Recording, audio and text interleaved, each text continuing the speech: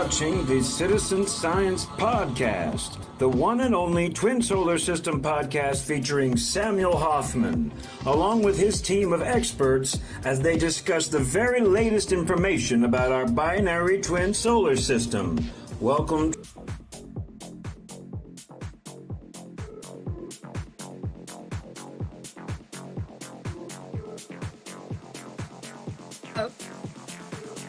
Okay, hello, everybody. Not sure what happened to the ending, but welcome to the Citizen Science Podcast, and we are happy that you all are here. I'm Rebecca, and this is the one and only Twin Solar System Podcast. There is featuring the one and only Samuel Hofman. So let's go ahead and get our good friend Sam on here with us. Let's find him. Here he is. Hey, Sam, how are you today? There I are. Yeah. Hello, everybody. I'm okay. It's a little weird.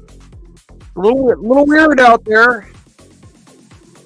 Strange world we live in right now. I think a lot we're of all stuff feeling happening. it. Yeah. Busy week. Oh yeah. Right. Yeah. Right. We definitely have. So, there's so much going on, y'all. It's more than what you even hear about. Of course, but still, Yeah. Of course, the hurricane, but before the hurricane last week, oh my goodness. You were telling me what, UK and I know Thailand got hit very hard with a cyclone.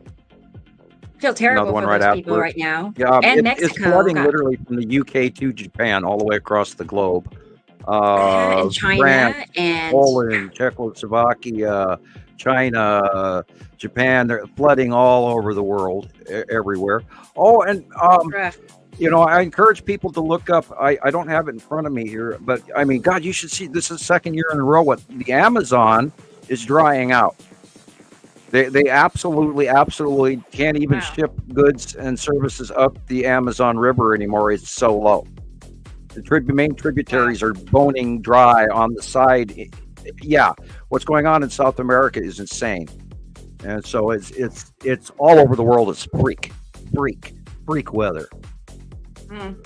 Like hit and miss, right? Just hit and miss. You never know when it's gonna land on you. Unfortunately, right? So a lot of really good captures coming in from around the world again this week. Oh yeah. Speaking of good captures, I mean, I had a good couple of days, but earlier this week, Oklahoma City, which is about 3 hours away from me, had just this random pop-up storm. We're going to look at their pictures in a moment, but it's, I believe, Attu and Nepicity. You can clarify for me. But it was crazy skies. That's what I'm getting at. Crazy skies. Too bad it didn't make its way here. But anyway, we have that to look at too. So let's go ahead and bring somebody else on here with us. We haven't seen Jesus in a couple of weeks now, and I'm anxious to talk to Jesus. So let's go ahead and here he is, Mr. Jesus Marquez in Hello, Utah. Everybody. How are you? Hi, guys. I was looking forward to it all week long. Finally, we're here. It feels like forever, but having a great day. Beautiful day. It's warming up again, but still cool enough to kind of be nice. So, it's my favorite time of the year, so that's nice. Of course. Me too. Is it cooler than 84 or warmer? It's 84 in Tulsa. We're in the 70s. It's so nice. We're in the 70s right now. Yeah, it's 70 here. Oh, wow. 70. Even nice. Yeah, that's pretty good. Yeah. Well, good. Crispy. It's been getting sweater weather at night. I've been carrying my sweater with me because it's getting pretty chilly. We already had our first snow up on the mountains. Hello, Alexander. Nice. Always nice to see you here. Here's our friend, Nicole. They're already excited to see you. So I'm foreseeing maybe a pretty busy winter. We'll see how that goes. We're going to have to pay attention.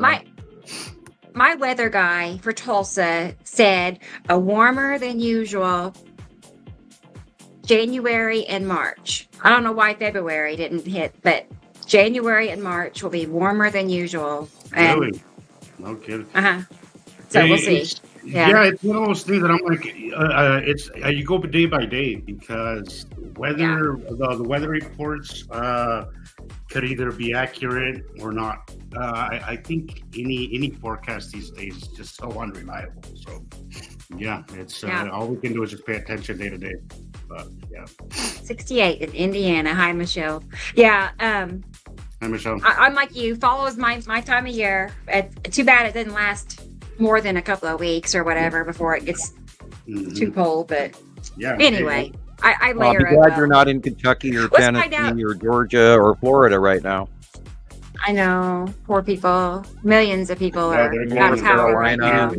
Yeah. People are getting their butt kicked all over the place. I think that's something we should really lean into. Damn burst in Tennessee. It's going to go all down river. Right. I was seeing somebody comment yesterday that we really need to focus more on warning people, and I'm like, well, we do kind of do that, but I saw a few comments of people saying that, so maybe we should lean into the warnings a little bit during today's show, because there's so much happening around the world, guys, and none of it is making the news. None of it. And if it is make the news, it's like a little minute, and then they go on to talk about what's the latest distraction, P. Diddy, I guess. I guess that's the latest distraction. Oh, don't get me started on that. One of the few, One of the few, anyway. One of the few. Well, please don't buy into passing out recipes for barbecue cat, barbecue dog. Right, Jesus. Do not buy into this garbage, guys. There's way bigger fish to fry than some stupid rapper doing what we already know people do and the position of power anyway. So, pay attention to what's happening and money. Don't fall for the garbage. Right. Well, I'm ready to see how Christopher is doing. Let's check out what is going on in Vegas, everybody, and see here. Let's find him in my list. Here he is. Hey, good afternoon, everybody. There he is. Hey, Chris. How are you guys doing today? How's Vegas? It's still hot. Yeah. Oh, no. Here we are having... What? Yeah. I wish I had like packaged up my 84. Yeah. What else is new, though, right? Oh, hell. And it feels hotter than it did during the summer, which is really weird. I don't know if that makes any sense, but when it was like over 110, 115, yesterday it was bad. Like, I'm glad to be, thank God for air conditioning. Yes. I'm very, very happy with that. So. At least you have in Vegas, so well. Yeah, it's just after the show, I'm gonna check to see, if this is still normal for this time of year. I've lived here my whole life. You'd think you would remember at the end of September, you're still getting 100-degree weather out, but it's hot. Yeah, it's either hot or cold for you. It's like you get two seasons basically. So. Yeah. I was going to say, in the winter, like in the middle of winter, how cold does it get there? It can get into like the 30s for maybe like 2 or 3 days, but it's usually around like it's really nice 40, 50 degrees. Well, once when I was there, once you get through the summer, it's really nice weather. Really nice weather. Top, windows down or air conditioner kind of weather. You don't even need the AC. You just put the windows down and it's nice. Yeah, I was just excited. Like about a week and a half ago, it started getting cooler again, and I'm thinking, thank God it's over. And like 3 days ago, back to 100. So I don't know how much longer this is gonna last, but I'm ready for it to be over. Yeah. Well, okay, we have one more person to add on here with us, so then we will be complete, right? Let's go ahead and get our good friend Miss Gillian, she's in Scotland, for those that don't know, and I do see her. Yeah, I see her. Let's go ahead and see how Gillian is. Miss Gillian Watson, how are you? She's ornery, y'all. She is ornery. Yeah. Freaked out and grumpy because I can't get my tablet to work because I think too many of the tabs are open and I can't get the tabs to shut. The StreamYard tabs are all on the top bar and it says it says you can open in Chrome or whatever, and the only thing the tablet says is two things, and there's no Chrome, There's no Samsung internet. There's no nothing. You need to download Chrome. I had to do that on my laptop as well because it would. Yeah, I've got Chrome, man. I've got Chrome, but it doesn't want to open. Maybe you have too many. I have to close down my StreamYards every time I get on. I have like 5 open. Yeah, I'm using Firefox. Like StreamYard recommended Firefox. It's a good. Mine I don't know. Just to throw that out there. Yeah. Mine recommended Chrome. That's what my. Mine said Chrome as well. Mine says Chrome as well. Says Chrome's supposed to be up on top. And last week, Chrome was there. Samsung Internet was there. Blah blah fish paste, and the other fish paste was there. And I think today I'm just way too like, because yeah. Sometimes you've got it up to here with all this internet stuff, right? Yeah, so the tablet doesn't want to do it.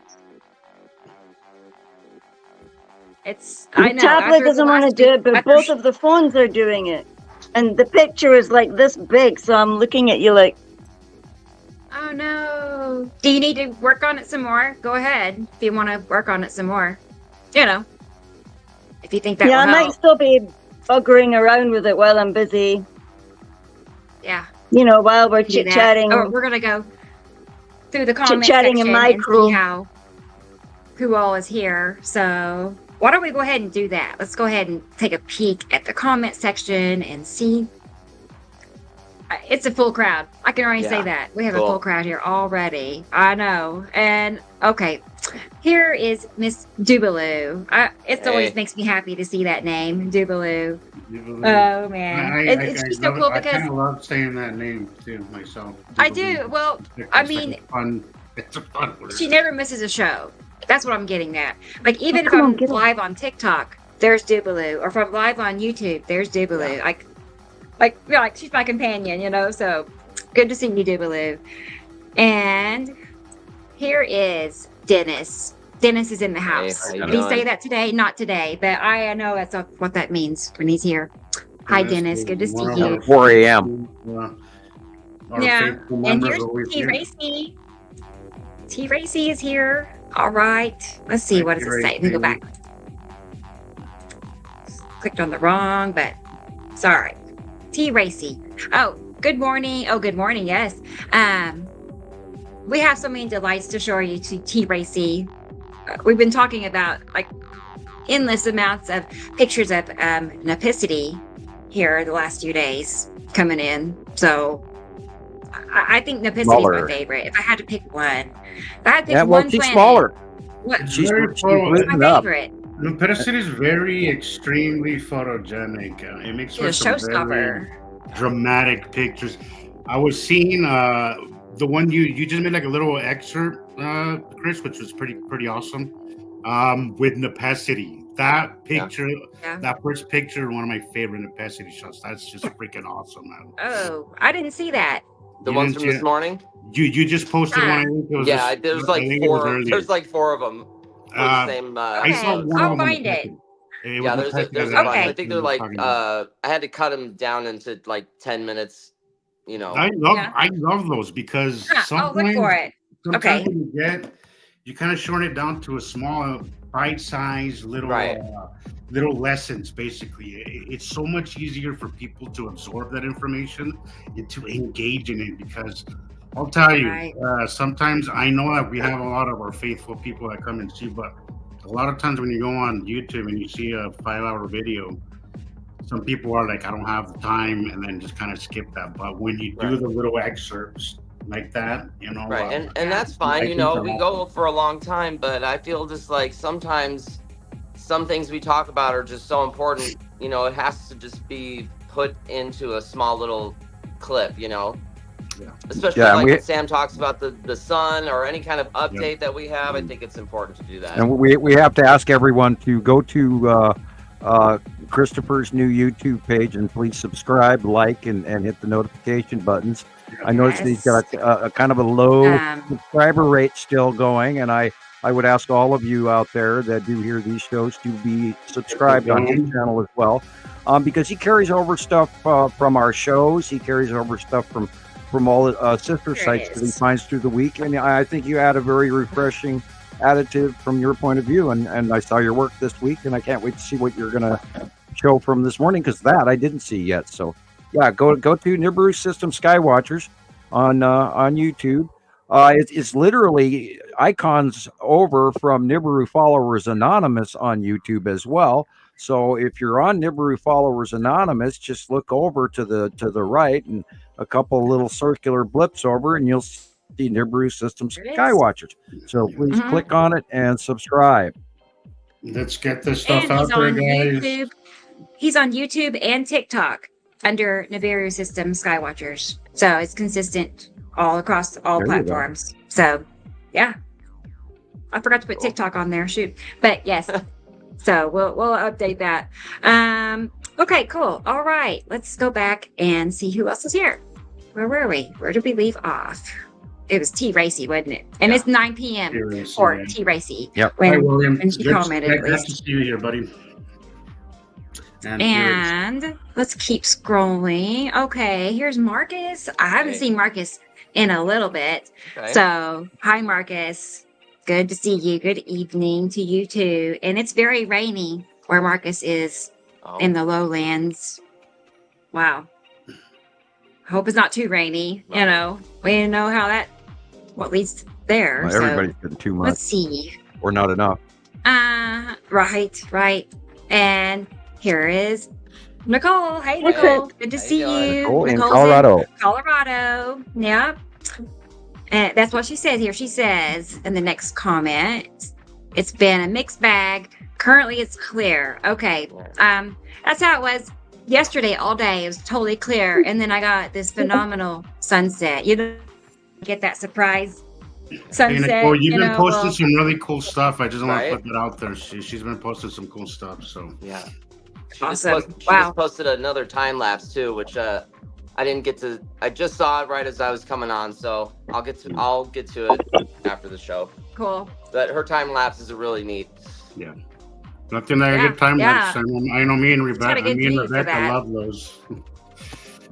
I'm a sucker for a good. I'm a sucker for a good time lapse. I know. I saw that you saw. I made a compilation video. I saw that. Yeah. There was a lot in that. I was like, man, you really must have reached into the crazy. bottom of the bag. There was a lot that I was like, I forgot about those. You know? Wow. But yeah, I saved all your videos, basically. There's over 100. I saved over 100 of your videos. And then I used a bunch of those. But that 2-minute video took like 6 hours. Here and there. Well, I'm honored. I am honored. That was pretty awesome. It takes time, but I'm happy. I'm happy with it. So we'll be seeing that here in just a moment because I love it. So, okay, we'll get to that in a second. It's unbelievable how much has been compiled over the years. Sometimes I look back at my videos and I'm like, holy crap, there is a lot. You really do have a big collection. Yeah, there's a lot of material, guys. A lot of material out there between me, Sam, Chris. In his little time has put out a lot of cool stuff. Gillian, there's a lot of material out there, guys. Sink your teeth into that and start learning this stuff. Yep. Totally. Here's Esther. Oh, yay, it's working. Cool. Hi, Esther. I'll be able to see you. You'll be bigger than a 5-cent piece now. Wonderful. Exciting. Okay, I'll just leave here for a minute and come back, okay? Okay, Gillian. You need to adjust your camera because we're just seeing the top of your head there. Well, that's what I mean. The tablet's got a better view, so you'll see my whole. Okay. Perfect. Okay. Bye. All right, we'll see you in a second. Bye. Yeah, just pop me off there, eh? Pop me off, please. Oh, I can help. Yep. I can do that. Yeah, let me help. Dink me out, man.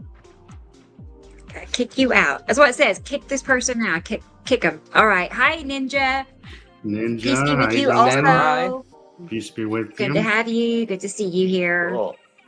And here is our good friend Brendan. He's in Ireland. I remember him. I need a little map with some little pins, and then I can, we'll pin everybody up.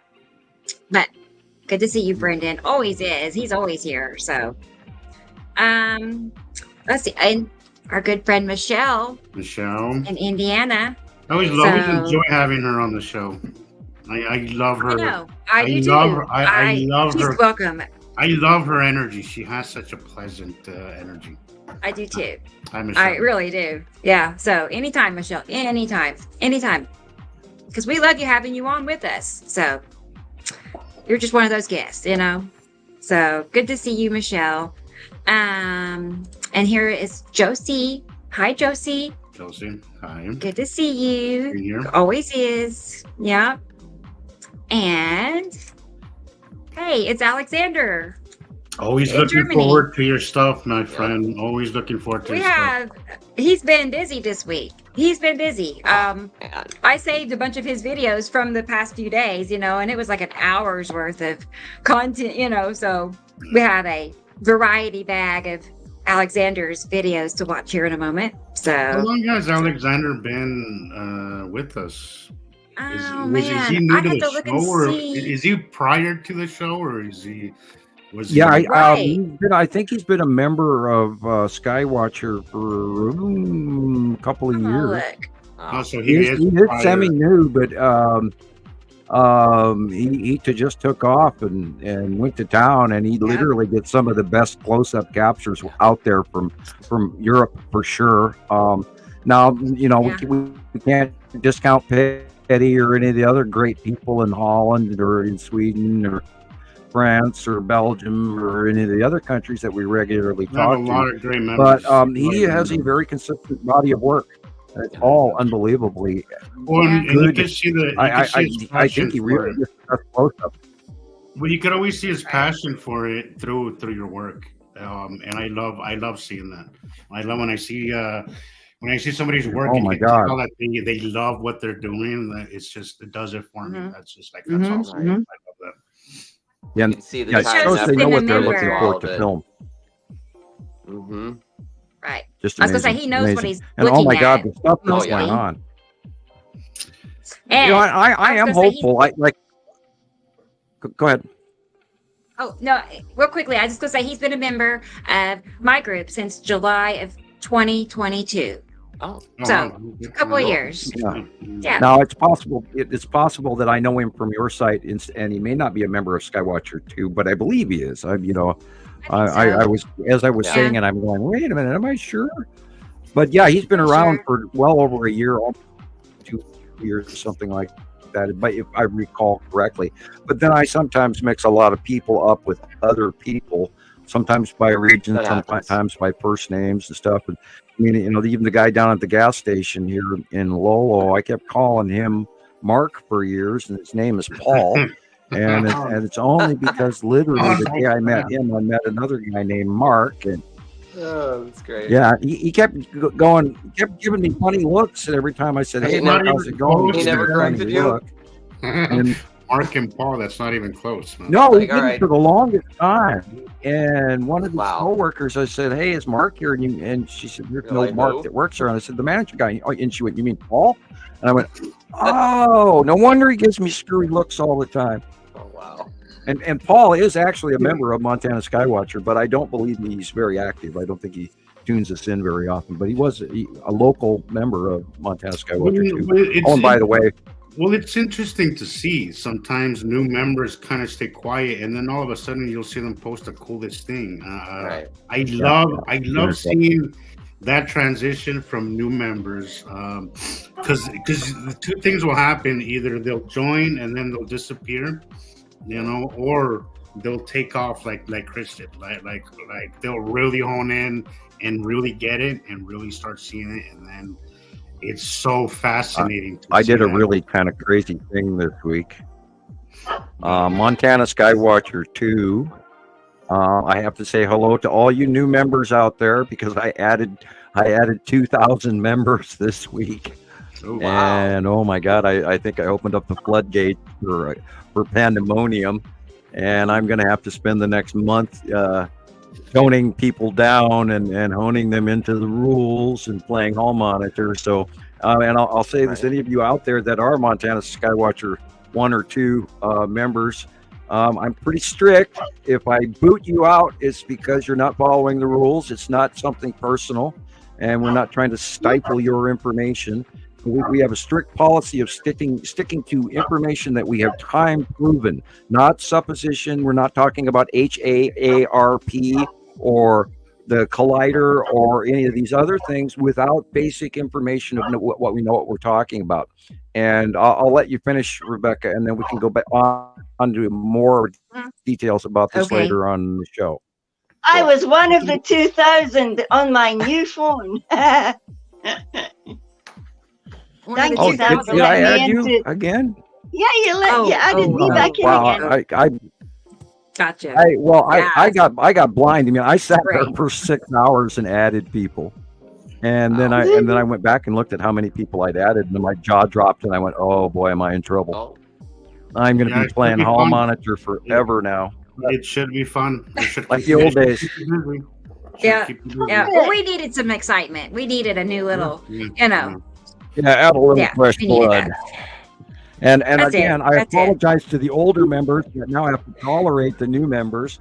I do apologize because it's going to be crazy. It really will. Well, if you're an old member, try to pitch in, guys, and try to maneuver people in the right direction. And if you do get a nut job, you can please do report them to the admin, which is me, of course. And if you have people that are blatantly not following the Montana Skywatcher rules, please notify me, and then I will hopefully get to it within a timely period of time. And I'm on every day. There are days I'm on and I don't do a lot of posting or capturing. I just spend my time reading what everybody goes through and post. And then there's days I just spend a lot of time just saving the pictures that people have sent in. And then I'll go to Nibiru Followers Anonymous, Nibiru Followers Anonymous 2, Nibiru Followers Off Topic. I'll go to Nibiruaholics. I'll go to Nibiru is here. I'll go to the Sky sites at Gillian's site. And then a lot of people send me stuff in PM that I have to spend a lot of time going through from people from around the world.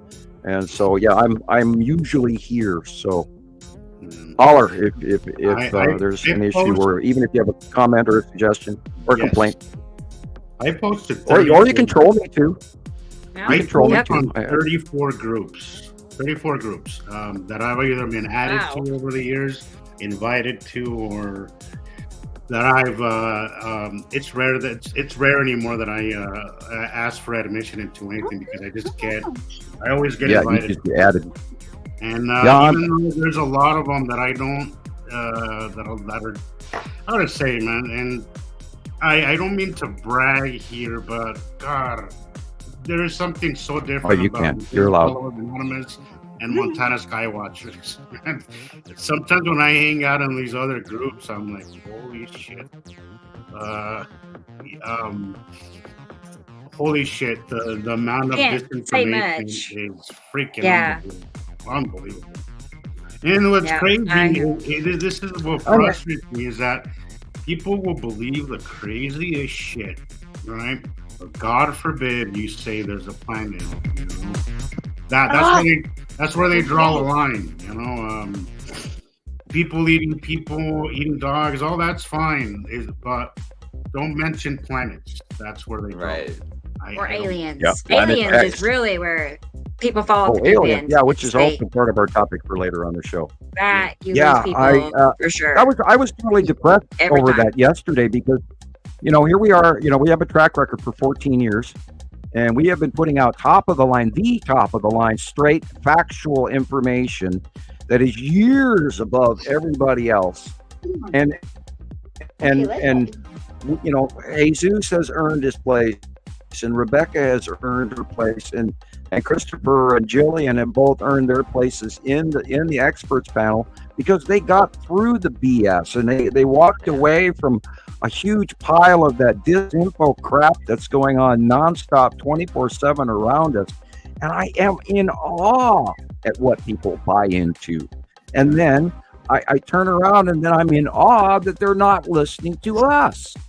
Yeah. It's like I had a guy, I posted a picture. Why is it? I'll let you finish up here. Go ahead and finish up. But I posted a picture, and people don't know what it is. And it's like, I've been talking about this for a decade. How could you not know what this is? You know, Sam, that's what I got out of going. So evident. Now that I went to this convention, it's what I got out of it. Is that people look? I met people who were into some crazy shit, right? I got cards, I got phone numbers, I exchanged Facebook groups, none of which have amounted to anything, by the way. But some people believe the craziest shit. But everybody that I was talking to and showing some of my stuff to, I don't get it. It's like a topic that people just don't. I don't know. I don't know if it's disinterest or a disbelief or a mixture of both. But the look on people's faces, even with some of the stuff that I showed them, that was beyond question, right? They roll their eyes. There's one in particular the one with the stripes that I always show people, because that's the one that people can't say, oh, it's just clouds, or it's just that. You know, you can't say that about that video. You can't say that about that picture, right? That's the one I was showing people, and the look on people's faces was just like, okay. And then, well, but have you seen these pictures of Sasquatch, of this? Which, again, I'm not a disbeliever in Bigfoot, but it's just not something that really gets my interest, honestly. I know there's a lot of creatures out there that we have yet to discover. I'm sure they exist, but not really my interest. Did you see the videos this week of the Leviathan in the ocean again? Yeah. Oh, joy. People were way more interested in talking about portals and that crazy shit than anything I had to say. I just was losing people, and I was really disappointed. And it seems like that's how it is. A lot of the top of the line guys, some of the major YouTube scientists, or shall we say, accredited, respected scientists who are now using YouTube.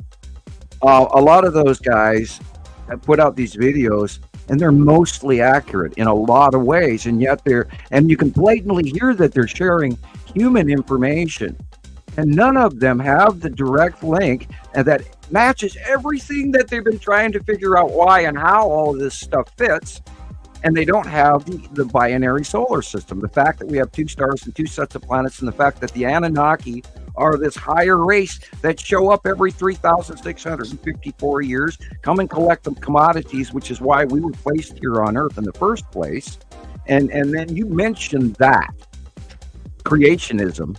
And then ball game's over, and they are rolling their eyes, and they're done listening, and they don't want to know any of, and there's time I just generically talk about factory planet Earth like it was nothing, and people will give me the strangest looks. And this is that off-world info that I have as factual, because you don't argue with a 7-foot tall guy that just got off a spacecraft and is standing in front of you telling you this information. You don't argue with that individual, that being from space, from the future. Okay, you just don't. And believe me, I spent a lot of years trying to debunk everything, all of this. I even got to. It's how we all ended up here, Sam. It's how we all ended up here, trying to debunk what we ourselves were seeing. And in that process, we ended up proving it. I know Rebecca went through that. I know Chris went through that. I know Gillian went through that. I know many of us went through that. But and I don't understand why this. Sorry, Sam. I don't understand why this is the one topic that people just. We lose them. I lose a lot of people. I felt like an outcast in a place where I was hopeful to be able to spread this information. I was looking forward to it. I was like, this is an opportunity for me to be around people who think alternative, think outside of the box. And it was disappointing to feel like an outsider even there. It was really disappointing. Right. Yeah, and we're getting shoved out still and blocked. Yeah. Well, we're still doing it. We're still talking to, tens of thousands of people around the world every day. in our multi-sites. And, you know, there's been a lot of people over the years that, you know, have typed to me in PM, oh my God, Sam, you actually contact a lot more people than you realize. You changed my life. Thank you so much. And I hear it every week from someone and there's so many people out there that I can't get to talk to everyone. And I do apologize. I apologize. I try to talk to as many people out there as I possibly can. And even people that I do talk to that are, you know, friending me on Facebook for other reasons and who've never really actually heard of me. And then I bomb them with this information and then they go away. But no, some do, some don't. I'm joking. Yeah, you know, and this was part of what my depression yesterday was all about. We have got the top ass freaking coolest, most unbelievable freaking proof story that we've spent a decade plus years proving. And we know for a fact we are not wrong because every one of us sees these planets. And there's thousands and thousands and thousands of people around the Earth today, this week, last month, that have been talking to each other for this same reason. It is really, really happening. It's real.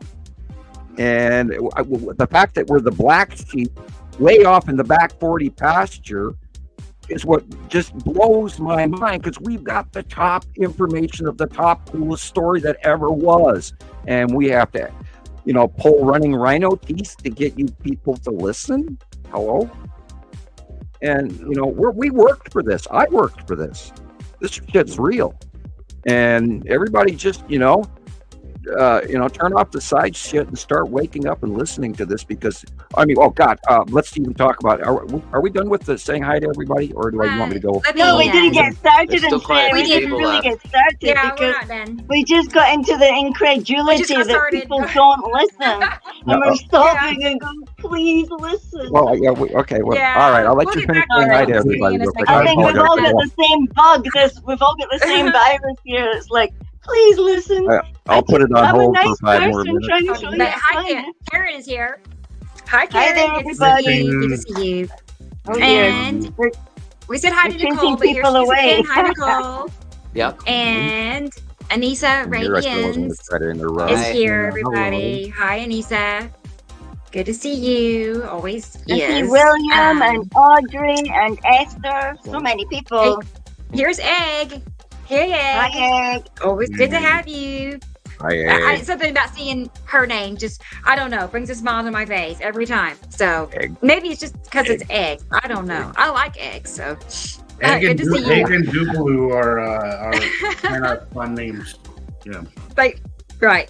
Let's just hang out. Don't forget. Here is Peach. Okay. All right. Let's see. I got Into King. Whoops. Get back up here. Hi, Into King. Hi, Good to see you. It's been a minute since we've seen Into. A minute, but otherwise very consistent. And as is Sussy. Sussy is. Good to see you, Sussy. And there's Audrey in South Africa, and it's 10 p.m. At least it was at that time. So good to see you, Audrey. And let's keep looking through here. Oh, hey, it's Monique. Monique from Belgium. Wow. I don't think she's on here very much. I don't think so, but cool. It's good to see you, Monique. I love her. Oh, yeah. We use her work all the time. She's got great material. She sends in regularly on Skywatcher 2, and thank you for your work. You're doing an excellent job. I love your material. I love her posts. She shares so much. I love it. And she's always engaged. She's always posting. We don't see her here on the show as often, but on the group, she's always consistently posting some very cool stuff. Good stuff. I don't know why. Thank you also for posting in mine. Belgium must be a great place for sky watching, because I rarely see that she has too long in between sightings. Some people just have like a sweet point, and they're just like in the Goldilocks zone. Yeah. You just see from that perfect angle, and there's just Holland and France. Definitely. Here's David, everybody. Hi, David. Nice to see you. It's good to have you with us. He's another one that's always on time and always here. What's that? Can I say hello to somebody who might not be here? I don't know. Robin Shimati, who's always with us as well. Her whole family is caught up in the hurricane. We're busy like in texts here. And she's saying that the one family member's stuck in the house with the new baby, and the other one was stuck in a car. The trees have fallen on them. They've just had such a hard time. So be thinking of them, you know, it's really... We send you, we'll keep you on our thoughts, and hopefully you guys get through all this, guys. Right. For Robin, it sounds like really hectic for them. She's just ran Thank you, Carol-Ann. One of us owes Carol-Ann enough later on the show, so you know, you use it well, guys. Oh, hi, Wendy. I do want to say real quick to Alexander, you're on the backup channel. That's why there's nobody there. There's only like a couple of people. Go to the you know, the original channel. I can send him the link. I could do that. I can help with that. Yeah. I see people do that every so often. They get stuck into where there's not a whole lot of people. So just go to the original. Right. Also, hi to Irene, because Irene was telling me she was also near the hurricane. So I just hope everybody that we know. She's in Florida. That's right. Right. So many people are affected by it that we talk to on a regular basis. So just keeping them in our thoughts. Well, there's millions of people in the path. But there's so many people. Yeah, hey? the death toll, when you look at those videos, heartbreaking. And it's all across the planet. It's not just there, it's everywhere. In the storm. The death toll I hear is up to 40 people so far. Yeah, I also heard for that. An American storm. Wow. So yeah, there's flooding. There, you know, and it remained a hurricane literally through Georgia until it started hitting North Carolina, and then it was finally downgraded to a tropical storm. You know, and even 40 and 50 and 70 mile an hour winds are bad enough, but it hit landfall at 140 to 150 miles an hour at the central bend of Florida, which is where that. And then the wave height was most of the area was 15 feet. But there were areas that got to 20-foot surge height. So lots and lots of major damage. A lot of houses are no longer there. 20 feet. A lot of infrastructure is down. They're going to be recovering for years, not months. It's going to take many years to reclaim what just happened in a matter of 2 days. So now remember that it was a very large, monstrous storm. It was like 300, 400 miles across. Wow. And even the eastern side of Florida of the state was affected, as well as going into Alabama and Georgia as well, even before the storm eyewall got even anywhere close. So, like I said before, there was 20 to 25 inches of rain in some areas. Go ahead. William says 52 is the latest. Yeah, I just seen this. He says it's gone to 52 now. Okay, thank you, William. I was watching news reports early this morning, and I stopped watching the storm information, and then I did a deep dive early this morning back into the pharaohs of Egypt, and so I got sidetracked. Hi, Aaliyah. Hey, Aaliyah. Good to see you. Okay, Leah. Oh, Ellie and Devin. I don't know who Devin is. I think we got everybody. Yeah, but good to see you, Aaliyah and Devin. Good to see you. Well, What'd you say, Sam? I don't know if you noticed Carol-Ann is here. Yeah. Oh, I haven't got that far yet. Okay, I'll get there. All right, good. Joyce is here. Hey, Joyce. Well, I sent a donation for sure. It's very bright. Thank you. And William is here. He just sent me some pretty cool pictures. We'll be seeing those in a moment. They did go through. Okay, I was seeing he said earlier that they weren't going through. I got them. Right. So yeah, he's also been posting some pretty cool stuff lately too. Oh yeah, really glad to see you out there, buddy. I know that you've been dealing with some health issues, but I know that it's good to see that you're back out there. That tells me you're feeling better. So that's good. Right. That's great. Yep. Let's see. Oh, here's Freezy. Freezy Peach. Down Freezy. Another name Freezy I like. Peach is here. Another one. Yeah. Yeah, and I think we said hi to Esther, but here she is again, and she's paying a nice compliment to Christoper, saying he's a really good teacher. Isn't that nice? Thank you. I like that. I like love that. watching That's Chris yeah. take notes, and then it comes out And later Nicole on. is a fan. I'm learning with She's you a guys fan. still, so I'm doing my best, but just hang in there with me, okay? No, you're doing great, bro. Yeah, you're doing great. I like what you do in your own way. You've got your own spot. You've got your own genre. You've got your own way of teaching. I like what you do. Yeah. Well, I think that's the best Now you just thing. need to, find your occasionally own. show your face. I think you're finding your own way of doing things in your own style, and that's great. I love that.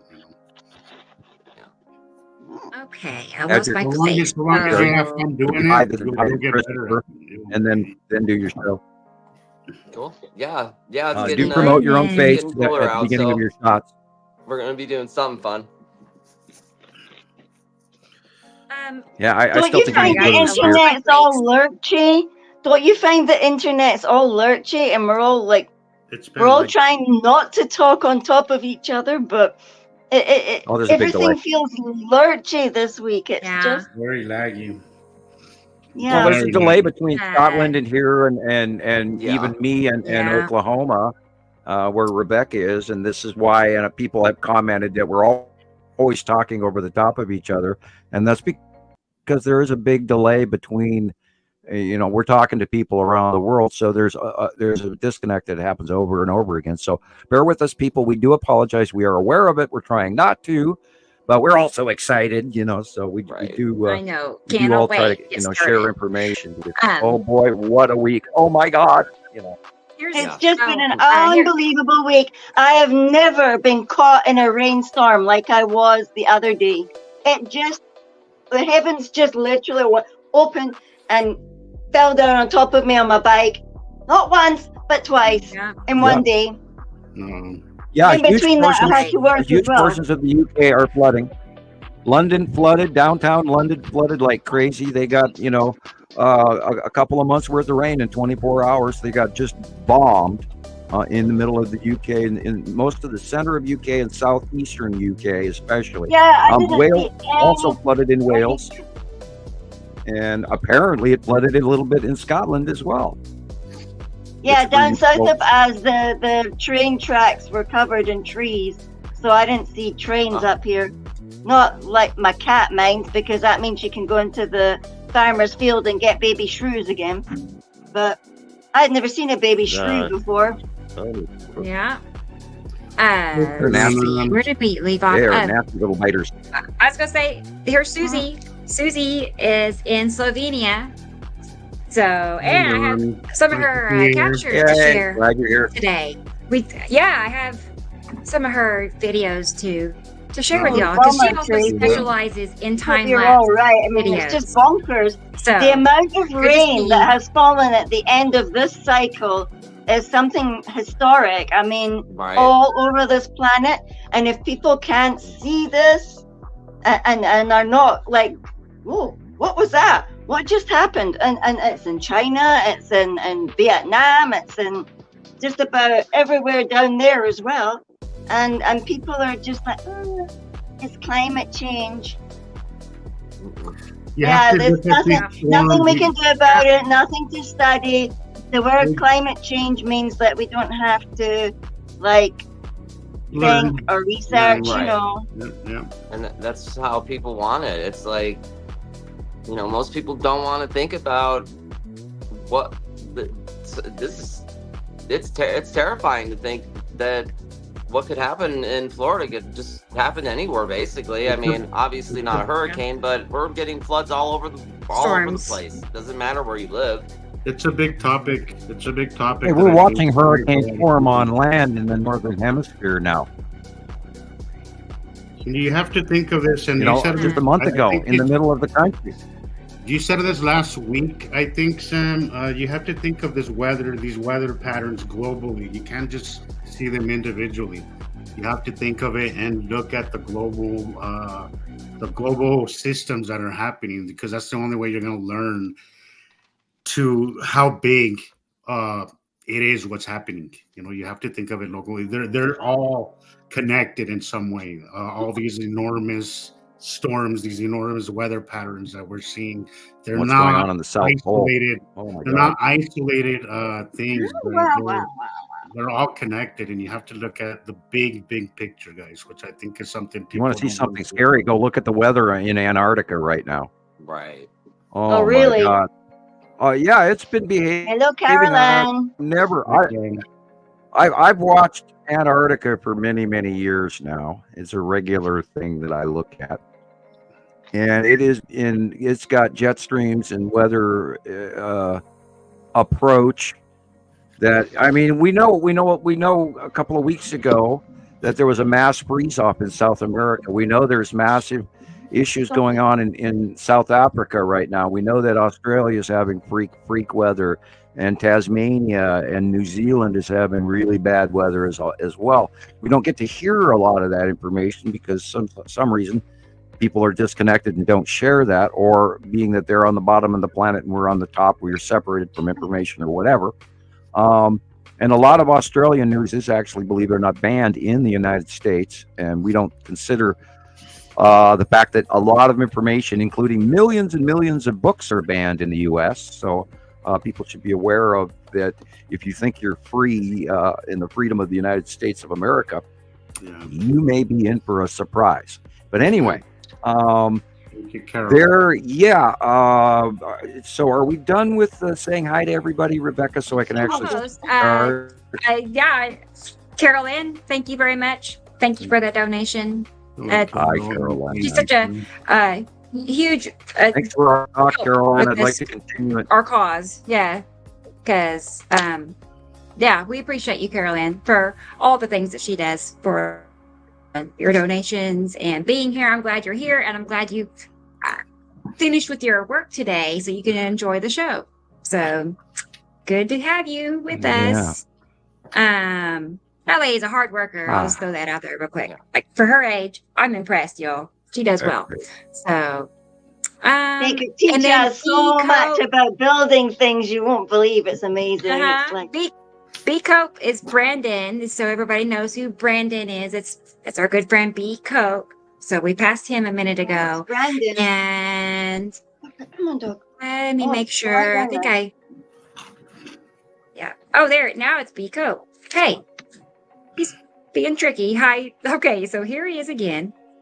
And hi, B Cope. I think that's it. I think we've completed the rounds. Yeah, I love the work. I see what you did with that. That's hilarious. Yeah. All right. Yeah, so, we have to address the elephant in the room. And a lot of us suffer over and over again trying to get this information out to people. And the fact that we regularly see these passing planets, and we regularly see the cubes and the Empire Orb and the triangular Star Destroyer cruiser ships and all of the smaller support craft in nauseum, or what you would say a plethora. Ad nauseum. And we've been sharing this information for well over a decade, and oddly and surprisingly, people still do not comment about it, because every week I ask for people to comment in the YouTube shows for later. You know, it'll be this show will be on YouTube tomorrow, and if you give it a watch or even comment on it, like and subscribe, please. Trying to get the view count up for Rebecca here, so she can actually be paid for her efforts, because she works really hard, and she needs money to keep doing this, because we all have to do regular upgrades of our equipment, me included. We really do. And I'd still have to go for a camera that I'd like to try out, one that has a plastic case. However, the one I want's a little pricey, and I'm gonna try to brave another camera, because I've already fried 5 of them, and I bought them over and over again, and then they work for a couple of weeks, and then they don't work anymore. So I've got trouble with electronics. Me and my body electric. I can't wear a watch. I can't wear jewelry. I can't. I do wear copper wristbands, by the way, but that does help with the achy bones. But anyway, we saw some information come in recently. Go ahead, please. Say. Well, before I change the screen, I just want to add that we really do need more help with donations, because Yes, it's down to like a couple of people paying for all of the services that it takes to keep everything that we do going. Mainly StreamYard, because it had a huge jump in price by a $20 a month jump. So wow, that sucks. But I there's a way around it, and at the moment it's just coming out of myself and Carol Ann, and I don't have it. And anyway, so if more people could just pitch in a little bit. I put a post out on my group on the Nibiru Followers Anonymous, and I didn't get any reaction, like none from anybody. Yes, and we understand that everybody's really broke right now. I know everybody's really broke, but you can pay for a postage stamp, drop a $5 bill in the mail to me, or you can come on to PayPal and slip Rebecca 5, 10, 20, 100, whatever you can afford. And this program is brought to you by viewers like you. I mean, we cannot do this for free. And I myself personally, I'm 15 computers, countless keyboards, numbers of cameras that I've got. I'm on, everybody says, well, you need a new camera. No, that's not what the problem. The reason that you guys see a still photograph of me is my upload speed. I get great download speed. I just have a really crappy upload speed, and I cannot sync the microphone and the camera at the same time. It boots me out of StreamYard. So some reason I get away with posting a still picture. That way the camera's not eating up the feed. And then I can patch it, and then I don't patch out talking. And notice it hasn't happened recently, which is good. We've been getting a little bit monitored, and I think sometimes we're being stopped in some of our shows in odd sort of finger pointing ways. The big magic they are out to get us, and I hate to go there, but anyway, Rebecca and I and all of the other sites out there, we do need your support. So please contribute. Okay. I kind of had an idea last week, here on YouTube. If you donate through YouTube, it's either like, how does it work? It says super chat or super stickers. So I was thinking like, whatever you donate, if you do the super chat and you donate $1, whatever you donate, then whatever question you're asking in that super chat, we kind of have to answer, right? So that's kind of a way, like, you get something back with your donation. I don't know. That might make sense. It made sense to me. So, do you see what I'm saying? Well, that's why I also say, write me a letter. If you write me a letter, I will write you one back. Super chat or whatever it's called.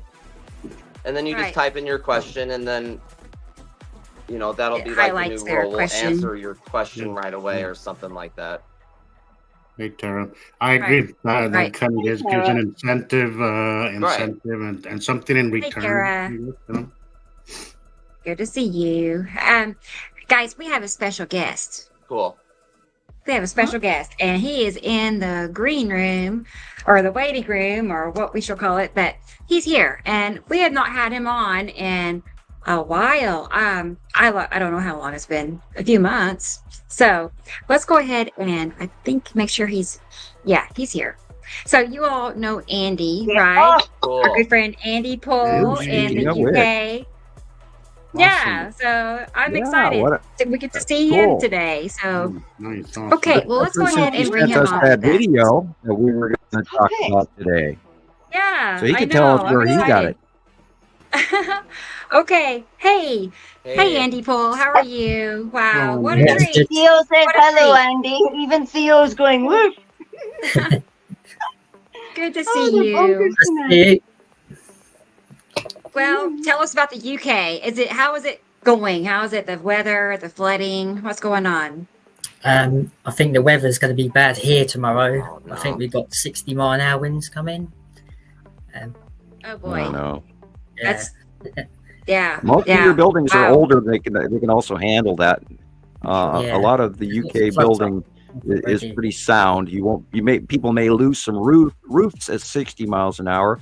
70 and 80 is where they usually go. After 90, you don't even expect to have a roof. But yeah, I hope everything stays safe for you, and And yeah, there's some serious weather around the world. And your area did not flood? Not yet. No. Okay, good. God. Yeah, you're right. That video you sent me has been the topic of They discussion. can hear prior your to dog, the show and they're today. standing here with their ears like that. I'm here. Here, it's here, Theo. Gonna have a workout. He's looking for the dog. I'm here. Come here. Hey, Dennis. Dennis is in the house. I thought we saw Dennis a minute ago. I guess I said hi to somebody else I thought was Dennis. But hi, Dennis. Good to see you. Yeah. Now we're complete. Yeah, we talked to Dennis. Dennis is here. We're complete. Oh, no. How about we watch a video, you guys? I want you all to see that video of Jesus's clips. This is, just over time, he's made how many? Well, I do know this. I saved pretty much all I come across on everything he's ever posted, practically. And it would take an hour and a half to watch them all at regular speed. That's how, it's a lot. So anyway, here's a small collection of some of his best work, I would say.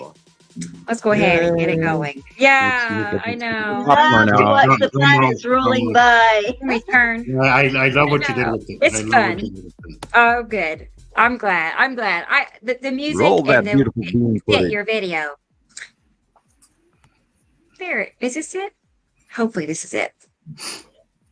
Yeah.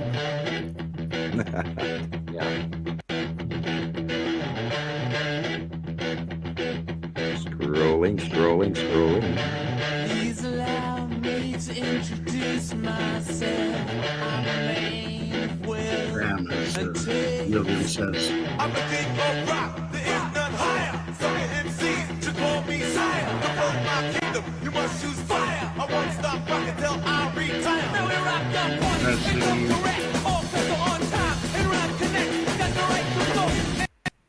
And elect another rapper can't stand it, but give us respect. I wanna rock.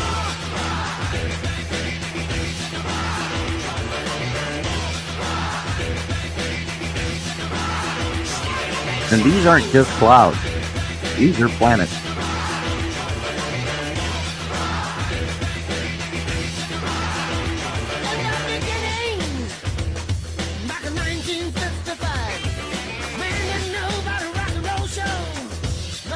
A lot of this is Love very, AC/DC.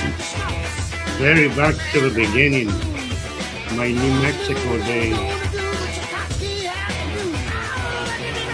I figured they were different places. Yeah.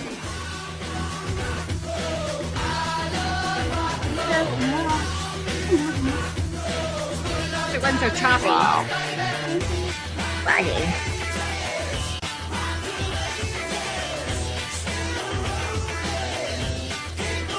These are all close passing planets. They're not just clouds. You got to learn the light. You have to learn the dark. Get the dark areas first. See the way the sun reflects on the bottom of them. I made a video about that recently.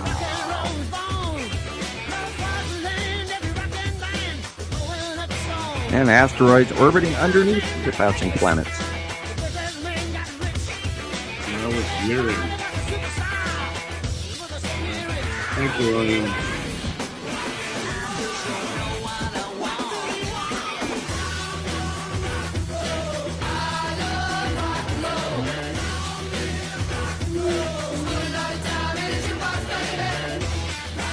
One of my favorites right there. I hope there isn't a cat in that basket because she's going to bash you. Oh, that's it. Okay. Yeah. Anyway, I wish it wasn't so choppy, but it plays better. Really fast, in a really quick manner. I love that. That was but really it all was a of those fun it one. was really spotty on if it's just me, but if it's my internet that's a little spotty, but I don't know, but I'm going to share it to YouTube here in a minute, and then you can watch it at regular speed. I don't know. But anyway, I love all your while work. we have Andy here. Okay, thank you, Rebecca. That was cool. Yeah, you're welcome. To throw a wrench into the works here, that video that you sent me either yesterday or today from about the cube, where did you get that video, Andy? It was on someone's page, and I just copied it. I can't remember who it was from. Oh yeah, you put it in the content stash about the cube approaching Earth. Yeah. I saw it on, That's wild. On my feed. That's really wild. Yeah, I mean, it's hilarious because they actually have some captures that they do show in the video that are better than ours. Yeah. And that is rare. Because we have the best information there is out there publicly. Yeah. And we've been talking about the cube now. I have pictures of the Texas cube inbound in deep space from Google Space going back all the way back to 2008, 2009. And they are now admitting, because if you look on that video, it talks about the James Webb telescope. And that is a recent it's been out, a year or so now? It might be longer. But James Webb has not been in space that long. So that shows you how new this video is. And yet, the information they are giving in the show in this video from another talk show is given out as it's approaching and random, and they don't know what it is. And I don't know if Rebecca's ready to show that video yet, now that I've sure did. thrown out the teaser. Yeah, we want to see that. But watch closely. Some of their close-up captures are absolutely accurate, and then there's a bunch of hype in there that they're adding from CGI. So don't jump off the bridge or commit suicide just yet. But what they're describing in the video, and this is the precursor I would like to talk about prior, is they're talking about it on approach. But guys, these things have been orbiting our planet in the place where they're at now alone, and I'll give you the soft version. Since 2019, they've been orbiting in the same exact place around our planet for all of these years, and they arrived in 2015 and 2017, and the long box cube and the Texas cube are real. Roll that beautiful beam footage. All right, let's get it going here. About Congress, people in Congress are being briefed about James Webb. People are being told that roll that beautiful beam footage. Spotted an object that is not natural because it course corrected, that is allegedly approaching here. Been some significant rumors of events regarding UAP that may occur within, like 10 years or so. I don't know if it's something coming or a natural disaster. That's from the movie. Hear of something big coming down the pike. Have you heard of these claims? And if so, do you have any idea what it may be? Yes, I've heard of it. Yes, I'm aware of it, and I'm not able to have CGI. Let me see if I understand this correctly. There may be something headed for Earth. A non-human object, potentially? Is that the theory? Again, this is all allegedly, but we're, spitballing. That's what I was told that they're telling people in Congress. CGI. There's one shot that was white that they show that was a real shot, and it was significant. It's a better close-up than ours. But we have some good close-ups. I mean, I've got hundreds. There. That's real. That's real. Right there. That is exactly what the Texas cube looks like. And if you can see the infrastructure, how there's the pieces put together. And the difference between the long box is you can actually see inside the long box infrastructure in patchy areas. Whereas the Texas cube is completely boxed up, just like that white picture. And this capture goes back, that capture goes back a couple of years. So what they're telling you is this is a soft disclosure that has now hit the internet. And we've been telling you guys this exact same information going all the way back to 2008, 2009, 2010, 2011, etc. And we've got hundreds and hundreds of captures of the cubes. They're here. They're real. They are not, quote, not part of the Anunnaki. They're not part of the Nibiru system. This is other intergalactic faction So and it's very, very real, guys. And I know it's uncomfortable very to talk about, and it's even scary, but we have to acknowledge what is happening. We can't just ignore this. We have to talk about it. We have to get comfortable with this kind of stuff because it's going to happen eventually, and we have to. We need time to wrap our minds around it. Even us that we see it constantly. I ain't gonna lie. It is a topic that makes me a little uncomfortable. I've seen last summer. I had one of the craziest views of it, and it was just so enormous. It's so huge that it just. I had a moment of just reckoning where I was like, it really dawned on me then how real it really is. Even though we see pictures of it constantly, sometimes seeing it makes you really uncomfortable. But it's something that we have to acknowledge and start to learn because we're not alone. We've never been alone, and we have to get comfortable with this topic, guys, because. As Sam has said before, how long that thing is. We may be sharing Earth in the next, after the cycle. We have to get comfortable with uncomfortable topics. It's something that humans don't do very well. We prefer a comfortable truth over a uncomfortable reality. And that's behavior that is not very conducive of progressing. Yeah, I remember when I seen it the first time as well. I just thought that it was just too crazy for words. That what Sam was telling me way back then. I was still in South Africa when. Have you got the picture of mine, Rebecca? I can get it. You send it to me. I just don't have it on here. Will I send it again? I don't think I need to. Hang on, let me look. I also was just overwhelmed when I seen it that way. But I remember when Matthew Oy and Jesus were the same as me. We all were in that same week. We came into seeing Sam's work, and when I seen that thing, I thought that can't be real. It's like you don't get square clouds. You don't get something just drop down very carefully, very deep. Obvious thickness, like you're looking at it and your eyes fighting with you. You're thinking, that's like, how do you explain this? You don't get square clouds. And then you look at the side orb.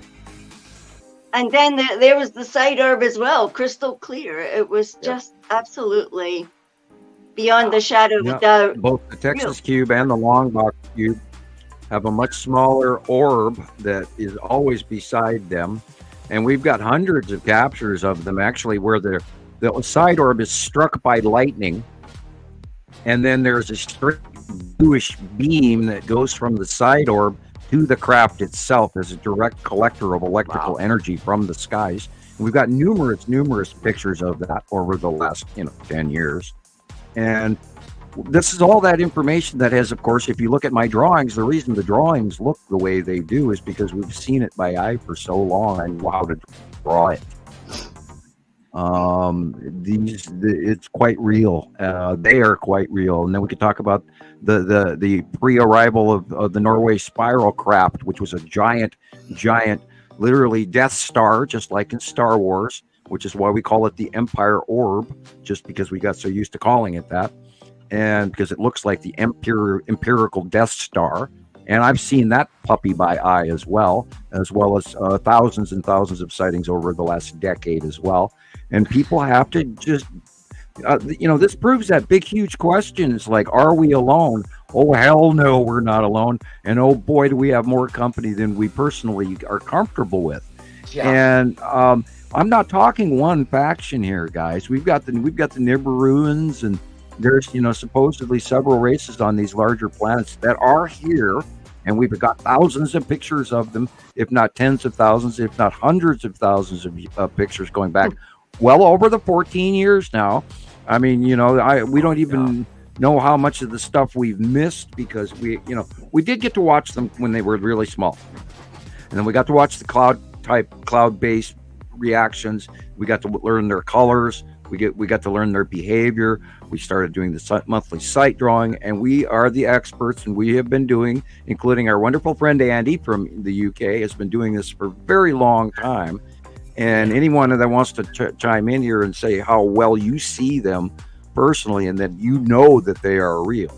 I love Andy's work. Big fan of your work, buddy. Love your work. And I gotta say, most of us here, guys, are obsessed. Literally obsessed. We have been watching this daily, recording the sky daily, photographing daily. It is literally an obsession. And I'll tell you, once you learn what is in the sky, it will become an obsession for you as well. It is the most interesting thing that I think we've seen, at least in this cycle. It's just the most interesting thing, that the greatest show on earth. I say it all the time. It is literally the greatest show on earth. I see it in movies. I see it in commercials. I watch Time Team, which is the UK archaeology site. And you can see even movies, films that they made 2, 4, 5 years ago. You can see the damn planets in all of their shots. And then I go into it. Nuts to see that, because I'm like, I'm always looking at the sky. I feel like most of the world, their peripheral view is down, right? Mine is always up. Yeah.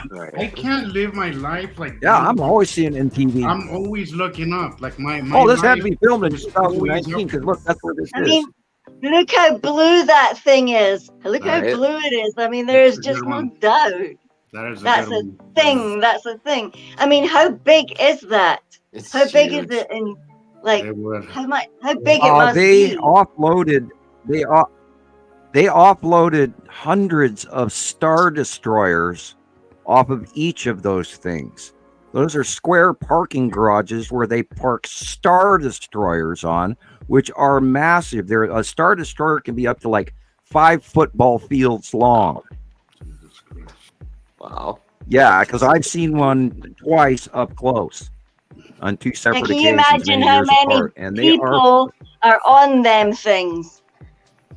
It's like walking up to a modern day aircraft carrier on the ground, as if somebody put an aircraft carrier in the parking lot and you walk up to an aircraft carrier and touch it. It is that freaking big. And they had hundreds of them parked on these things. And when they came out of hiding in April of 2019, they moved. Prior to that, they were hiding in front of the sun, which was part of the black dot square issue that was going on in the sun that people around the world captured for years. And they were all, well, it's intermittent. It's a lens flare. No, it's not. It is. No, yes, no, yes, no. And we proved when they came out from behind in front of the sun where they were hiding, and then they parked. And then they started offloading those damn ships. I sat in my yard for well over 2 hours and watched it go on by eye in April of 2019. Clear as day. There was no clouds around them at all. Yeah, I'm watching them offload freaking Star Destroyers. It's how I saw the long box last summer, Sam. No clouds, no nothing. Just this, looked like a big blue square. Very similar to this, just rotated long ways. This is the Texas right in front of the sun. Oh, okay. I was seeing the long box. Yeah, okay. Oh, I see that now. I was seeing the long box is what I saw, and that thing was just freaking enormous. Just absolutely enormous. Heartstopper, one of those few times where I do kind of have to take a step back, and then I take a minute and have to remind myself how crazy all this shit really is. Because we do become very numb to it. We do become very numb to it, and I think it's important that we address that even though we're very casual about it, this is a huge topic for most people, but we've done it for so long that we become very normal. Wow, thank you, Tara. That is very nice of you. But there's times where I've had to take a step back and just remind myself and calm myself down and be like, you're gonna get through this. We're everything's okay. There's some crazy. We're gonna be all right. Yeah. They're coming Thank to you, take me away. Tara. Thank you, thank you. Away. Tara, very When nice. the place to run and play, they're coming to That take me away. helps a lot. Yeah, Thank you. It blows me away. I saw the Empire orb drop out. It got in the early years. It seems like lifetimes ago. I saw it drop out of the sky, and we sat there and we live stream watched right after the Norway spiral happened, and that was in 2009, and that was when the first. And this is before the planets got here. We saw the Empire orb, the / Norway spiral orb, come through the Norway spiral above Norway, above the collider. There's a big hint. And I can't talk any further about that publicly, but you get the we idea. watched that, and then I saw it a while, and I was even kind of, and we saw it on the Norway spiral. We saw it, and I believed it, but I didn't really believe it. And then I was in Montana up here in my yard, and I saw that sucker drop out of the clouds, stop, hover, change directions, backpedal, and then move to the right as I'm staring south. And then it turned, and then I saw the eyelet, and then the light turned on. Now, we have that video. It's in the beginning of the startup of the show, and we use it. And then that video popped up several years after my original sighting, which is why we knew immediately that it was an absolutely accurate, not CGI, because it matched everything. And we gave it the once over of like 30 times to make sure that before we even told anyone anything that we knew what we were talking about. Right. Now, that Empire orb is an intergalactic craft that came through a wormhole, and we've been citing numerous wormhole sightings in the last decade. So many so that we've lost track of how many that we've seen. And I should have actually had a separate book to catalog and document all of that. And I have to admit that some of my note taking has been really bad, and I wish I had done some things differently over time. But we have the largest source of collective information anyone out there publicly is talking about, and it's damn well time that everybody listen to this information and everybody pass this out, because we're not guessing. This is quite real. It's quite happening. These damn planets are here. I sent some other pictures to you, Rebecca. I just took a bunch of little gizmos. Yeah, there was little gizmos like hanging out in the clouds this morning. I just realized now when I looked at them on filter, like, oh my, hi guys. Okay. Sorry, I didn't wave back then. I was asleep. Yeah. Trying not to get rained on when I went to work. These pictures are from Mandy. I just wanted to throw that out there. Okay. Yeah, he sent me these real quick. These are some craft cube pictures that he sent me, like 7 or 8. Andy. So look at that one. Look at the shadow of the long box cube, because it's on the right hand side of the sun. I was going to say, Sam, everything that you've been talking about, it seems like NASA or something. I mean, now with what Andy just shared with us, it seems like everything that we've been talking about eventually comes out one way or another, even if it's just soft disclosure. They don't tell you full blown, but it does seem that little by little, all of it comes out. I mean, it started with the Skull asteroid. Now we're seeing the cube. All these things now. The mini moon. At the time that we were seeing a lot of asteroids in front of the moon, right? I posted. Yeah. They sent some pictures to Rebecca. I saw you guys discuss that. There was some huge asteroids passing in front. Well, even NASA talking about the new mini moon. And then there are asteroids that are popping in. Right around that time was when they announced the mini moon. So if you pay attention, guys, everything that we are talking about I'm gonna does come out. I'll do the villain laugh. Just in a more watered down, less extreme kind of version of it, just to keep people from freaking the hell out. But everything that we've said, brag here a little bit. It's coming out. All of it is coming out little by little. So pay attention to it. Not much gets by me. I see all of this stuff, and I'm gonna throw the card on the table or show my hand here, but I'm a pretty good remote viewer. I can see this shit, and not much is getting past me. And this is what I've tried desperately to share with everybody, because, mainly my main intention has to do with the fact that they told me back in 1980 that I couldn't tell anybody.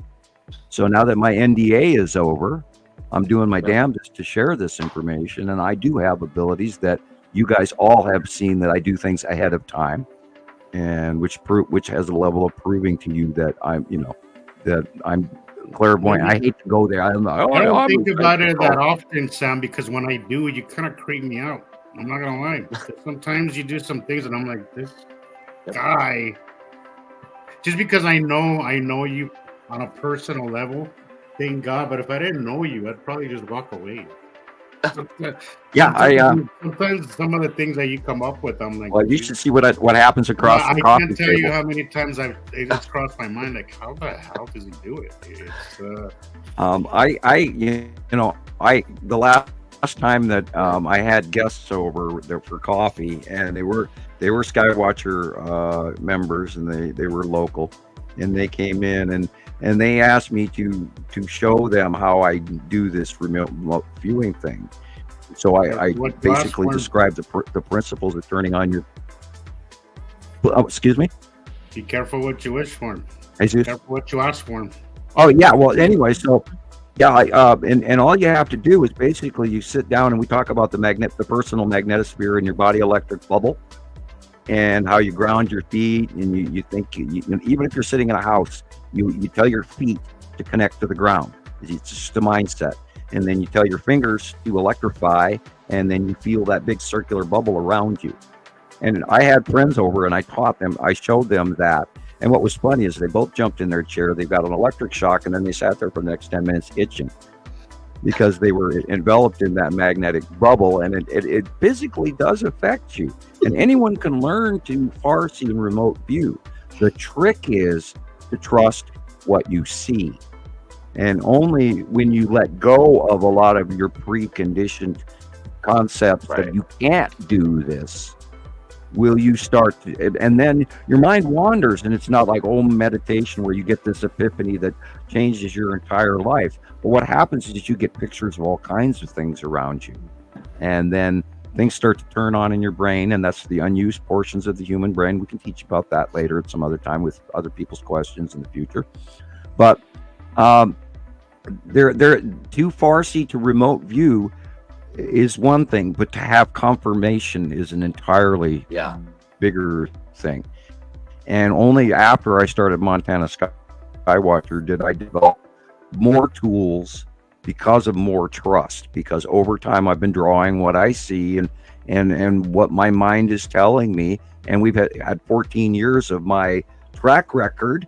And I mean, I can buff off that little golden trophy because it's gold. Yeah. And I'm not trying to brag. I'm saying that we are highly accurate, and we are releasing information far before even NASA. Yeah. So take it away, anybody. I'm going to get another Coke. Hear you. I was going to say, I hear you, Audrey. Audrey wants to hear from Andy. With Audrey. She wants to know more about what Andy has to say about what he's seen. So let's go ahead, and I have some of your, let me get one of your files pulled up, and we can talk about some of your pictures. I'll be right back, guys. Show day is laundry day for me, so I'll be right back. Oh, okay. Yeah. You're fine. I'll be listening though. Yeah, you're good. Bear with me. Andy's kind of a surprise guest, so I wasn't totally, but I do have some of his things saved, so we're good. Yes, we always love hearing about Andy. Mm-hmm. Mm-hmm. Oh, I walked out and didn't come back with my Coke. Weird. Like, I'm curious, Andy, is it the same for where you live? Like, where I live, I'll have a couple of really good picture days. Like, the sky will just be off the hook. I'll be out there for 2 days straight, usually 2 days. And then I'll have 2 or 3 days of clouds, totally clear sky. Yeah, just, or totally just white it out where there's nothing to see, basically. Is it the same there? That same cycle of hit off and on? Yeah. Got it. Louder. Louder. Can you not hear me, David?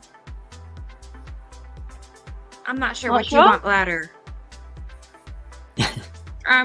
Just clarifying what David is saying. So let me know if you need me to change something. But yeah, I was curious if that was that way for other parts of the world. You know, is it the same, or they get there 2 days a week or something? No clouds at all in the sky, completely none at all everywhere. And then the next day it'll be completely different. Wow. Right. So I live for those 2 days a week. That's what it comes down to. Sometimes you wake up in the morning and you miss most of it. Yeah. Because it's already crazy. Like the sky that the Skull asteroid is going to be in is going to be the crazy looking skies, I think. Usually. Right. Yeah, we saw the Skull again last week, and it was rather large, and it is rainbowy illuminated. I got a couple of pictures in this week of the Tan asteroid being really huge.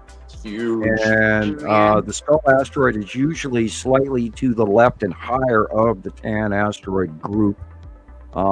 It can also be farther over to the right, depending on where Attu is versus where Uri is, because the Skull asteroid does exist between Uri and Attu. So, but the Tan asteroid is at the lower face of Uri at the bottom. So it's depending on your out view. And we talked about even Nepacity coming in this week, and it's actually getting smaller, which is making her more recognizable in the ion drop snorkel thing and the rain bombs that she is dropping. But I have to also remind everybody that Nepacity is it is literally the second smallest planet in the group, and Matim is even smaller. And we got some great shots of Matim this week as well, right, Rebecca? Oh, And I do have I got some from your work last week, Andy. a picture to show you. Let me get that pulled back up. I lost it a second ago, but I have this picture that I asked Sam about last night. Could it be Matim? He said it may be. Let me get it pulled up here. But and we got a bunch of pictures that match after that, so I'm pretty confident that that is Matim. Wow. Yeah, because look how striped it is. It's weird. Amy's here. Yeah. Bear with me. I'm sitting there. No, I'm getting it. I gotta get. I mean, 1 second. It's in my eye candy folder. I think, frankly, the arrival of Matim and the fact that she's getting bigger is really awesome and cool. So and we never talk about Saru enough. Pay attention to that right there. That round, striped. Like, we know those aren't clouds. Clouds don't make round stripes in the sky. And it's far enough back. It's not the red asteroid. It's not the Tan asteroid. It's not the lead asteroid. Because it's farther back, and the placement and the size is exactly. Now that blue line that is cutting off, notice there's a light refraction. Yeah, there's something cutting off the sun there. Yeah. That blue line is planet Saru.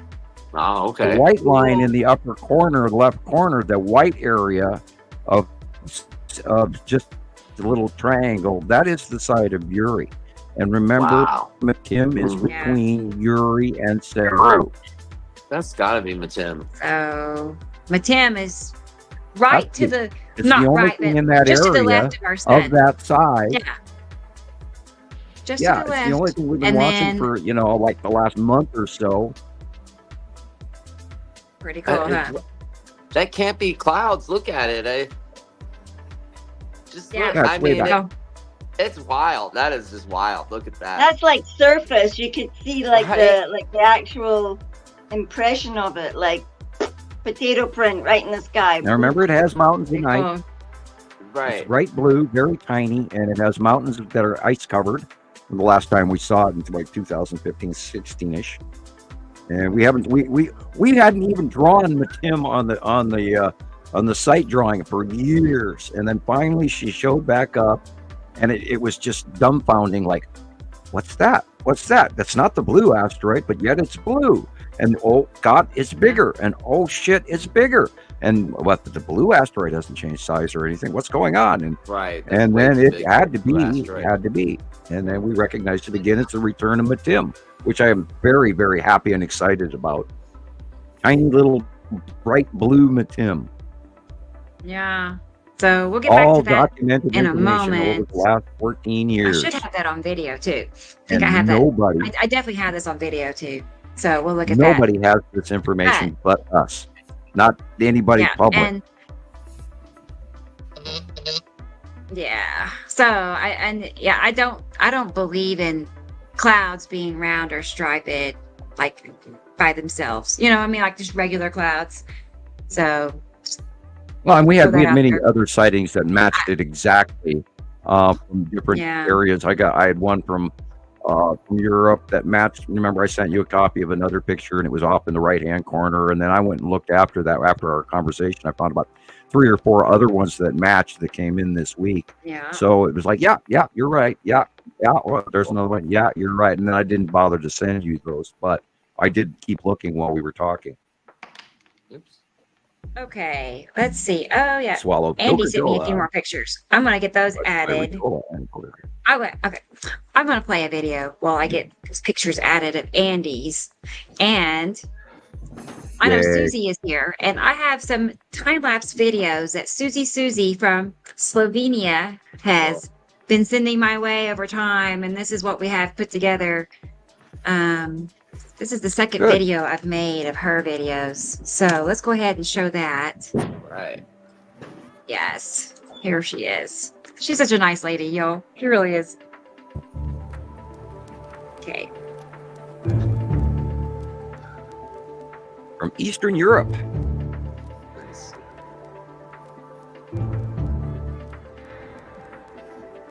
And that is the Saturn and Saturn yellow moon on the upper right. Do you think she'll come on and talk to us? I could ask her.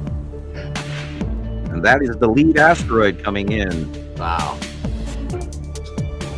Going in front of, heading towards the Saturn yellow moon, and right there is the red. That white illuminated circle center above the tree there is the red asteroid, right behind it.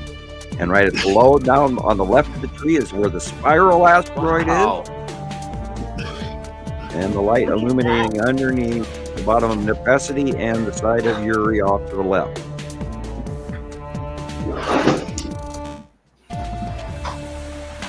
It's all so close to each other in outview now.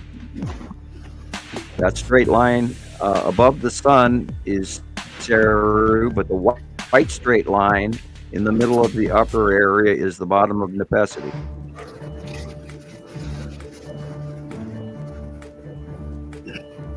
Illumination. Wow. That's the side of the Saturn and the Saturn's yellow moon again, right before sunset. Very large flame light microclouds.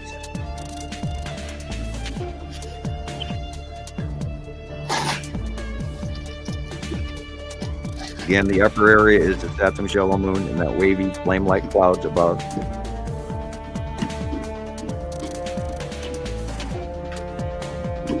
That's the side of Uri. That's the side of Uri. See, the white area is the real sky, and the rest of it is a planet blocking the way. Look at that. Yeah. Wrapped in planets, people. That's the side of Nibiru right there. Wow. And then back to the bottom of Uri as we come around again toward the sun. It's so swirly. It's like there's asteroids right there. There's an asteroid. Oh. Yeah, the tan asteroid is currently huge. Look at that gold stripe that's there, that big little sort of finger gold. That is Atu's moon and Atu in front of Uri. That's white Uri. With the salamander sticking his head up. That is the side of Uri with the tan asteroid coming in from the left. Normal clouds, and then the blue area is planet above. Actually, more than one planet. Look at stripies. Is that Uri? Yeah, I'm looking at the stripes, wondering what that is. Does that match him? It could easily be Atu because Atu is striped as well. It does these weird vertical stripes, but I have no idea how small Atu has become. Oh. It's happening fast. It's changing quickly again. And just about the time we figure out what the hell's going on, it changes. Yep. Wow. Yeah, they all bob around like bobbins on the ocean. Atu's moon in front of Atu, in front of Uri. Then again, this is Saturn's yellow moon. See the stripes in the ion tail. Right. Oh, look at that. Oh, that's gorgeous. Again. Yep. Who's Close that? passing planets, people. Look at that. That is likely Saturn's yellow moon right there. See Reckon. the ion tail and the flame-like microclouds. That is Atu's moon with the asteroids underneath, red asteroid and spiral asteroid. Wow. Oh, Going away look, from that's us. gorgeous. Wow. There again is Atu's moon with spiral red acid in the circle. Ooh, squids. Squids. Yeah. I like squids, aren't they? This is the reach out of the Uri whiteout reach of the asteroids underneath Uri, which can actually go all the way across the sky now, which she's in close pass going overhead and then past us, which we have videos of, come from the ISS station, etc. Going back years of information. This is Atu's moon beyond the light. Notice where the sunlight's coming from. And here again is the ion tail of a Saturn's yellow moon on the right-hand side of the sun, over and over again, matches and matches. Oh, look at that. You can see the curve. Yeah. That rainbow illumination is the atmosphere illumination of a passing planet. And this is the ion tails that come out from when the planet gets warm into the sunlight. In the upper left-hand corner to middle is a planet. That big white thing in the upper left-hand corner is planet Uri. See the stripes? Again, upper left is Uri. The cutoff is from Saru, but Nepesity is just to the right there. That is Atu's moon. Woo! Yeah. Overhead. Yummy. Flame-like clouds. Yep.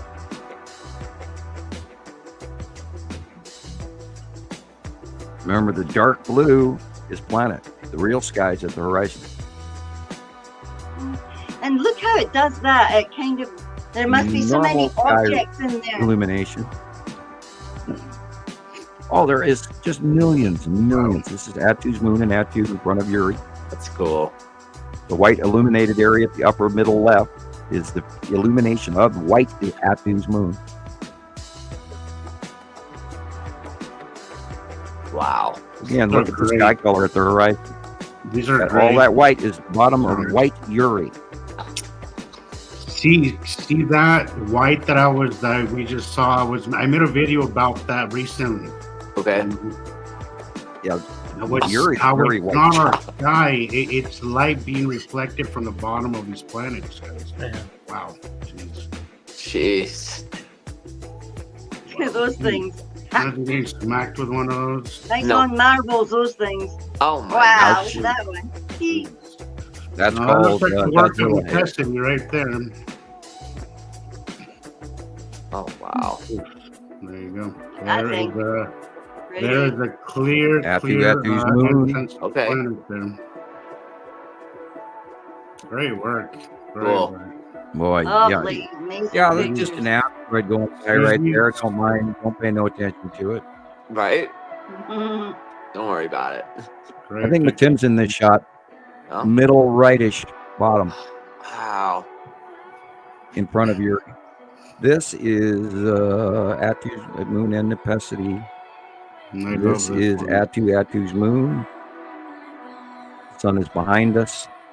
Asteroid coming in from the upper left.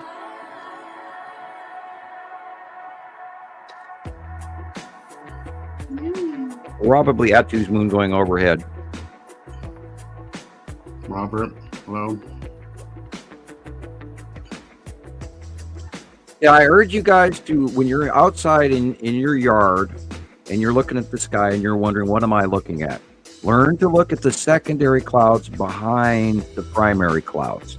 Then take note of the size and the patterning of the secondary clouds. If they're really tiny and micro and they look like they're running in waves and stuff, that's the atmosphere of another planet. You could always tell because they look. Nothing above. They'll look a little blurry compared to the closer ones from our atmosphere. They always look a little more blurry gray because they're beyond our atmosphere. It's like looking through a. And remember, everything above the cumulus nimbus should be very thin stratosphere clouds that you can mostly see through. And if you see thick clouds above the cumulus nimbus layer on our normal Earth sky, then you know you're looking at something completely separate of our normal atmosphere, because the cumulus nimbus rain clouds and the lightning clouds and the storm clouds, which create supercells also, only run averagely up to 40,000 feet at their extremities. Anything above that is thin and see-through. And so most of what we're seeing, like in this shot alone, most of what we're seeing is planet. And that's what, like last night's sunset or today's sunrise, it's weirdly, grayly, oddly lit when it's supposed to be bright and illuminated, and all, the robins are out in the yard singing, and yet it's this weird murky gray crap going on even on a sunny day because the light is wrong. It's shining underneath the passing planets. Yeah, last night, limited light. Like 7:30, the sun had set, and I went out to take pictures, and I was walking home, halfway home, and the sky got so like tannish yellow color, like a weird illumination. Odd. And I look around, and behind me to the east, it was all lit up, especially to the southeast. So, of course, I turned back around and went back up for another hour and took more pictures and videos. So, but as soon as the sun set, it got brighter. So, look at the curl there. That's like a circle. Okay. Asteroids under Uri again. Tan asteroid is getting huge. I'll say it again and again. It's like I was so shocked how big the tan asteroid got this week. I was like, wow. And we get to worry about what kind of electrical discharge on close pass we see, or what falls off. There's been some very large fireballs coming in here last week as well. I saw about 5 or 6 different ones in the last week and a half or so. So we should, keep looking up. The sky is falling. The sky is falling. Handy Penny and all of that. But oh wow. All right, I got us a bunch of Andy's pictures to look at here. Great. Yes. Yeah. Really good. Yeah. Look at those. I want to go to Slovenia. I don't know about you all, but I want to go to. Notice the sky I think Susie invited me once. I think she did, if I remember right. I'm pretty sure she did. I just got to get there, and then we can hang out. We could go all over the world, some of us. Yeah. That would be, if we ever reach that would be great. A year early. I think we know somebody on every continent. Right. We need to sky watch. And maybe make that like a thing. Like some people take pictures in every state. It'd be nice to take pictures in every continent. Oh yeah. Yeah. Thank you, Susie. Thank you. It's a long shot, but one can only wish. I don't think so. One can only fantasize. No, after we do Comic-Con and we get world famous, then we can travel as a group and then film and show everybody the planets and as they're leaving. After this convention that I went to, I realized there's a lot of people were making a lot of money off those conventions. Like that's what they are. They're a freaking money machine. There was so much, the vendors. I spent probably a good part of my budget just buying stuff, knickknacks and whatnot there at the vendors, but all of it was just a complete money grab, right? But like it was $10 for a bottle of water. It was really fun. With a name on it. Yeah. So when I looked at it, I just looked at us. When I was seeing them up on stage, I just looked at us. I was like, God, we would be great. Instead of we would do a much better show than these people. Oh, I really do. It's so awesome. We would put on a much better show, Yeah, I was totally daydreaming. Yeah, I just have to drag my computer. We should go. I was daydreaming. I was just seeing Rebecca drag my computer down there and then put it on a 100-inch screen. I wish. And we we could just talk out of the pictures I've collected alone. We could also do a live StreamYard. The whole time I was there, I was just thinking. The only way we get to do that is if we can afford to do that, because none of us can afford to drive out of town right now, let alone sit on an airplane. To get, and I'm still thinking Vegas would be better than some of the other Comic-Cons all over the place, or New York, but because they move it around a lot. But I still think that the Vegas Comic-Con would be the best. And we have to get brave enough. And I did talks locally at first couple of years, and then we had visitors that I didn't really want to carry on speaking in front of anymore, so I stopped doing public talks. But we actually do need to do public shows and sell tickets and merch, T-shirts, and I hate to go there, but I think only when we show our pictures, or maybe YouTube will do. Hopefully, people will start watching our videos. Well, we need to get out of that way of thinking, though, Sam. And it's good that you bring it up, but I think we need to get out of that way of thinking. Like there's nothing wrong with. We put a lot of work into this. It is work. Like it is. We love what we do, but it's work. Absolutely. Look at Rebecca spent 6 hours on a 2-minute video. That's work. That's work. That takes up somebody's time. What did the Joker say on one of the best Batmans? I think with if you're good at something, never do it free. But I don't think there's nothing wrong. I think. If we would be in a better financial place, we would be able to reach more people, and I also think that people would take us more serious. So it's impossible to take the money part out of this stuff, and we're not going to get anywhere if we don't make that transition. And I don't think there's nothing wrong with it. I think at one point I kind of felt like you do, Sam. Like maybe it does take away from credibility, maybe. But I think that's just because we have a lot of haters that kind of make those kind of comments. But I wouldn't see that as a bad thing. It's not like we're spreading lies. Oh, that's what I do. Put in so many years not. No wonder. See, I haven't had a fundraiser in a while. I haven't had a public fundraiser in a while, and that's usually when I get the most amount of trolls. And you're right, and I haven't had one of those. And of course, by the way, we are coming close to Christmas time, everybody. Montana Skywatchers and other people we do have a Christmas fund for my kids in order to get them the extras that I cannot afford to do because I'm on a fixed budget. I can't even talk either. So you guys can troll me over that because we were, pardon the expression, knock on wood, we were kind of complaining that our trolls went bye-bye, and it has gotten a little bit boring. No. I'm not gonna lie, it kind of has. It has. It kind of has. I kind of miss them. Where did they go? I'm missing watching your back and forth with some of these people. I'm not gonna lie. I think we need a little bit of drama. Yeah. Oh, like thank you, Skippy. And the funny thing is, and I chuckle over this on a regular basis. I have a government-rated IQ, and I don't recommend him trying to debate with me. But you're welcome to try. If you want to. I frustrated every teacher I ever had, and my parents and my siblings, and you're welcome to try. Yeah.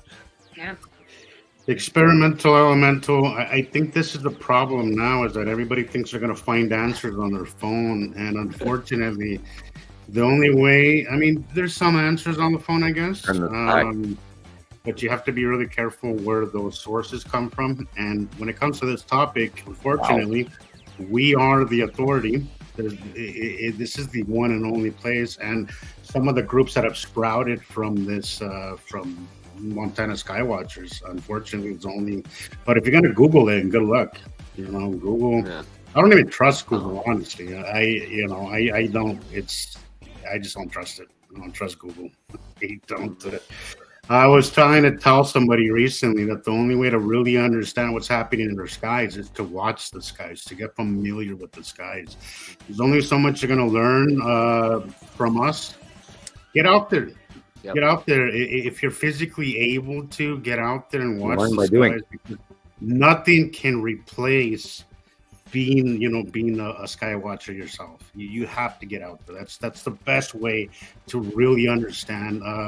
Dave says it on Planet X 100 or Dave's Waffle House. He says the only way to properly understand this stuff is to get out there and watch the skies.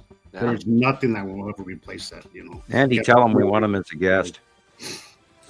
Get familiar with the skies, photograph the skies, time-lapse skies. Just get familiar with the skies. Get familiar. Tell him, if he wants to, he can put up. I apologize, Jesus. Tell him if when you talk to him, Andy, tell him that if he wants to put up a screenshot of a bird or a book or a waffle or whatever, he doesn't have to make a physical appearance, but we would love to have him on as a verbal guest or whatever genre he would like to do. I've been trying to talk to him personally for many, many years, and I've yet to get the occasion to do so. And so if you could pass that message to him, it'd be great. I kind of think he's wary of doing it because of all the crap that he had to deal with, He's been doing it for went through a lot. Years. Every day he's photographing and filming the sky, and that's how his channel has been so large now, I'm guessing. But we'd love to have him at any, even for a 5-minute visit. He doesn't even have to, put his reputation on the line or anything. We just like to meet him and tell him thank you for his effort. He promoted me years ago, and I still to this day very much appreciate it.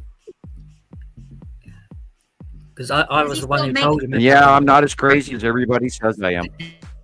What were you saying, Andy? You were the one that told them what? I'm the one who told Dave about Sam, and he's always been grateful for me. Really? Oh, I didn't know that. Yeah, because I didn't know that. I've been following him since he had like 20 subscribers. I swear, I feel like I learned right next to him or with him, along with him. When we all got together, Rebecca, me, you, Gillian, Matthew, all them, he was pretty brand new to Planet X Hunter. And I feel like a lot of his early stuff was still a little not as good as it is now, but I feel like he learned as we did throughout the time. Boy, did he get trolled. I think especially once he got a hold of Sam's information, I think is when he really got a grip on what he was watching. And then he got even better at it because and off he went out there. And I tried to contact him and connect, but he was not a Facebook user. And and I couldn't even open my email to send him an email anymore. And then so I've literally had to talk to Andy, and Andy's had to talk to him the whole time over the last 8 or 10 years now. But we'd love to talk to him still. So we'll have to tell get him him on. he's more than welcome to join us. Tara, I love that idea. I really do. I can't tell you how many times I've thought about having a little meet and greet with all of us. That would be great. Unfortunately, I know it's a bad economy. It's been a struggle for everybody, but again, one can only fantasize. But maybe eventually we can do that. I know at least some of us are close enough. You, me, you're in Texas. Yeah, I think centralized Las Vegas would be about the best spot. Yeah. Las Vegas is in the middle of all of us, and most everyone else, and we could all take a bus or a quick flight or a cheap flight to Las Vegas, because I'm sure they make those pretty cheap to Las Vegas through most travel agencies. I can get a flight here for under $100 on Southwest. Yeah, there's a bus. I usually take it to go see my mom in Tucson, and the first time I went to go see her, I paid like $10. It was crazy. It's like maybe I can't even remember how long it takes to get there, but I think it was $10 the first time I went to see her, both ways, $10 each way, and then it was like $65 the next time. So there's It's under $100. That's under $100. God, I forgot what the you know, even as bad as anybody's budget is, save $20 a week. Yeah. You know, I think like Southwest is like real. You know, anywhere from any state that surrounds Nevada, you can get a Southwest ticket to Vegas pretty cheap. Then we get a hotel Like to sponsor $99 us by giving us the rooms for free, by offering to have a show from them, you know, and a discount on renting any rooms. Like if we gave a show for them, they'd give us free lodging, whatever. That, you know, of course we could have a producer go in and butter them up early. But anyway, you know, someday that could happen. May I live that long. After what we've been going through with hopefully in our lifetime, Sam. Hopefully in our lifetime. Yeah, a lot of people out there are feeling, we were talking about this before the show, a lot of people are really uncomfortable. A lot of people are depressed. I have been seasick again the last 3 days. And I had a rough week. And hearing the hum again, and my head hurts from the hum. And it's not all the time. It keeps coming in these cycles where all of a sudden it goes hum. Well, it comes as quickly as every time it's just out. It comes it comes and goes. It's weird. It comes out of nowhere. Lots of volcanic activity around the world right now. Hawaii, Italy, Iceland, Krakatoa, baby Krakatoa in the Philippines is acting up and burping up right now. It's erupting as we speak. There's a lot of really weird planetary stuff going on. We've had a lot of weird solar activity the last couple of weeks, months. God, it's just on and on going on all crap that's going on, including the Schumann resonance this week. They've had 100 millimeter dark cold patches and all kinds of stuff. There's that messing in pace every 2.5 minutes, 2 minutes, 20 seconds, something like that. Now they're announcing we're getting a mini moon, which is just the tip of the iceberg of what else is out there. Because they're pointing out, by the way, people keep asking, the mini moon is really, really small. It is not going to affect our tidal. 15 meters. It's 30, 40 feet across, 45 feet. Oh, wow. It's a small object, but I guarantee you there's so much more going on than if you look. That whole week, Sam, there was a lot of shit passing very close to the moon. I don't know if I'm watching the it was passing in front of the moon. It was being illuminated by the moonlight. Wow. Huge things. In the northwest sky. Yeah, there was some really interesting night stuff going on all week. For sure. There's a lot of stuff going on. Like, it's really a moon, or is it not a cover story for an asteroid? Is it really a moon? It's an asteroid. I think that's right. It's dropping low enough in orbit to be in the same orbit cycle as the moon, approximately 265, 63. It keeps changing every time I look it up. 1,000 miles away from Earth, but it's going to, because of proximity and size versus it's going to tidal lock up, or facially lock in with the moon for like 56 days or something like that, and then it's going to exit. But it's tiny. So in other words, we ought to be seeing something in front of the moon come full moon, or psyop, and it could be just a big ass ship that's parked next to the moon for 56 days, and they could be lying to us. Let us not take for granted that it's a object, and it may not be an asteroid. So might be a gigantic empire orb. Right. The Empire orb could be coming close to the moon for a change of the cat box. They need new sand, or whatever. I don't know. Or for an offloading of their little gray guys, because we know that there's a moon base on the backside of the moon, and it's a high hide. You can look that up from Star. Might be giving them an upgrade on the moon, or something. Alexander, getting some new moon furniture.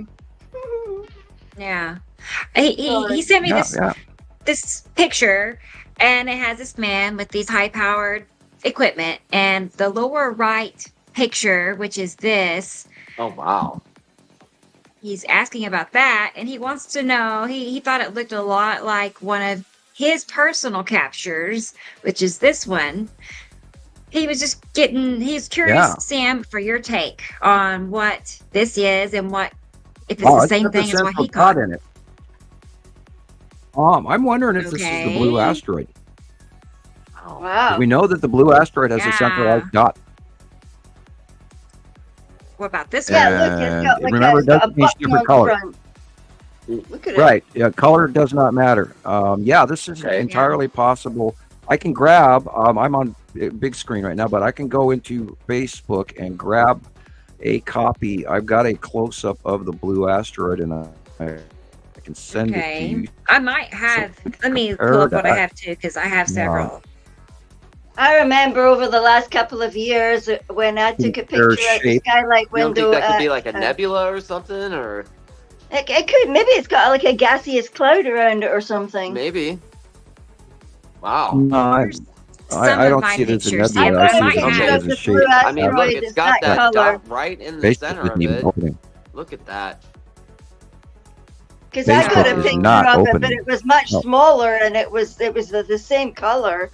That color. Weird. My if they screen haven't color tampered changes. with that color. Somebody was in my computer. Wow. Yeah, I've got a picture of that. Color is changed. That's mine. Oh yeah. I had one like that. My dad also sent me an article this morning about the hurricane, and the article is talking about a blue object in the eye of the hurricane. And I didn't get to read it before I came on the show, but I posted it to the Facebook group. I'm intrigued. I want to see what the article says. I bet you this is the blue asteroid. I don't know. Cool. I'm feeling blue asteroid. Oh, I just sent you one picture. Okay. Is it this one or no? A second, I've got to come back to StreamYard. That's not the same picture. No. I just sent you my best of many. I just have the first one that would look the best, and so you have it now. Okay. I'll get it. And then after we cover this, I have some Andy's pictures ready to show. So we'll do that next. Yeah. Yeah.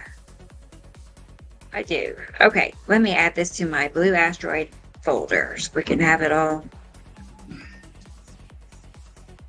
in a spot.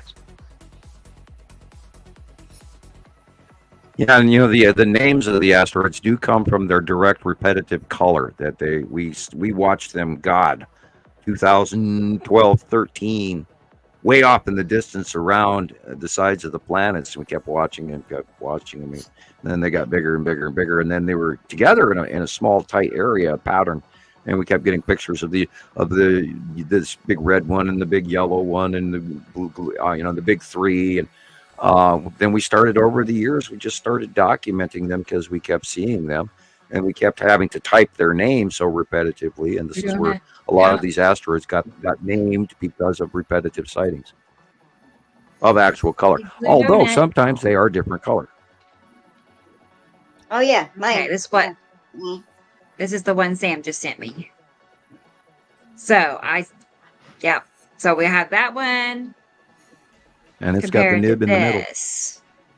Oh, it sure does. That one's kind of tilted.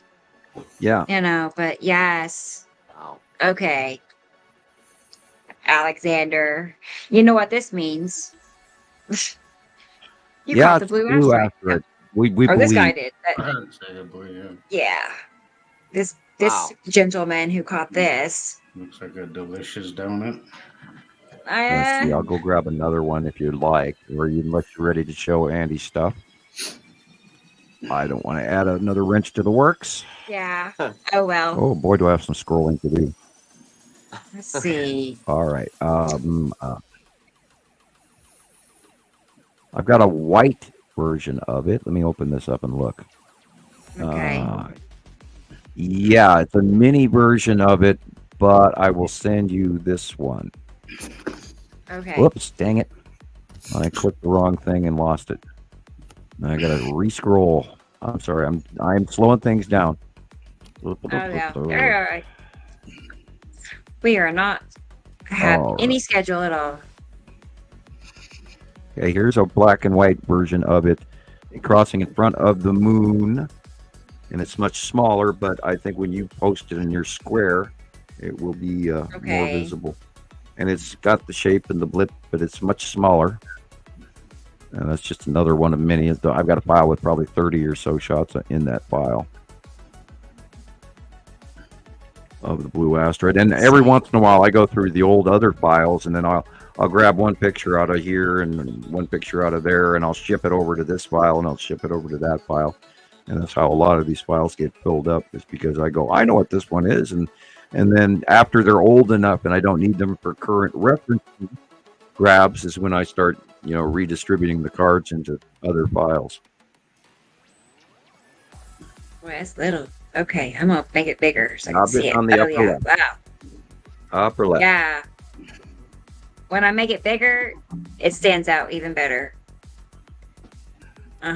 Okay. Perfect.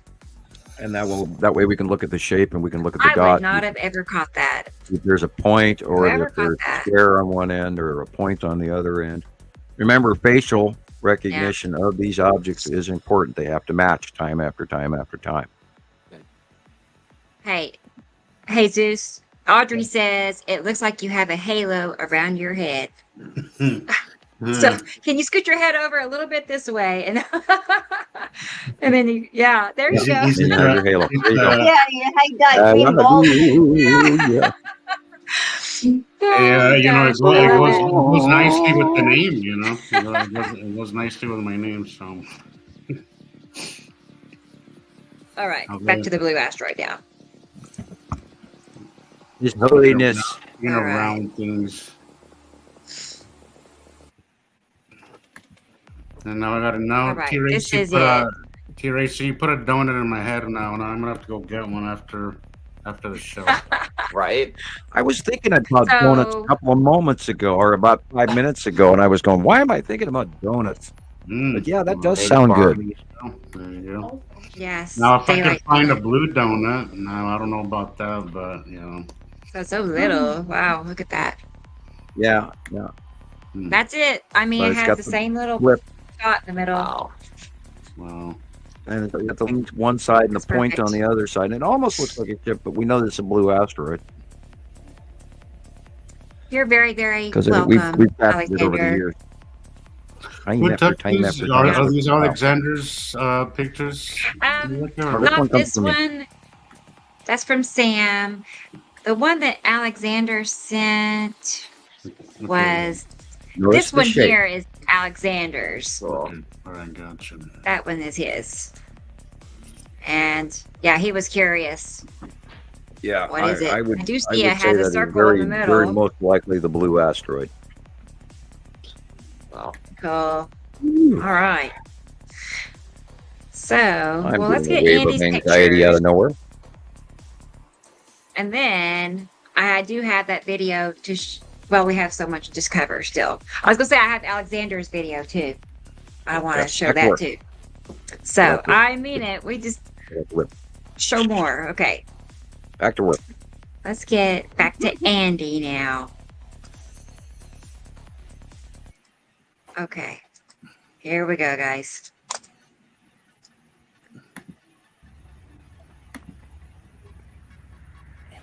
Well, that's not it. I mean, it is, but that's not the right one. Sorry. Let me, While we pause for station identification. Maybe it's this one. I made two, but one has music and one doesn't. There. Hey, Richie, it's only unhealthy if you overdo it. See, Racy, we believe that the blue star Kachina was actually planet Matim. Oh, okay. What about the red, Sam? Would that be a Saturn? It could be the red asteroid as well, and then we were always back and forth on that because the red asteroid does show a major red brightness in the sky. But yeah, in the earlier years, when we were talking about the 2012 Mayan calendar and all of that. The red and the blue was planet Isatum and planet Matim. And they were tiny little dots up in the sky. And I've got pictures of them. And yeah, the Kachinas is long ago old history. Yeah, they were identified. And of course, now the Kachina is the returning of the gods. That's what the whole religion was about. Was the Kachina dolls were that of the gods that would come in and were from the sky and et cetera, et cetera. So you look that up. It's a big thing where I grew up in New Mexico. It's a big thing in Taos, New Mexico. You know, they have these celebrations. You have the native reservations there, so it's a big celebration every year. The Red Kachina, the Blue Kachina, it's a big thing. I've never, you know, at the time, I had a lot of friends on the native land. I never asked about it, but now that I always think, I'm like, I would like to go back there and maybe talk to some of the elder natives there, see what they have to say on that topic. You know, so if next time I go back, well, once we started seeing them, that's on my to-do list. In 2010 through 2013, they were, you know, in 2010, the whole group was a blob, and you could see the brownish orange blob with the dark spots in it. And then about 2012, 2013, everything started to become visually, colorfully illuminated because they were spiraling towards us in the lower left hand, below horizontal view up here in the northern hemisphere, and they came up from below Earth. And then when they finally broke the northern hemisphere view, was you could plainly see the dots in the sky at night in the first early years. The red dot, the blue dot, the green dot, and of course, then there was the other planets as well. And then there was a lot of discharging going on between Uri at 2 and the object cluster group, even way out in space. And it was so cool when we were first documenting all of that. And that's where we started identifying the object cluster group. Okay, look at that. That's great. It's Saturn Yellow Moon. Very big right there. Look at that. It's been an unbelievable documented group. Yeah, this has got the lead asteroid right there, dead center in the middle, just above the horizon. Yeah, look at that. In front of Isatum Yellow Moon and Isatum. Again, Isatum Yellow Moon and Isatum. God, look at that bubbly, fiery clouds. Yeah, that's a close pass. That's probably what's getting us all. That's probably why we're all feeling freaky weird, is how close Isatum and Saturn Yellow Moon is passing to the planet right now. And Uri, of course, and Atu and Nepesity and all of that, right over the top of us. We're like sitting underneath the giant shoe print here on the Vibram Sol about to come down and crush us. That's the side of Uri. Nepesity in the upper right. Everything is better at Texas, left. Or bigger. Tipped axis, Saturn Yellow Moon and Isatum at sunset. There's some really big skies, man. Yep. Again, on the right-hand side is Saturn Yellow Moon in front of Isatum. Freaking cool. That was a cool That was shot. tonight. Wow. That's tonight, that one in the car. Really? Oh, okay, Yeah, that's tonight. I'm kidding. Wow. That round. It's a keeper. That's today as well, that one. Do you get a lot of spraying out there, Andy? Do you see that a lot, or is it minimal? No, we don't really see a lot down here. Yeah. But they're not far away from us as well. Right, you know what that is? You know what that picture just was? That was the Texas Cube. Where? One before. All those stripes, that's the Texas Cube. I wish we could have her stop, but she's gone. That's the lead asteroid in front of a Saturn Yellow Moon and the ion tails, just like my drawing. And you can see the dark object. That one's on 2023. The left, dark object on the right. This one, 2023. And there's a halo cutoff going on there. I love this one. Mm-hmm. That's just at the edge of a Saturn Yellow Moon and a Saturn. And then lead asteroid's dead center in the middle. This is Atu's moon. You can actually see this a circular thing in the middle, right bang in the middle. Look at it. I think this is the bottom of Nepesity. Yeah. Yeah, it's got like that ovally thing. Yeah, the core cloud. And then Yeah, the that's the fingers. word I meant. I just like ovally. Yeah, all the dark blue in the upper area is planet. Of course, the Saturn's yellow moon, and the ion tail, and this over here is the light is behind it. So this is Atu and Atu's moon, with the red asteroid going underneath, orbiting, and then the spiral asteroid is in the lower left. And a big trail right through it. Bing. Being the light is, this also could be the bottom of Nepacity. Look at the gouges. Wow. But look at the little fuck. See, there's so much going on in the sky above us. All that dark, look at that. Oh. That is the Salamander asteroid group right there in front of Uri. And look at all that dark up there above us. Planet, people, planet. The real skies in the lower light blue horizon. Gee whiz, that And the train cutoffs felt of right the to sun are just evident as hell. Tan asteroid, site of Uri. Tan asteroid, Salamander asteroid group, site of Uri. Over and over and over again. I also love your editing skills, Andy. Not everybody gets that right. That takes practice. Yeah, there's a lot of practice. Do you use Lightroom? I think the long box cube is in this shot. Yeah, it is. This is the long box cube in the shadow there.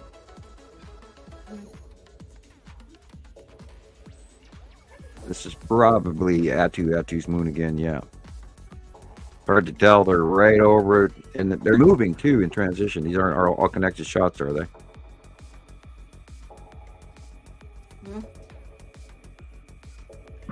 Yeah, a lot going on, everybody, and it's just I'm in awe that this has not gotten the credit it's due, because of, I mean, we've proven this and proven it. Now, granted, everybody's going, I just see clouds, but look at how small those clouds are. You can't make this shit up. It happens over and over and over and over and over and over and over and over and over and over and over and over again. And we show it and we show it and we prove it and we prove it. And people, you got to buy into this, because we're not out of our mind. We're all doing it around the world. We all see the passing planets. They're real. And if it would be like a fluke, we wouldn't be here. We would be Piranha Bait, as you said before, Sam. Long ago. We keep proving what we say, and we keep consistently showing the same thing. If it was just a fluke or something, we wouldn't catch this stuff consistently. The same thing consistently. Oh, that's a good one right there. It doesn't, it's science is based on experimenting and repeating that experiment, and in that aspect, I think we have and very discovery. Much, Yeah, we have 14 years of proof, and it's all tied together and all documented and all developed and all gathered from people around the world. And that's why we are doing this show. That's why all of us have gotten together every Saturday now to keep sharing that really cool story with everybody. And we're hoping that you guys also start sharing that really cool story with other people around you, even if you can get 2 or 3 people each. Now, granted, I got to admit, we are getting more views than a couple of other pretty popular radio shows that I used to do, or I used to think were popular. And, my Radio Wasteland, I was their #1 guest, and I didn't realize how #1 guest I was compared to most of their other guests, because some of their shows only have 20 and 80 views. And I was going, oh, wow, I didn't realize that. But, and mine get 20 and 30,000 views. So anyway, guys, it's an insane week. You can't have it's insane right now out my back door. I took a little video to show you all. So is that what you were awaiting? You look like somebody awaited to see this guy. Get a drink. I went to go get a drink, and then I forgot it. So you saw me get back up again to get my drink, and then I peeked outside, and I got a video. I'm sending it right now, and I still forgot my drink in the kitchen. I did that earlier. I'm I sidetracked went in the easily. kitchen. I got the Coke out. I set the Coke Gotta make a on the note. counter. Walked back in here. Get Realized your I hadn't drink. brought it with me. Had to go back out again. Came back. Mm. Yeah, I I was think telling we're having a somebody. little bit of a brain dead moment. No, that's what I was telling somebody recently. I've been such an airhead all week. I don't know what is going on with me. I keep doing the dumbest things, and it's just so. It's my mind just turns off and on. I don't know what's been going on. I like today. Today I started feeling like myself again, but all week I've just been not myself. I feel like I have stuff playing in the background in my head, like just scenarios or ideas or things I want to do or things I did do, or it's just I constantly have this. It's hard to kind of like quiet everything down so I can actually work. It's just, I got a lot going on in my head. So all right. Yeah, I tell people it's got to be the passing planets. These, that big ass huge yellow moon. I mean, it's completely unbelievably massive in comparison to our moon. When you see our moon in front of it, it's just mind-boggling. And we don't even know the size of Saturn, but her yellow moon and her are way smaller than Nibiru, and Nibiru is vast compared to us. And that boggles your mind as well.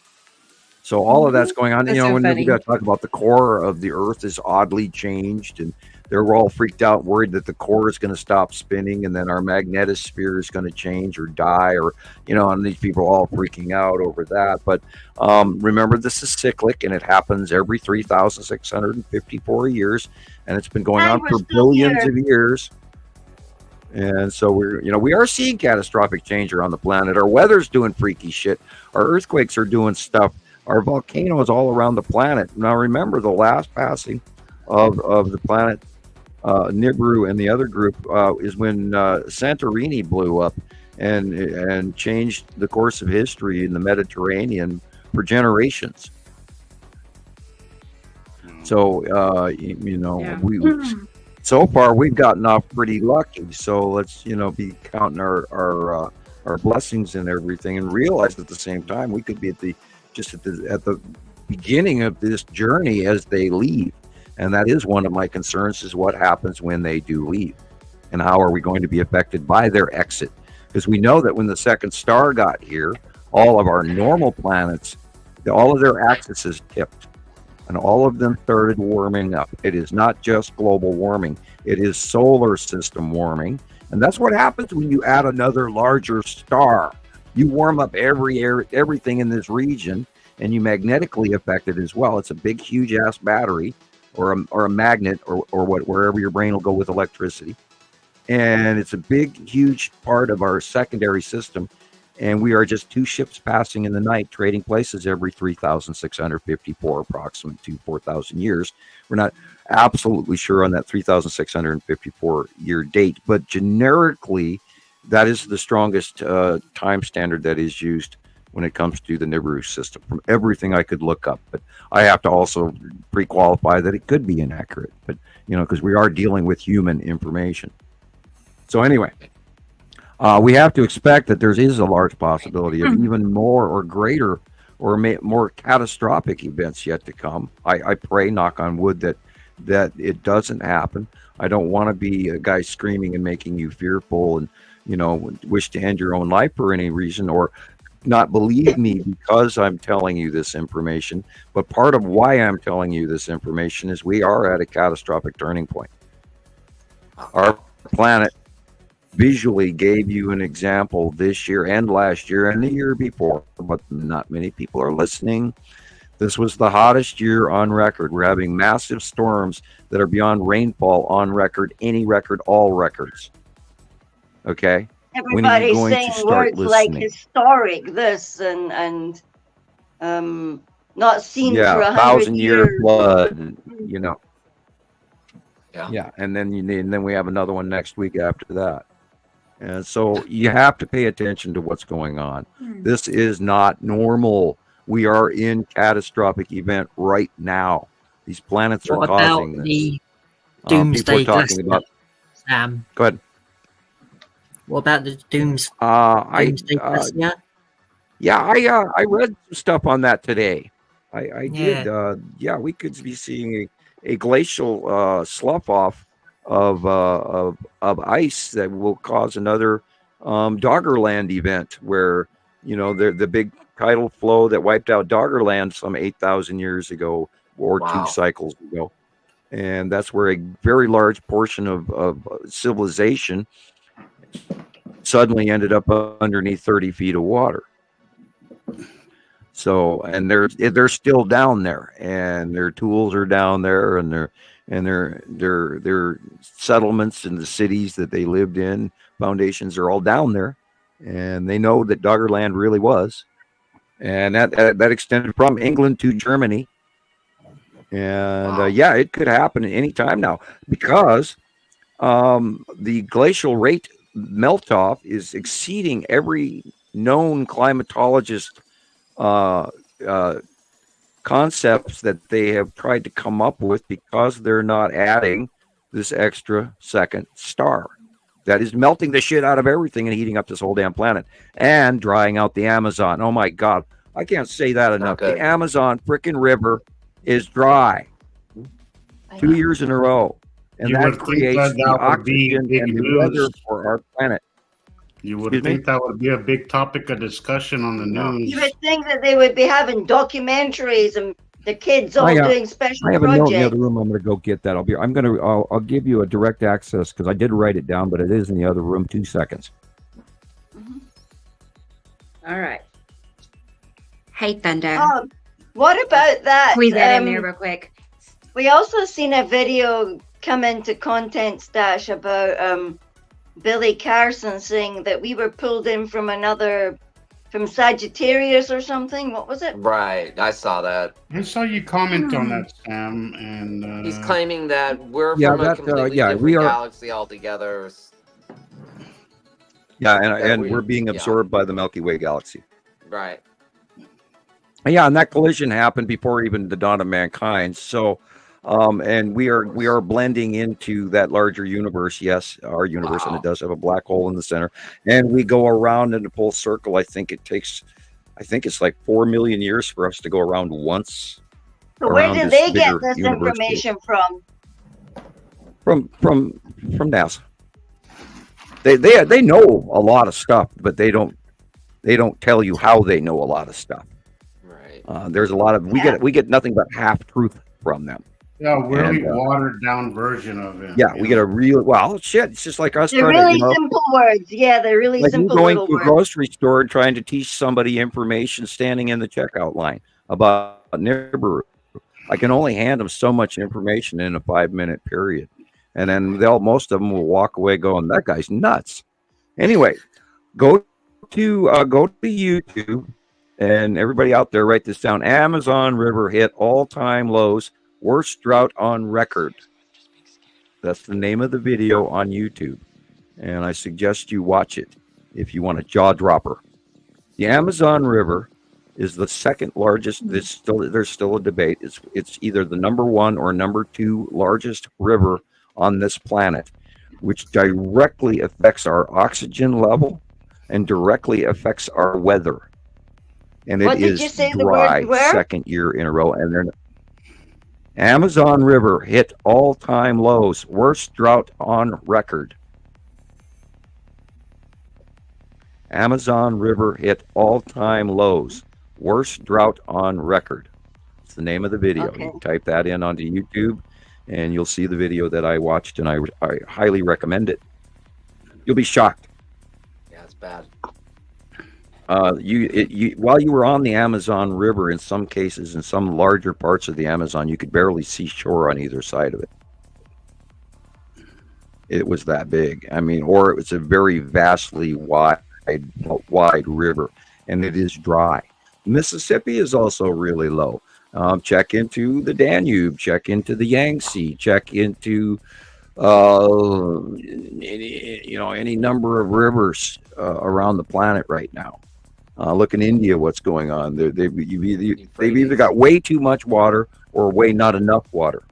Remember, it rained in the Sahara Desert last week, which was the storm that went due north up into the Mediterranean instead of going to the west, which it should have gone, which is out to sea. But no, it didn't. It went due north into Europe and then caused what they called an anticyclonic storm Boris.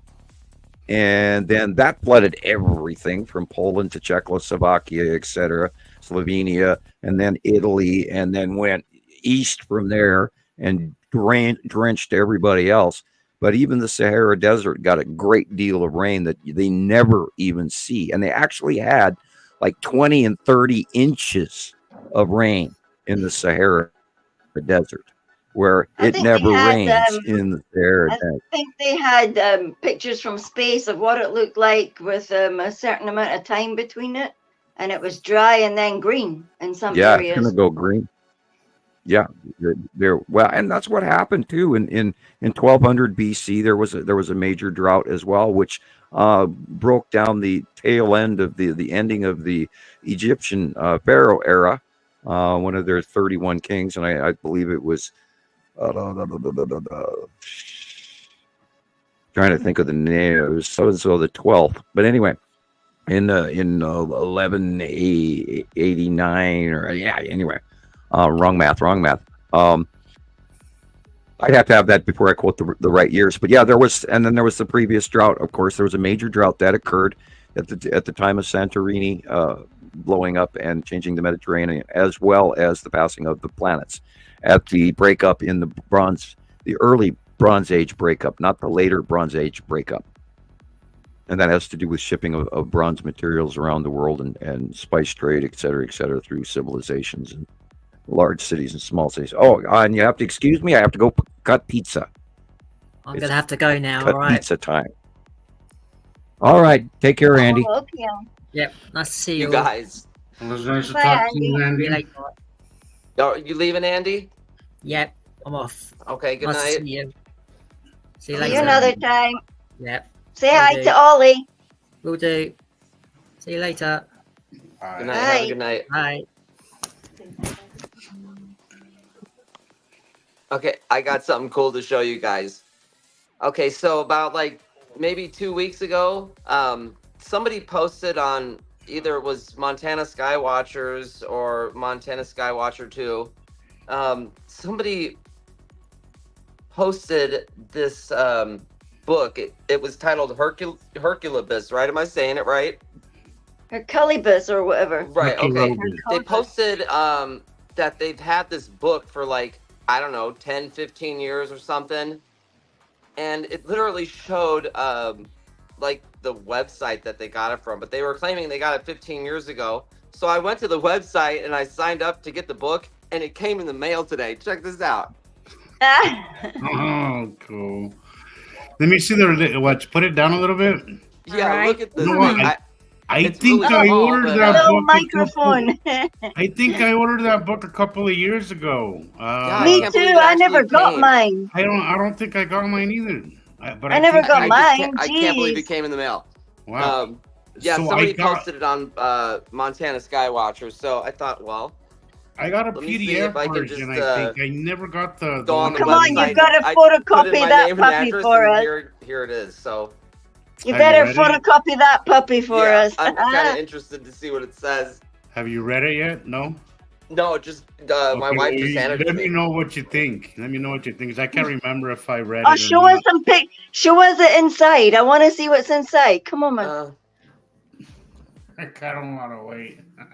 I don't think it's just it's really short, like 30 pages. Oh, come on, it's got to have a couple of pictures in it. No pictures. Oh, I'll probably go to sleep or wake up with it on my head or something. I just thought I'd never expected it to show up in the mail. What does it say, dear reader? This is the apocalypse. Oh, right. Oh, God, I hope not. It says, I wrote this book with much sacrifice, lying in bed, unable to stand up or sit down, but seeing the necessity of altering humanity about the forthcoming cataclysm, I made a great effort. Well, we'll see what this is about. Interesting. Yeah. I just thought, a 15-year or 20-year-old website, they're still sending the book out. That's pretty wild. I remember seeing that in South Africa and thinking, I think it was even back then, I swear to God, that I asked for it, but nothing came. And then I don't even know if I remember asking for it here, but certainly nothing came here either. Yeah, and I'm back. Anything, so. This is what it looks like in Tulsa. Wow. Other. Oh, little stripies. Meow. I would so be on live right now if I wasn't in here. Or at least out taking pictures. Oh, look at that puppy over there. I think you have planets. Yeah. Wow. Isn't that awesome? There's planets above your house around the world. No, you better go wave. Yeah, I still chuckle. You know how many people still to this day ask, well, where was that picture taken? And I just chuckle and I say, Earth. Everywhere. Right. Everywhere. Every day, everywhere. Yeah, because they're above us. They're directly You want to above see a us. planet? Can't argue Just with look the up. shots anymore. Yeah. Yeah, just look up. Yeah, and that straight squiggly line, or that one that goes corkscrew. Asteroids. Like, I've been wondering. It was about like this I have been yesterday. wondering why Maybe we not have not quite that seen- heavy. Oh, I was just going to say, I've it was wondered why very we have similar. not seen And another Charlie Benz event. I counted. Oh, you reckon there's that something? one- Look at the blue bum over there. Look. You had a curve, like a rainbow curve. Oh yeah. I'll have to go back. Rebecca, you got a rainbow curve in there. You got like a full on atmosphere. Yeah. Go back, man. Let's go back. Sorry, I'm freaking out. I just seen it. Oh, go back. Let's see. I'll scoot it. Okay.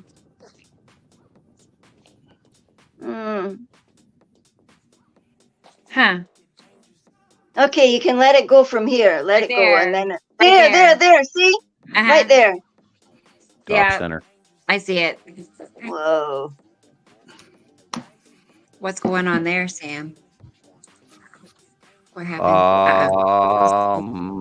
That is the Texas cube. That's what I was thinking. Wow. Yeah. It's interesting. Yeah, that little square rainbow refraction at the top dead center of the picture is the Texas cube. I see I'm it. curious what my sky looks see it. like. I'm gonna go check on my laundry and maybe check outside too. Okay. How that Yeah, goes. you got your window. I don't know what my Everybody's getting sky the looks bug, like, man. It might be cool. I Yeah, wonder I'm what jealous. your I wanna go sky look looks too. like. Everybody's getting the itch. Right. That's the daytime sky. Right. They're all I like, know. "Oh, let Go me look out at of your here." sky. Chill. Yeah. Oh, I wish I could go take pictures. Wow. X marks the spot, man. X marks the spot. Yeah.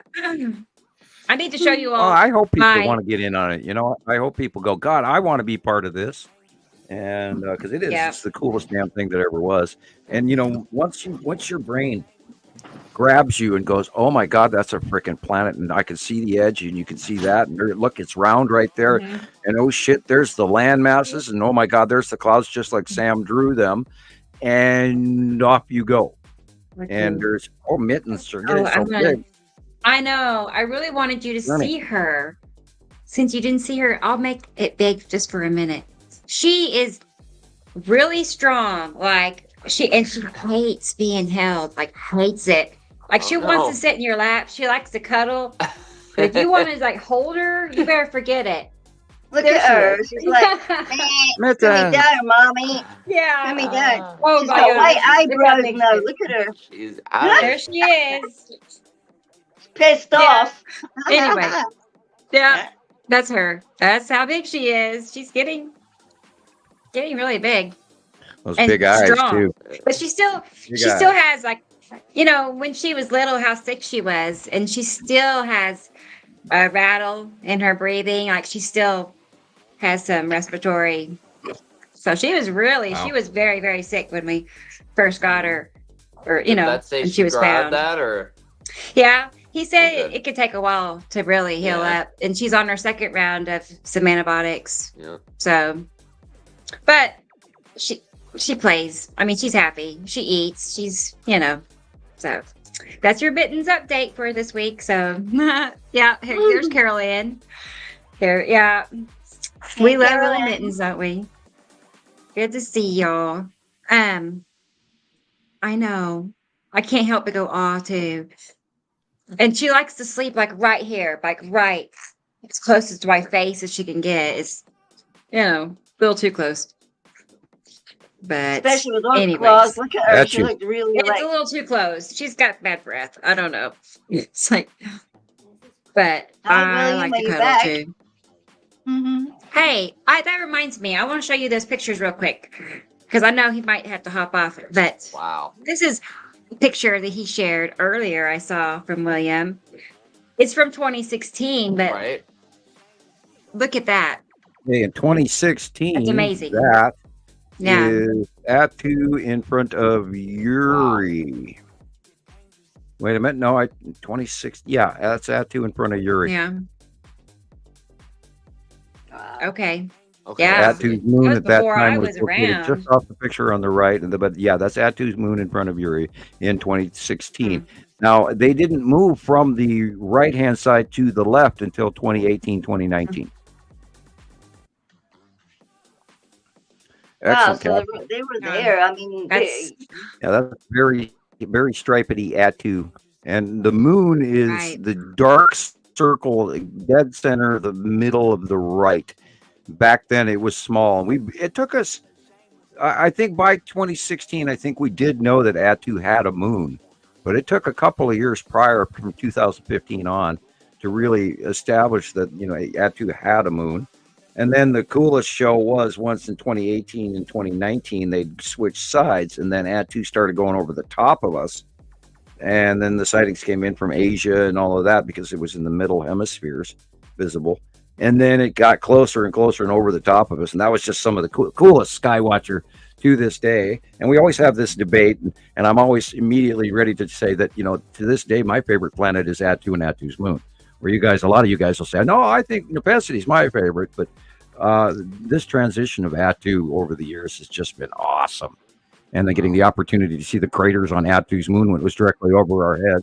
It goes back to 2018, 19, and 20, and 21. And then around 2022, it started changing. And then we started seeing a lot more of Nepenthe directly over the top. And it's more identifiable as well with snorkeling and rain bombing and all of that. And of course, the rest of the following that. Okay, September. So these are current. The left-hand picture is in this year, September 2024. That is now. That is the tan asteroid, a very large tan asteroid. And then on the right-hand picture, we are looking at the bottom of Yuri with the Salamander asteroid group side edge. Yeah, this is one of those pictures where I saw it this week from Bill. Thank you. Then I saw this picture and went, "Oh my God, the tan asteroid is huge," and that has happened within even the last 2 weeks. 9 a.m. East at sunrise. Okay. All right. That's what those are. All right. Let's go. He's got a couple on more the here. left-hand side of the sun. You want me to go back? I can. I'm fine. Oh, okay. All right. And then there's this. They're excellent captures.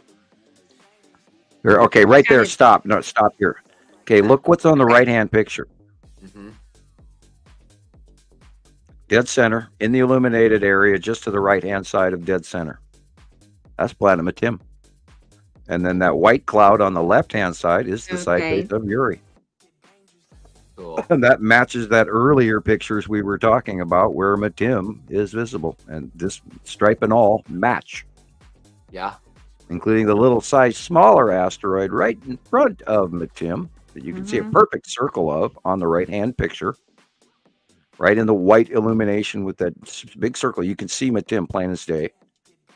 And there's all kinds of in the stuff middle underneath. there, yeah. Look at that. There's a tiny little asteroid there below it, and a tiny little asteroid above it, and a tiny little asteroid in the center, and there's a whole bunch more. Because I'm looking at it, and I remember on a 43-inch screen, I'll blow it up even bigger. Yeah, that is planet Matim peeking out from the side edge of Uri with Saru behind it. And the picture on the left is the bottom of Uri moving up over time between these shots. There was some time in between them. Yeah. A little bit of transitory movement. Yeah, that matches the Matim shot. Wow. And see, this is how we do it, everybody. We all get together, we talk about stuff, we do comparatives, and then we go, oh, hey, I see this in here, and oh, hey, is that what I think I see? And then we discuss it. And then we get multiple from around the world where we can do comparatives, and that's what we do. Look at those clouds. Wow. Those are, a lot of this is interesting. Mostly normal, but some of it is not. It's a hard call. Yeah. And Those I think don't. get as wide of a shot as you can. Yeah. Yeah, one's bigger, one's closer, one's further away. That interesting little black circular dot dead center just a couple inches off the horizon on the right-hand picture is also in the left-hand picture. And it's very dark and very round. Whatever that is. Right. Could be the back shadowing of a major asteroid, which could be the Dan asteroid just sticking out completely shadowed in. I don't know. Hard call. Anyway. Awesome. Those are cool. Really cool. All right. Yeah. Thank you, William. Yeah, part of me wants to say William, and the other part wants to say Bill, and it comes out jumbled. So if that happens, that's what's going on. But thanks, dude. Right. Right. Yeah, right. That works. All right, let's I want to get Alexander's video up. I know it's late. If he's still even here, I know I keep saying that and things keep coming up. But let's go ahead and play that. Let's see. Where don't say it's not here.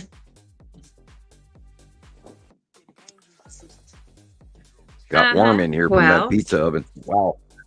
Oh, here. No, that's not it. I've had all this time to have it ready because I thought I had it ready, but I know I sent it. Wasn't I that just the way gotta it's save supposed it to go? again. Welcome to live. It's obviously I thought it was ready. But I'll get that. I can show you this while I'm getting it. He sent me this clip. Remember the blue asteroid we were just looking at? And he had that purple color. This is the video of that. So we do have.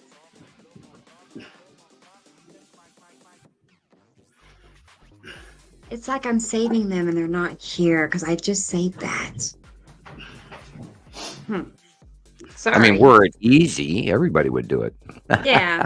We're all right. Well, let me just go back to my little place and get it again. I'll save it again. And I'll tag it.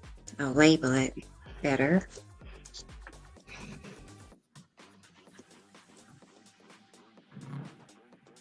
Yeah, I spent Monday, Tuesday, and Wednesday doing laundry this week. So now by Saturday, my laundry's done. Yeah, and then I get to start all over again come Monday. Starts all over Monday. Yep. I'm pretty much done. Yeah. I put some shirts up, and I am done for my week laundry. I've been putting it off forever, but don't know why laundry. I love clean clothes, clean crispy clothes out of the dryer. I just hate going down there and doing it.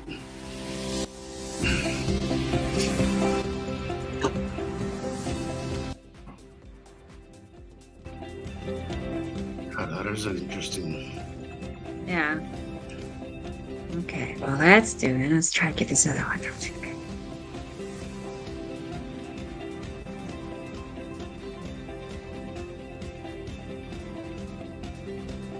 That's interesting. There's an object in front of it that is no longer illuminated in this shot.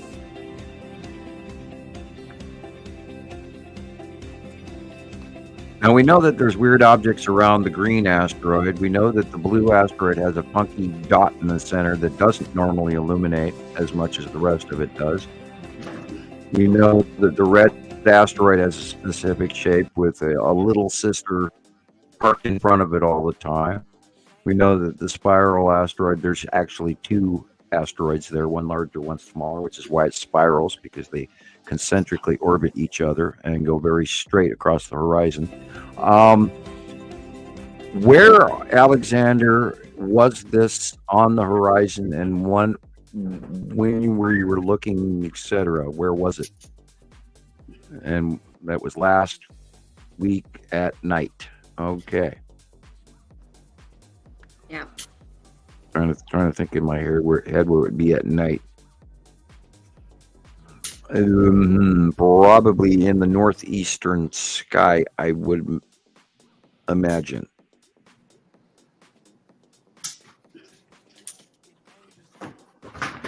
Anyway, yeah, the comet is visible, and there's lots of really cool crap happening at night. So people do, go outside even. And of course, it depends on if you live in a town that you're being robbed because of light pollution. But if you live in a dark area somewhere in the forest or on the plains and outside the cornfields and all of that, and you can go out and take some good pictures at night, do so, and you will be amazed at what your camera will capture sometimes, things that you don't even yourself see. So be aware of that. That's kind of how we started doing Skywatcher in the beginning, was because we were filming things in the sky that when we took the camera away, we couldn't see them. And then you put the camera back up and there it was. And that's how all of this started way back in 2008 and 2009. Knowing that, oh shit, there's something there. What is that? What is that? What is that? And why isn't NASA telling me that it's there? And why isn't it being mentioned on Google Space? And then Google Space, all of a sudden, there was this big box where it was blacked out and you weren't allowed to look at it for like 3 years. And it's like, what's going on here? Why are they blacking this out? And I did a few screen capture saves prior to that black spot occurring, and I did get some good shots of some things. And the rest, of course, is history. That we knew that they were coming, and then we were getting pictures from around the world in 2010, and there was this reoccurring bright flash, sort of like like a sort of a star thing, and it had these really defined long horizontal arches of the brilliant glow, and it was really strange, and it kept showing up in pictures from around the world. And so after time, I started grabbing those, saving the picture, and then going to that corner off into the left where there it is again, and then I started blowing that up, and that's how we discovered literally the beginning information from the object cluster group, followed by the planets. And they got bigger and bigger and bigger, and now they're so massively over the top of us, it's unbelievable. And this is long documented information from watching them come spiraling in to going to the left and then to the right and then to the left and then to the right, over the top of us and in front of us. Over the years, they've gotten bigger. And we managed to document the base cloud patterns and the atmospheric patterns of each individual planet has a certain look and a regular behavior pattern. And we've documented and learned all of that information. And we hope that you will too. Fascinating stuff, guys. Fascinating stuff. I can't imagine not knowing this stuff. Yeah. At the same time, it kind of has ruined everything else for me because I just can't find anything that will hold my attention What are we going to do when they're gone? I'll hear people when they're in my car talking about their little lives, and I can't help but feel. I always think, yeah, but do you know that there's planets in our sky right now? And I have to hold myself sometimes from saying that because nobody wants a crazy driver. But yeah, every time I hear people's conversation, I'm just like almost bored. And all I could think of is planets. It's like my mind revolves around planets now. It's like I can't shut that off. I don't want to shut it off, but yeah. I'd have a car DVD player playing Montana Skywatcher old videos from Radio Wasteland inside and forcing them to watch. Right. Yeah. So Hector is here. Hi, Hector. And Sam, can you just give him a quick rundown? We kind of covered the moon, the second moon, a few minutes ago, but he's wanting a quick rundown. They're telling us it's an asteroid. It's approximately 15 meters across, 45 feet. It's a small body. Your average person isn't going to be able to see it by eye, perhaps depending on the light, if the light is just right, like on a full moon or whatever. It's going to be here for 56 days in the orbit of the moon, in the proximity of the moon, at about 265,000 miles away from Earth, depending on how far it actually is from Earth right now, because it's moving and changing all the time. And it used to be 285,000 feet when I was a kid. Now it's 263,000 feet or whatever. I don't know. They keep changing everything. Every time I learn something, they change it. But it's not large enough to affect our tidal flow. However, I think they're letting us know the tip of the iceberg. And there's the possibility that it might even be a craft that's parked in front of the moon, or an actual asteroid or something. But that is only one of millions that are here that they don't want us to know about. And perhaps it is another distraction, just like Elenin was, when they were pointing out Elenin, which was really cool all on its own. But they were telling everybody where to look and look in the sky at such and such a time in that direction. And meanwhile, at the same time, when Elenin was being visible in the early years, 2012, 10, 11, I can't remember even when that was. But at that same time, Nibiru was coming up underneath planet Earth, and you could see it from Newmeyer Station in Antarctica on the live cams. So they were putting out some glorious distraction over here, while, on the right-hand side, while on the lower left is all this other really cool shit coming in as well. So remember, what the information could be information that's real and viable, or it could be the tip of the iceberg, or a complete distraction, or a complete blatant lie. Go ahead. Sorry, is this something that's happened before? I mean, I just never heard of this happening in my life. We were told by NASA that we had a second moon, about 5 to 8 years ago, and they never told us where it was. And then now you also have to take into account that they don't discuss Sirius and Make and the other smaller planets that are Pluto-sized planets, that somehow Pluto got booted out of the club and he's no longer allowed in the Mickey Mouse Club. And see, and I've talked about this in the past before, there is a higher positive proton count to our solar system than mankind gives credit for. And it doesn't have to be a big, huge planet. It just has to have an electrical core, and that's a proton. Remember, our solar system is a binary compound: 2 atoms, 2 stars, 2 sets of planets, protons, neutrons, and electrons.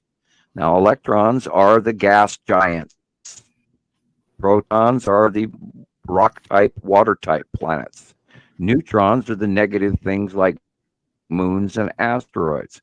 So the makeup, the actual, look at that. Oh, that's a really nice copy of that, Gillian. I have one off the side of a pyramid, or it's a pyramid drawing. Is that what that is? Yep. Could you send that to me? Yeah, that's that. Gillian. Wow, that's amazing. I have another copy of that as well. Put it up there one more time. Let me grab a copy of that and hand it to Rebecca. Back it up a little bit.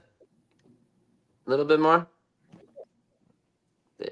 There you go. Perfect. Okay. Will you send that to me, Gillian? Yeah, sure.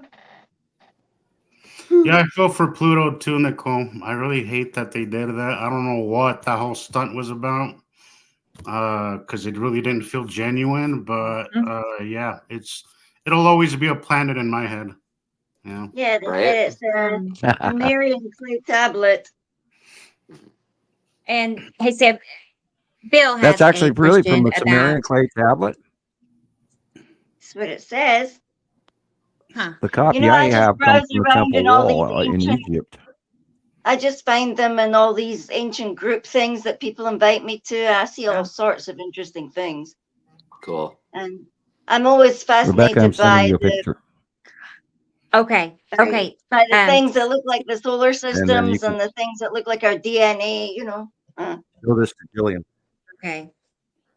Yeah, could we answer William's question? Yeah. Okay, I got to come back to StreamYard. He has a question, and then after that, Thunda has a question. And if you want to send me You that can't picture, Jillian, I can put it up on the screen. see the key word is you've said Earth gravitational grip. That's not how space works. We don't have a gravity well pulling us one direction and dark matter pulling us another direction. I find The that planets so and the asteroids and everything is electrically connected to a chemistry equation. We are thread linked in our place. Things do not easily leave their place. Generically, the only thing that we have to fear is the rogue, smaller break-off collisionary asteroid that is so catastrophically bumped out of the group that it is electrically released because it can't electrically keep it in place. And that would be like a degradation or a radioactive breakdown of the entire overall compound. That's how atomic structure decay is. And this is, of course, where, you get discharging. That's also radioactive, positive charge, and all of this. Think of chemistry. Don't think of it as gravity. Now, gravity is part of the equation, but it is not the only part of the reality of the equation of space. We're not free willy-nilly floating around and something bumps into another and it's going to cause a chain reaction. Because remember, it's cyclic. This happens every 3,654 years. And if we had a gravitational collision scenario to worry about, it would have happened within this last 4.5 billion years. And or we're already seeing evidence of the asteroids between Mars and Jupiter, for instance.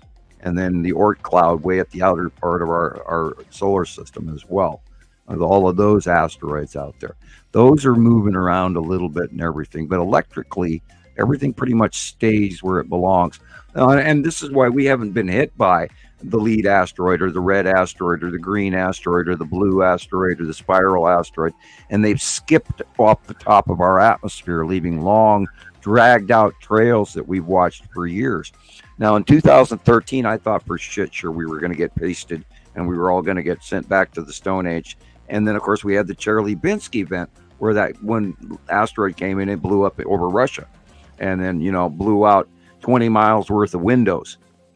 And I was just saying here earlier, a few minutes ago, is like, wonder if we're going to have another one of those because there's a lot of stuff coming in right now. We've seen it all week long. Some big shooting, burning meteorites or asteroids coming in and burning up. Now, maybe we'll get one that doesn't burn up and we'll hit and boom and cause another Tunguska or whatever. So, it's possible. But overall, I don't see the big stuff breaking away from, for example, the bottom of Uri's asteroid group. I think they're pretty electrically connected to Uri because of her mass, her magnetosphere. And in some cases, we talk about this occasionally. A lot of what we believe of the asteroid groups of planet Uri, for example, some of those could actually be moons. And we just haven't had close-ups enough of them, captures enough of them, thank God in some ways, and wish we did in others. But to call them moons, and the only way we can do that is by getting a look at them up close, because asteroids are usually glass-like, or they're metal rounded, and smoothed, or they have facial featuring, whereas a moon will gather dust and will have craters from impacts and things like that, because it's a negatively charged body, does not have its own personal magnetosphere, so therefore it's allowed over time to get hit by incoming material. Whereas Earth has a magnetosphere. Anything coming in at us is most likely bounced off or burnt up by our atmosphere. Yeah. So, if we are going to get a biggie and then it's going to literally take the Atlantic Ocean out and everybody's going to drown, well, they'll tell us probably a month before that happens. And so we can, get our affairs in order and visit our family and friends and kiss them goodbye. I'm sure you've seen some of those disaster movies where the government waits until literally a few weeks before the big shit's about to hit the fan, and then they announce it to the public. Now, we have to talk about that, too. The topic that we're talking about, the close passing planets, 80% of people are not ready for this information. And this is why we're not getting out as fast as we should. Because most people are not ready for this information. Wow. They can't handle it. And this is probably why they're not telling most everyone. I agree. I've had moments where I've seen stuff, Sam, that scares me, and I don't typically get scared with this stuff, but it's happened a couple of times where I question what we're doing, and I'm like, are we doing the right thing by trying to get this information out? But I'm a firm believer that we deserve the truth, no matter what, how ugly that may be. I agree. And and I carry myself back and forth between, oh my God, they're going to kick my door in and take me away, to I believe everybody has a right to know this information, all the way to the other extreme, like, oh my God, have I lost my mind? And I go through that every week, back and forth all the time, trying to absolutely make sure that we are sharing legitimate information that is not fabricated and it's researched. And I do my homework every week. And I feverishly try to make sure I know what I'm talking about for you guys, because the last thing I want to do is give you guys bad information. And I've seen that throughout the years of knowing you, Sam, that you are very responsible with what you put out there, and I respect you. Did you get that picture, Rebecca? A great deal. I did, yes. I feel a lot of people are just putting shit out there that they don't even. I don't think they really think about it before they put it out there. How that's gonna, how something inaccurate could affect people, or how it could throw you into this rabbit hole of wasting your time and scaring the shit out of you, and it's not even accurate. So I love that you are very conscious of the stuff that you put out there. Yeah, I try to look things up. I really do. I don't go, oh, look what I got on this site here today, and then I hand it out to 87 people. If I find something that is intriguing, then I have to spend some time to actually prove that, okay, where did this come from? What is the source? I'll watch the material. Now, I did post on Montana Skywatcher 1 a video about the Anunnaki today, and unfortunately, it is laced with human information and sad, deceptive side turns. But I posted because I'm trying to also reach a larger base audience. That's why I didn't post it at other places, but I did send it to my library, number 1, Montana Skywatcher 1, to keep a copy of it so we could all watch later, if necessary, so I could find it later. This picture. There's times where I talk to people, Sam, and I kind of water it down before I come out. It's hard to kind of, we're so far ahead, and we've done this for so long that sometimes we have to kind of start small with certain people, and that's kind of how I approach it. I kind of see where somebody's at, and then I kind of go from there, because if you just go straight to there's freaking cubes in the sky, you're gonna lose somebody. You're just gonna lose somebody, and it's important, I think, that sometimes you do water it down a little bit just to kind of get the ball rolling, so to speak. And Tara, I agree. I don't think they would warn us at all. I really don't see them warning us. Let's go back to the Gillian's depiction. I'd like to compare this one to that other previous one, if you could, Rebecca, please. Yeah, that big dark circle outside Saturn. You can see the rings of Saturn. Yep. See that big dark circle on the outside there? Don't imagine that as a ring. Imagine that as a very large object, Nibiru. Wow. Holding solar systems. It's interesting now. I would have never looked at it that way, but now that I know this stuff, that's the first thing that came to my mind. I'm like, there's Nibiru in the back.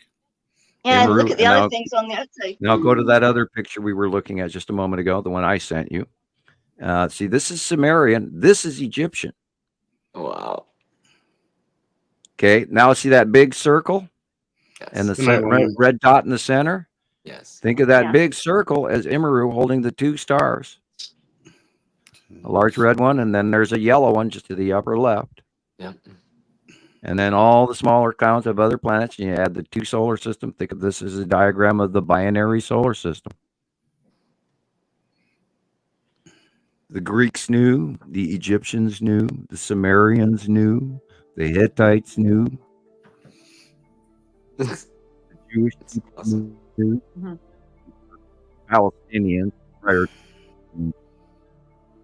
many centuries before. I remember there was an age of knowledge that took place in 500 BC that we don't even talk about, where there was vastly wise people that came up in 500 all around the world in 500 BC. So you should look that up. You can type that into YouTube and find probably about 30 films on it. And then you go back to 1250 BC, and everybody thinks these guys are walking around out of caves with furs on, dragging their knuckles on the ground, and that's not what happened. And that's in the Bronze Age, and prior to that was the Copper Age, and prior to that was the Stone Age and the Neolithic. And I truly believe that even prior to that, there were other civilizations, and we see that stonework all over the planet. The Sphinx was not made at the same time as the pyramids. The Sphinx was made a couple of thousand years earlier. Wow. Or like at least 1,000 years. Likely 12,000. Yeah, minimum. it's like anywhere from 8,000 to 12,000 years old, and you hear all kinds of different stories. And then you got to go like the Neolithic stone cities all over the planet. That there are stones that are set in place that we can't carve to this day, and they're still sitting in the same place. They're still interlocked, and you can't even get a sliver of matchbook between it, or a credit card between the stones, because they're still so tightly fit. And then you go to the Peruvian H blocks and all of the stuff in the architecture where that we can't even carve it. And let's talk about the megastructures in Japan, or the megastructures in Russia, or the megastructures in the United States, in the Michigan, Wisconsin area, et cetera, et cetera. And you can go on and on and on. And there's some in Montana, a big wall and all. Yeah, there's so much evidence. Go ahead. I just heard also during the week, I mean, for some particular reason, I researched Tenerife. I thought, if I went to Tenerife, would there be something for me to look at? Never dreaming that they've got mini pyramids there. Have you Googled that stuff? No, I haven't. Have you? Where is that? That stuff. That stuff looks like it's one of the little the Grand Canaria, so just off Spain. I would imagine it's the Spanish Tenerife. Oh, Spain. Okay. Yeah, just off Okay, Spain. I did. Yeah, just off Africa, just off I North have not Africa. seen those. And they look like the ones. Yeah, well, they believed at one point in time. They look like the ones, like the things in South America. And they're saying that they were built in the 1800s or the 1900s. So you're like, come on. If you look at the stuff, just look at it. It's over 9 areas there. Well, they're using LiDAR now over the top of the Amazon, and they're discovering how vastly large the Olmecs and the Mayans and the Incans were, and how vastly wrong they were, and their temple skills, and how there's temples built on top of temples built on top of temples.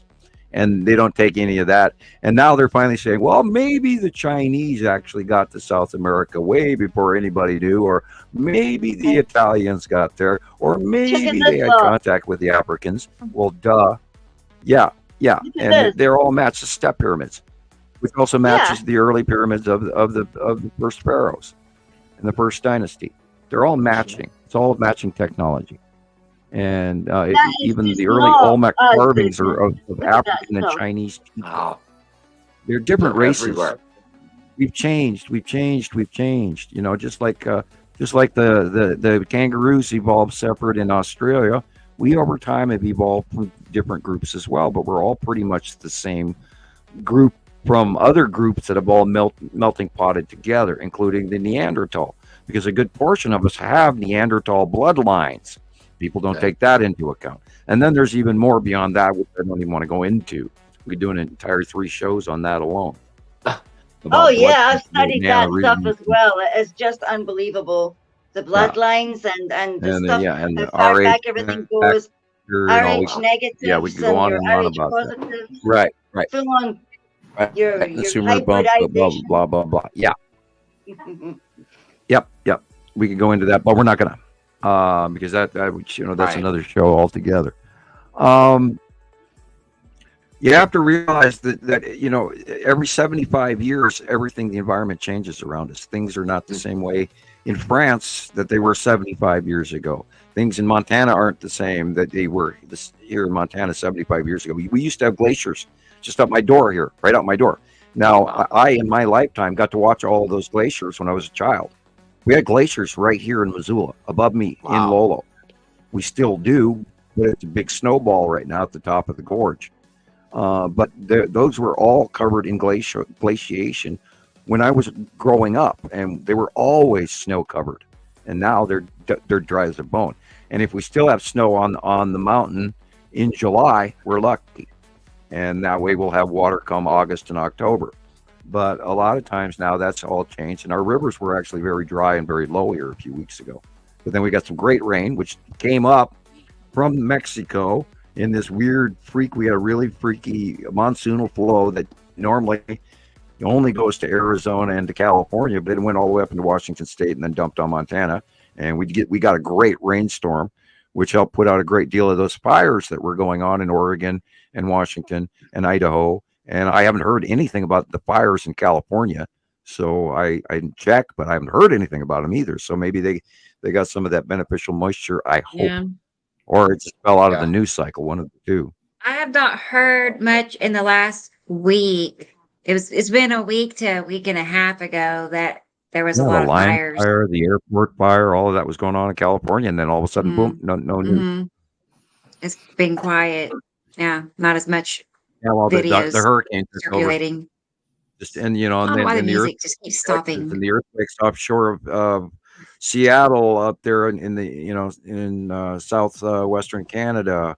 That's very interesting. Those quakes are still going on. There's been clusters of quakes going on in the Malibu area in California as well. There's a lot of moving and shifting and shaking going on around the planet. So don't be surprised if there is a major earthquake anytime soon. There have been some rather unusual tsunami effects, which is part of what Andy was mentioning. We recently had a worldwide tsunami that did not get mentioned, and it had to do with a glaciation process of something in Scandinavia. I believe, I could be wrong, but I did read something about it. And it sloughed off a whole part of a glacier into the ocean, and then it caused a worldwide tsunami. Again, there was another small tsunami with that Canadian earthquake, the 7 point whatever under the water in the ocean. And that was like a 2 or 3 meter high wave, and it set off 3 separate tsunami markers up there offshore, but it didn't go around the world that I got to witness. But we're entirely possible. Flooding, all sorts of shit going off, guys, around the world. And dig all your camping gear out of the corner. And if you haven't gone camping in a few years, you may not know where your tent is and where your sleeping bags and your muck boots and everything. And I would frankly delegate that to a single closet or an honored place in your garage.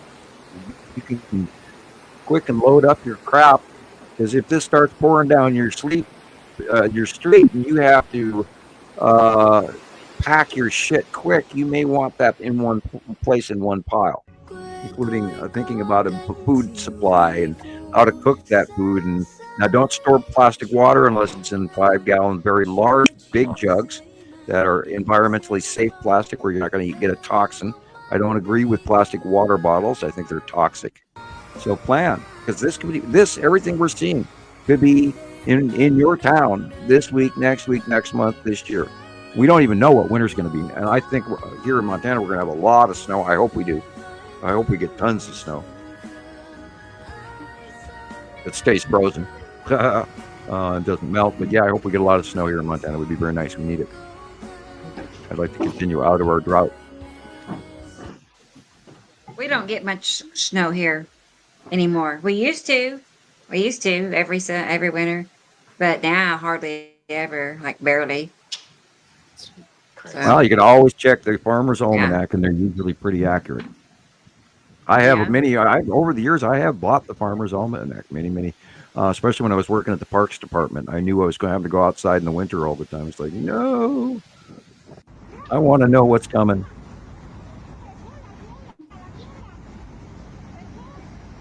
Yeah, those are rocks, by the way, that are flowing downstream.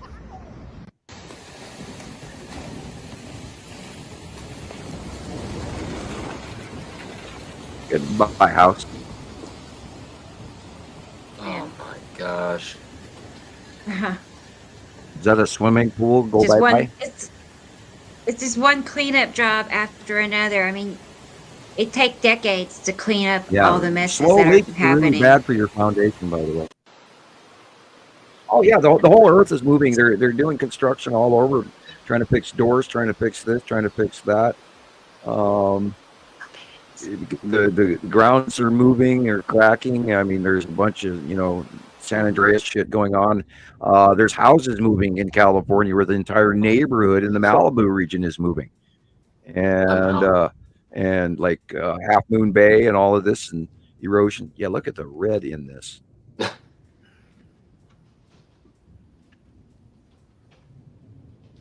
Yeah, they never made storms like this when I was a kid, you guys. Right? These are new. There's no way I'm staying for more than one earthquake. I'm out. No. I feel that. I'm out. I'm gone. Oh, we had a 6 point, I think it was a 6.6 here in southern Idaho, about 80 to 120 miles away from me here. You felt and that? It was a pretty interesting shake. And, of course, I live right next to a volcano. So that is the bottom base cloud of planet, close passing planet. And you see that's the right-sided weird tornado maker. It used to be on the left. Now it's on the right. And it offshoots those little tornadoes off the bottom of it regularly. That's a lot of debris. And it has a lot of push weight. That water makes it very powerful. Yeah. And that'll jam boards through your body if you're stuck in the middle of that. Yeah.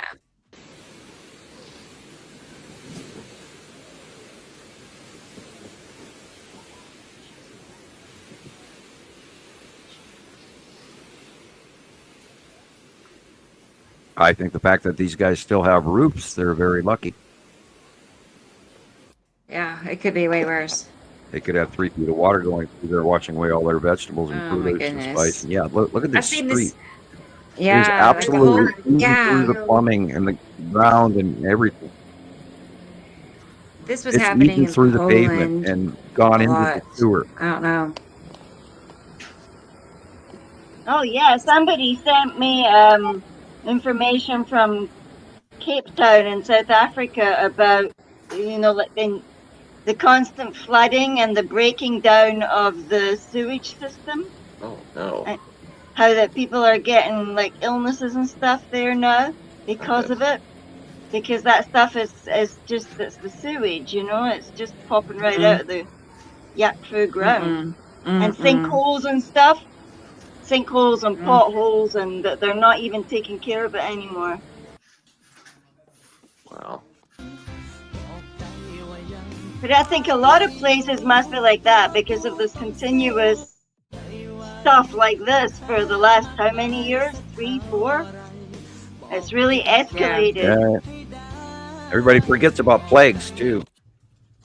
Oh no! You know, the cholera epidemics can kill thousands.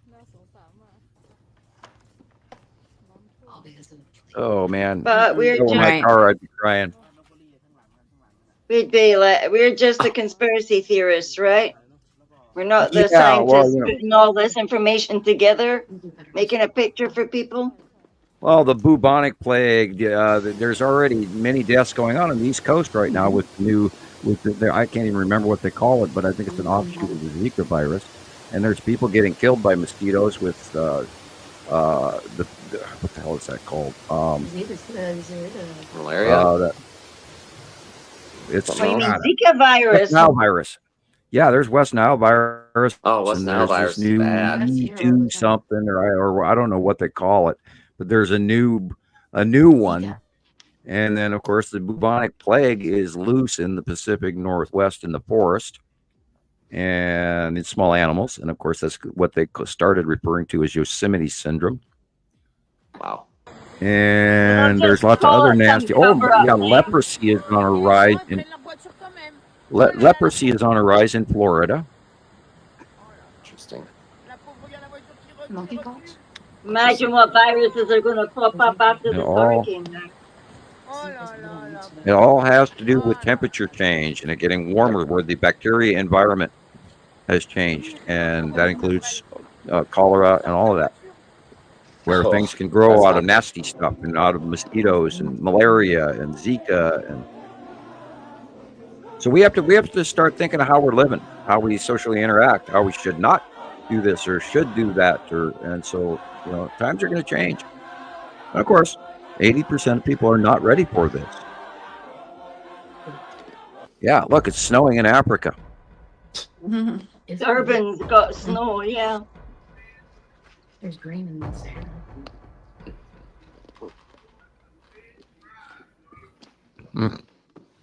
I'd say that's probably the end of that car. Yeah. Especially if it's salt water. If it's not, then maybe.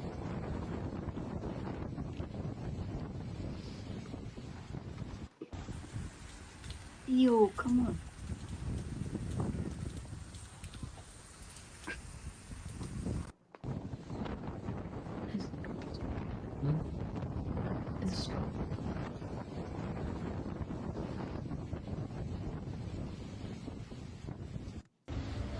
And this doesn't happen once every 3 months. This happens every week now. We're seeing it around the world every week, all over, nonstop. Last 2 years, 3 years, 5 years. And, the news is not getting to people. And if they just start putting the pieces together of the puzzle, they'll go, holy shit, this is happening everywhere. And it is. Just, call anybody in Kentucky right now or in Tennessee right now, or Georgia, or North Carolina, or Florida. They're going to have a whole different point of view.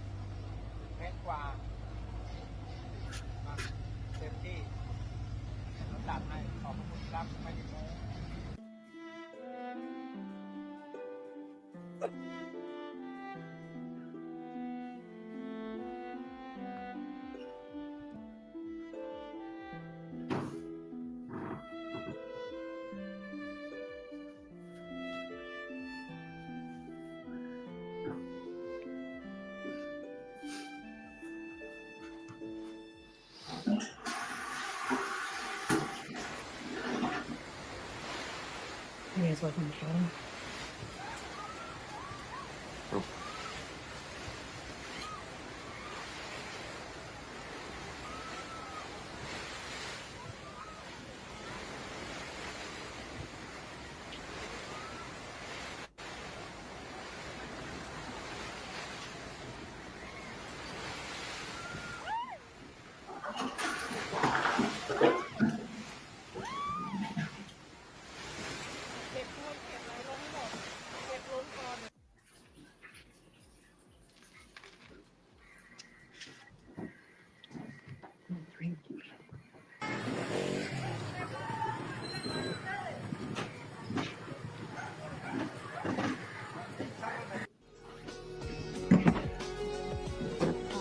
that.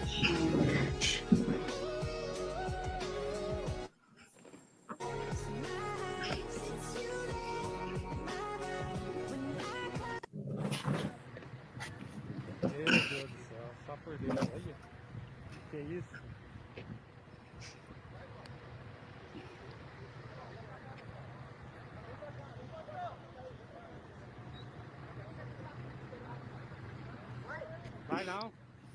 Vai não, meu irmão. Fora o vidro. Temperatura fora o vidro. Não adianta mais nada aí. Só essa rede de luz aqui que tinha que ver para desarmar.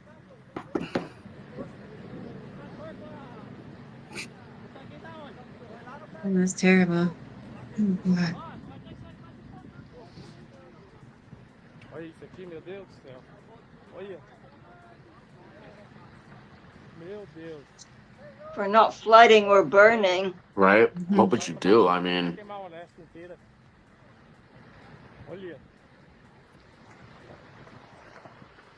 I know. It's like, that's a little too close.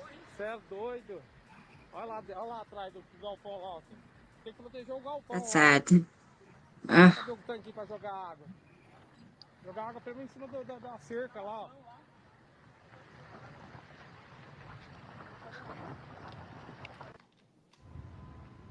Oh my God.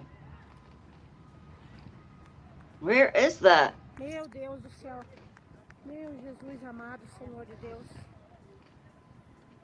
I don't know. Meu Deus, agora se alastrou mais. Meu Deus. Claro, claro, de agora é tudo PVC lá dentro, mulher de Deus.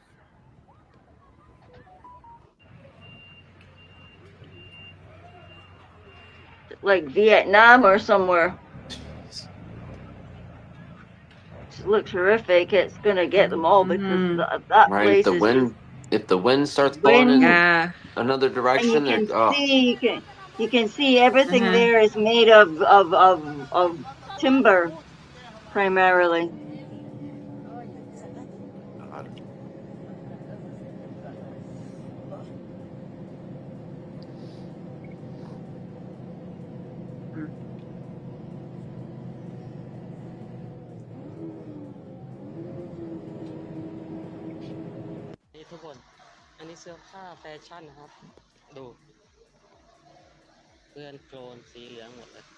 That stuff is ruined. Mm-hmm.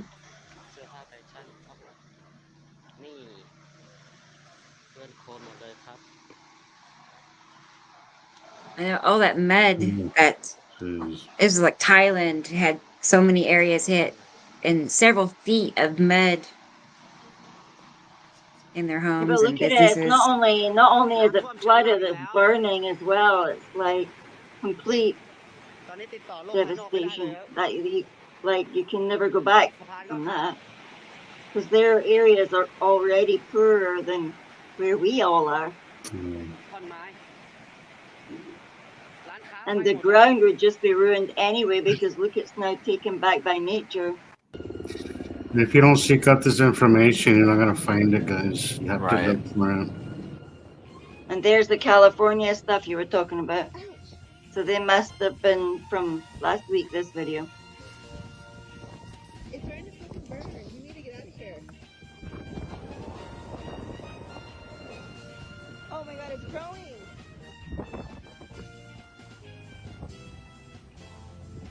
Cal Fire has entered the chat, homie, here in beautiful Riverside, California, where there is a massive wildfire came through the mountainside. You could barely make through. FNN live and direct. You're breathing all that in. Oh, not good. Riverside, California. A hillside fire has ignited here in the upscale part of Riverside, California. Cal Fire has been making water bomb drops. Since I've been here, I've seen about 4. Some structures are in the direct path of the fire. But when in the moon is the distance, I can't see any of the line of sight from Earth. That's done. Like, how do you, boy?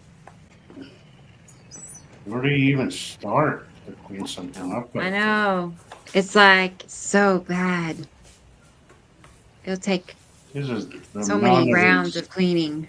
The amount of anxiety that would give me would be just. I don't know if I got to come back from that. Jeez. Right. Right. And I'm not even. He's doing a good job, though. Yeah, he is. Wow. He sure is. Yeah. Jesus. But man. Oh. Yes.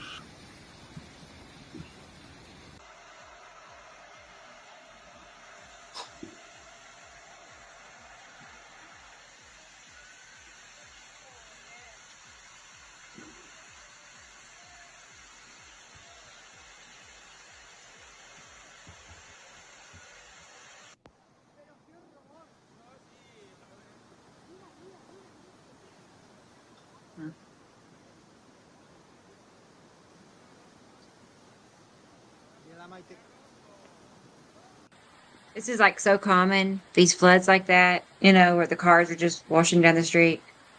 It's like, I can't even save them all. There's so many videos of it. Albert, welcome. I don't know if I've seen you here before, but greetings from Utah here. I see you're in Grenada. A new guy. Hi, Albert. Welcome. Hello, Albert. I shared this to like 13 groups. So. Did you? Oh, cool. Yeah. Well, that's nice. Yeah.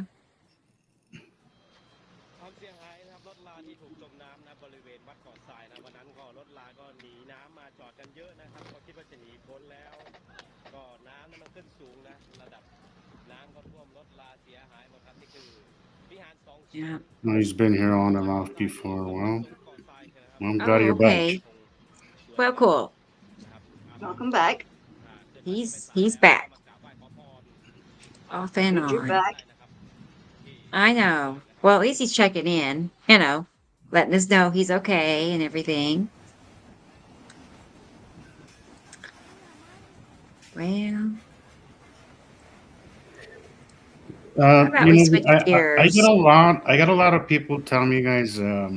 So, what can I do about it, anyways? I think these scenarios right here are a perfect example of what you can do. At least, if you really understood the skies on a level that most of us here do, that us here do. You could foresee and predict things pretty efficiently, guys. I've seen things coming in, and I know to expect something later on in the day. And you have no idea how incredibly helpful that is. I over this cycle, I had a tree in the back that's really been bugging that I really had to get rid of. I cut half of it off, and then I got busy with work. I couldn't get back to it, and I had some pretty strong winds one day.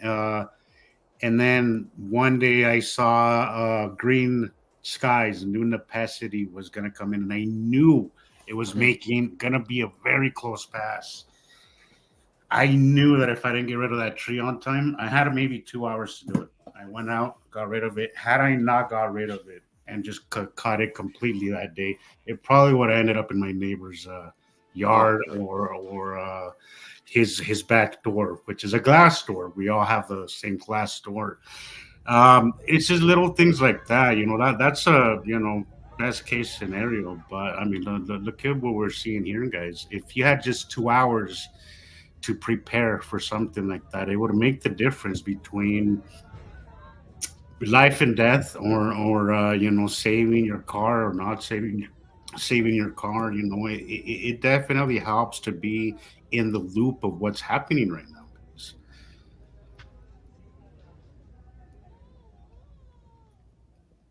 I'd say hi to S. Ricolette. Hey, Ricolette. Better late than never. It's okay. I won't put you in detention or anything like that. So we'll give you a pass this time, buddy. We'll give you a pass. That's it. That's right. We'll go easy on you at least. Yeah, have a trampoline, or your neighbor has a trampoline, and the weatherman, they even joke about it now, going, today's the day when you're going to see flying trampolines. And so you can, that's why I told everybody a while ago, don't buy yard furniture this year. It's not a good plan. Yeah. I cleared up everything from my yard. I cleared up everything. That was loose, anything that could get into my my neighbors or anything that could be problematic. I got rid of it because I know what these things can do. I've seen them. The worst piece of furniture, if you have it, is a glass table with an umbrella in the middle. Yeah. Oh yeah. I'll never forget when I was a kid. Me and my stepsister were home alone, and it was windy out, and the wind just caught the umbrella, and there was just glass everywhere.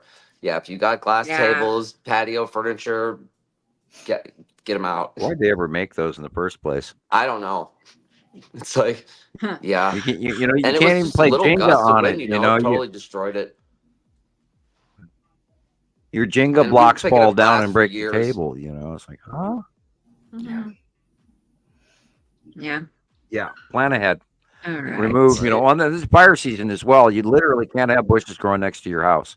And you have to, that's part of why I bought my house is I have a metal roof. And the reason that I probably still have a house is because I have a metal roof. Whereas the people that their houses burned down across the street from me, they did not have a metal roof. And that roof caught on fire and it burned the whole house down. Of course, I have to say that the fire department did not do a very good job. They could have saved half the house, but they didn't. Anyway, that's my opinion. I was watching it and watching them, and I went, no, you need to do this. Of course, I was an armchair firefighter, but I've done a little bit of it. So anyway. Yeah. These are a few pictures that Gillian sent me. I recommend people install a pond pump with sprinklers on both ends of your house if you can afford to do so. Yeah. And then have a gas powered pump that'll pump the water out of that pond or out of a swimming pool or whatever. Because once the power's off, you're not going to have water pressure. That first one that I sent. Okay.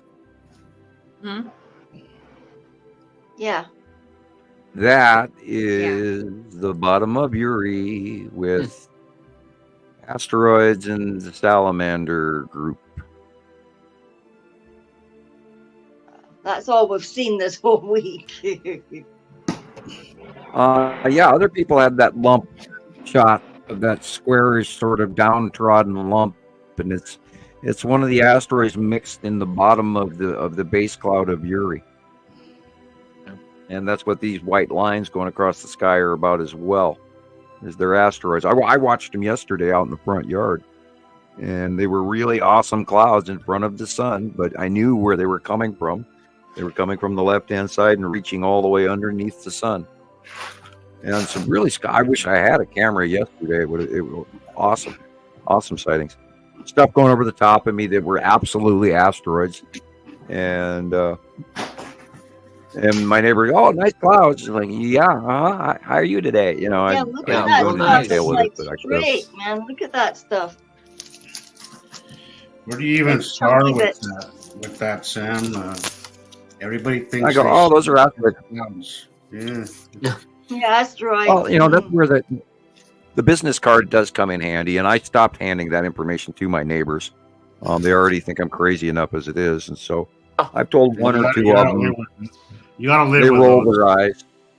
They ignore me after a period of time. Oh yeah, that guy's nuts, man. He's seen planets, man. Look Trying at to point out, look, that looks like the bottom of Nepesity. God, my ears right now, the tone outside my ears feel like somebody's jabbing me in the side of the head with a stick. I have a clear sky now that I went out and looked, but I do see some shadows, some dark areas all over the place for sure. Yeah, I'm guessing. I'm hoping sometime during the week maybe we could get some good views. But anyways, all I seen was rain, lots of rain. Well, I'm out of time, guys. I'm gonna have to go. Yeah. It's always Probably fun. me too, shortly. Always fun hanging out, but Yeah. duty calls. I hear you. We We understand. I'll be listening as I work. So let's see how long you guys stay on. But Sure. all right, guys, nice to hang out. Thanks everybody for Nice. coming out See you and next hanging out. Saturday. We'll see you next week. All Good right. seeing you again. For sure. All right. Take care. Yes. Bye-bye, Bye, guys. Jesus. Bye. All right. Number He's so 4. slick at getting out. He knows what the button to push and everything. Yeah. Some people are slicker than others. Other ones are more short-sighted and fumble Hey, fingers. I have trouble too. Like every time I go live on whatever, TikTok or YouTube, I can't find the exit. I tell everybody bye, and then I'm, they're fumbling, clicking all the, options, trying to find the exit. So and then it doesn't happens. let you get out sometimes, and you're sitting there on that. It's Or you end embarrassing, up so then in you that gotta- one where it says, "Please, you can phone in," and then you're sitting That's there not with cool. all these like 76 potential people can talk on a live, and nothing happens. There's nowhere to press. But not Yeah, on a here's all phone. the- Like, I have a big X Right. button in the corner. I can just go reach over and go click, and then I'm completely offline, and my computer shuts off. Good. some So, people PC. are lucky. I recommend a PC if you guys really want to see Alexander is still here. Wow. a fuller. Sorry. If you're on your phone and you're watching this stuff, and we're sharing our photographs with you, and you're watching them on a tiny screen. However, thumbnails do show you real cool shit, but the real experience is a larger screen TV or your smart television in your living room, and go to YouTube and Nibiru Followers Anonymous and watch these videos again. If you watch it on a small tablet compared to a large screen, you'd be amazed what you can see. And it makes a huge difference. Like I said, I have a 43-inch screen, and that's part of what makes, it easier for me to do my job for you guys out there is having a large enough screen that I can see some of the stuff that other people miss. And we do a lot of that, and there, there's a lot of stuff that I miss, and I go back years later and I go, holy crap, look over here, I never noticed this, blah blah blah, And I mean, I started that one Nibiru picture probably for 3 years before I realized that Isatim and Isatim's yellow moon were right in front of it, and I just went, whoa, I never even saw that. And I still see stuff all the time that I miss. And it just jumps out at you, especially when you're talking about this asteroid or that asteroid, or when this was back in 218, 219, 220, etc. And then you look back at some of those old photographs, and it's just amazing what we missed. It truly is. Mm-hmm. I do that too. Like every time I make a video and share it, every time I always see something I want to go back and add. After I've put it on YouTube, and you can't do that. So it's anyway. Right. Yeah. hurts. So we do it at a point can't every change once in it. a while we have to leave things as is, and it Yeah, does that for me, eats it's at me like too. the wrong letter or something, or Yes, Well, it's I'll see something, or people you'll see post something you didn't see, and yeah. Yeah, I'll also see people All post right. things that are inaccurate, and sometimes I just leave them alone. And I shouldn't, but I don't want to be the guy that's always tapping them on the shoulder, going, "Excuse me, I know. but you're wrong." I don't want to do that, but I do correct people. I corrected Rebecca a lot because I knew she wanted me to. But when people don't want me to I would correct prefer them, I that. try not to. And Yeah. I'm sure it can be a pain. I would prefer that. yeah. Yeah, I'd rather know than not know, and I don't get my feelings hurt that easily, so it's not like you can upset me that Well, way. you want to so. find out that I'm 5 years wrong, later that you put out. Yeah, 5 years later, I put out that video, and God, I was such an idiot back then. And I went through. I don't know if you remember this or not, but I had a series of trolls, and they were pumping this information out about me in YouTube videos, and they were saying I said all of these things, and I looked at the information that they were posting, and I read through it, and I went, I never typed that. And and here they're using, well, what turns out was somebody did a copycat logo. It stole my profile picture, made a duplicate me with no friends, but it was a Facebook page using my picture. And then they went in and threw in a handful of blender information, like Atu being a brown dwarf. Remember that, Rebecca? Did you ever get to see all of that? It was And they were- information. It was things that Sam would never say. It was Right. totally wrong information. That information. stuff, yeah. Yeah, but And- we reported that account and it got taken down. So Yeah. Okay. I And just don't I know. understand why somebody would take the time from their Yeah. day to do something like that. It makes no sense. Oh, yeah. Not only that, we've talked about them before, where the money that they spent to send packages, that blows me away too, just to harass me, and they're spend $10 and $20 a pop here on the postage alone, plus whatever they bought to send me, and in some cases it was prank, and in other cases it was direct. We think you're full of shit. We're going to kill you. And God. yeah, and the cutout pieces of paper glued to the thing, and so Becca? Mhm. go ahead. Sorry, Sam. That's okay. I just got a WhatsApp message of Audrey, and she said, "Hi, Gillian. Please tell Rebecca to open her messenger. I sent snow pictures." Yeah, that's coming okay. from. All right. Yeah, I read And she that. showed the snow pictures, please. The snow pictures Cool. from South Africa. Uh-huh. From Audrey. From Audrey. And I have another. Yeah, Imagine we've South gone through a Africa. whole bunch of people over the years. We've had many different groups that some sidebarred and went cuckoo, and some that did really good, and some that are in and gone, and some that are still doing really wonderful work. And so, this going back to the topic is I hate to correct people, but sometimes you have to. But I have tried to be as polite about it as I can. But if you hear me, or if I type to you Skippy, okay, Skippy, then I am making fun of you. I have a favorite saying that, in order to insult me, I must first respect your opinion. And I use that regularly. That works. So yeah, we've gone through so much over the years with all of these videos and try to put all this information together for all of these people. And Tara talks about, that sounds like they had a crush on you. I was wondering that as well. we had a particular young lady that was excruciatingly angry with me. And there's been many actually. So, and then there was multiple groups that were out to get us, and then they posted pictures of us with poop hats and you name it. And they went through a lot of work for that. It's just amazing. But we've come through it, the piranha pool. Oh, look, lead asteroid in front of a Saturn Jello moon.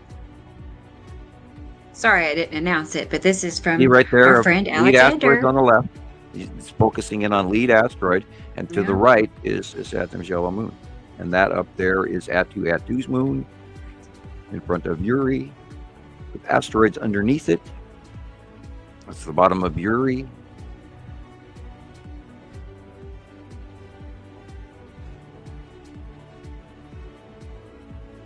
Yeah, they're getting higher. Notice the distance between the horizon illumination and the bottom of Uri now. Uri's gotten higher up.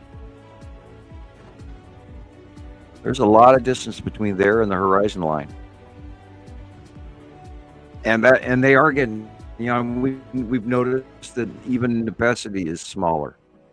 So now Uri will get smaller, and Atu will get smaller, and Atu's moon will get smaller. And oddly, Matim is getting bigger. Interesting. Okay. So is Saru. Yeah. And of course, Nibiru has gone beyond us already. And Saturn's yellow moon is going over the top of us on our right-hand side of view. If you were looking east at sunrise, Saturn's yellow moon is on the right-hand side, going over the top of us now during the day in a close pass we've never seen before. That looks mostly normal, but My cat just fell. minutely suspicious.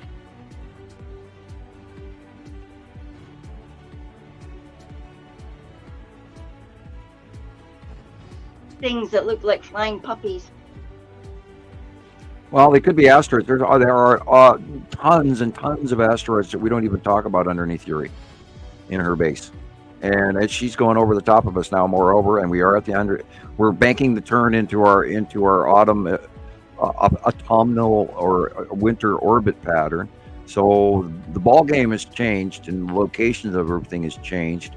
And so we could see very, very close proximity skittering asteroids by the hundreds going over in front of us. These could be undocumented asteroids quite easily. And there are tons of them, and which is part of why I try to, post that picture. You've been warned, because I don't want to over express the severity of this, but it's really, there's so much shit flying over our heads right now. It's scary. And I almost went bonkers as of 2013, realizing it and watching it. And I've got space pictures of it. I've got NASA pictures of it. I've got membership pictures of it from 2013, 14, 15, all the way till now.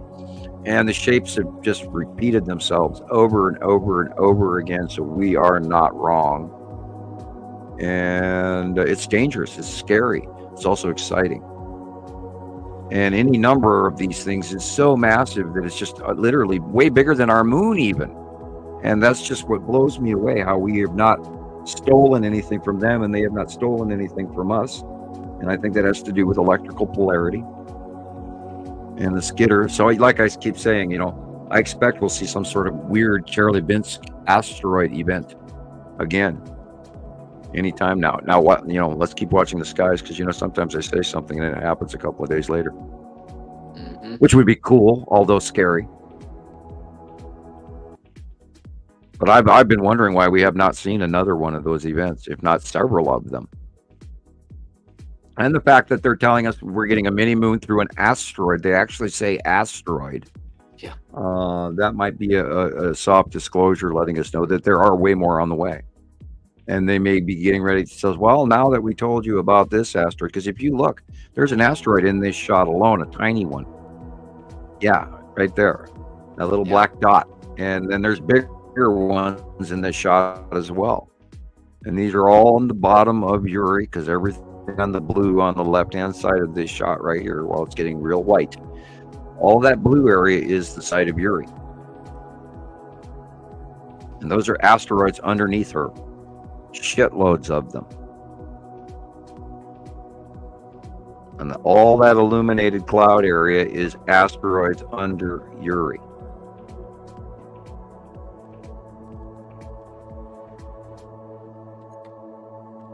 And that's why we talk about the 180-day cycle, and this is the most dangerous month is March and September.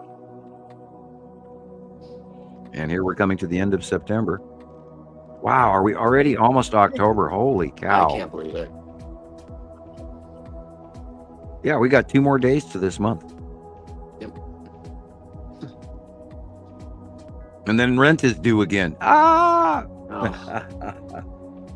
Yeah, I had to say that, didn't I? Yeah. Yep. Didn't have to say that, man. Heard. Yeah, well, the girls are going to have their Halloween. Gone by. We've been working on Nova's Halloween costume for months now. Shiloh was easy. She could go buy hers off the rack. Shiloh's not that picky. But yeah, we've been working on Nova's Halloween headdress for months now, and it's pretty much done. Yeah. Oh yeah, we're going to see pictures. I have one of it that I can post. Where do they go? Do they go But anywhere in particular?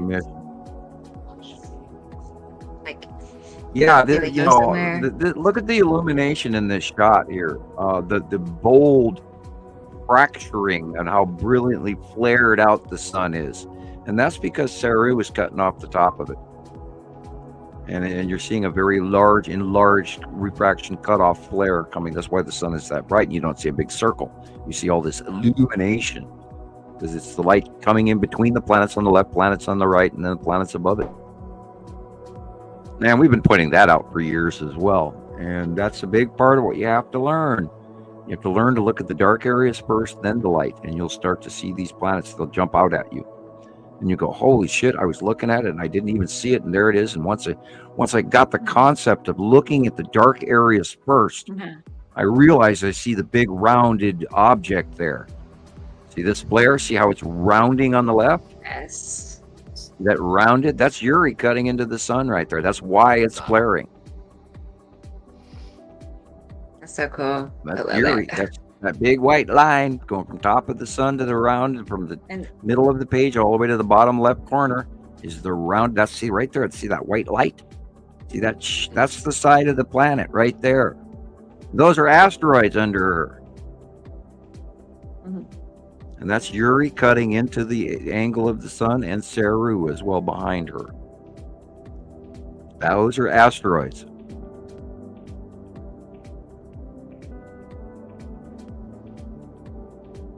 See how faint they are? They're way, way up there.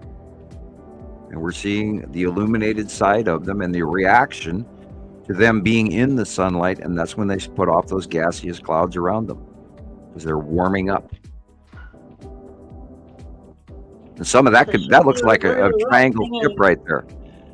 Look at that those last things. one looked like a Star Destroyer, didn't it? Oh, look at those things. They're not all rocks, they're ships.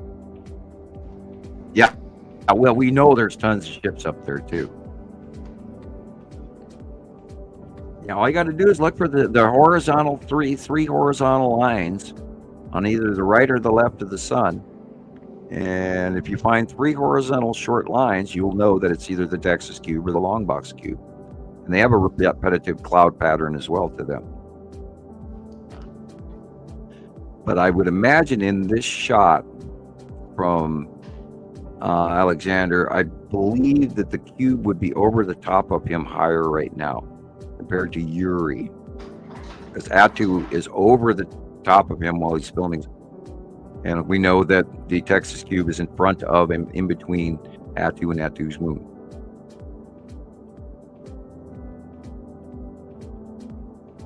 Lots of stuff up there. That could be the green asteroid. No. Yes. That could be the green asteroid. Yes.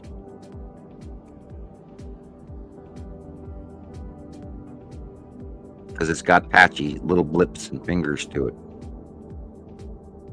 Or it could even be the red asteroid for all I know. I could be wrong. Interesting flaring right there. Yeah, look at that side illumination. Is that our star behind the other star? That's been the question for a couple of months now. Thank you, Alexander.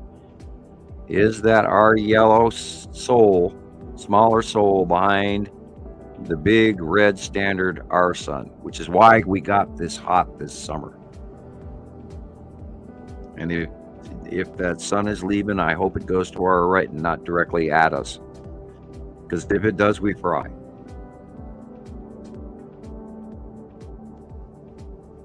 Let's just hope it goes away and continues its normal straight path, and it's not us that is in danger. And which is entirely possible. We could end up with 130-degree temperature around the world.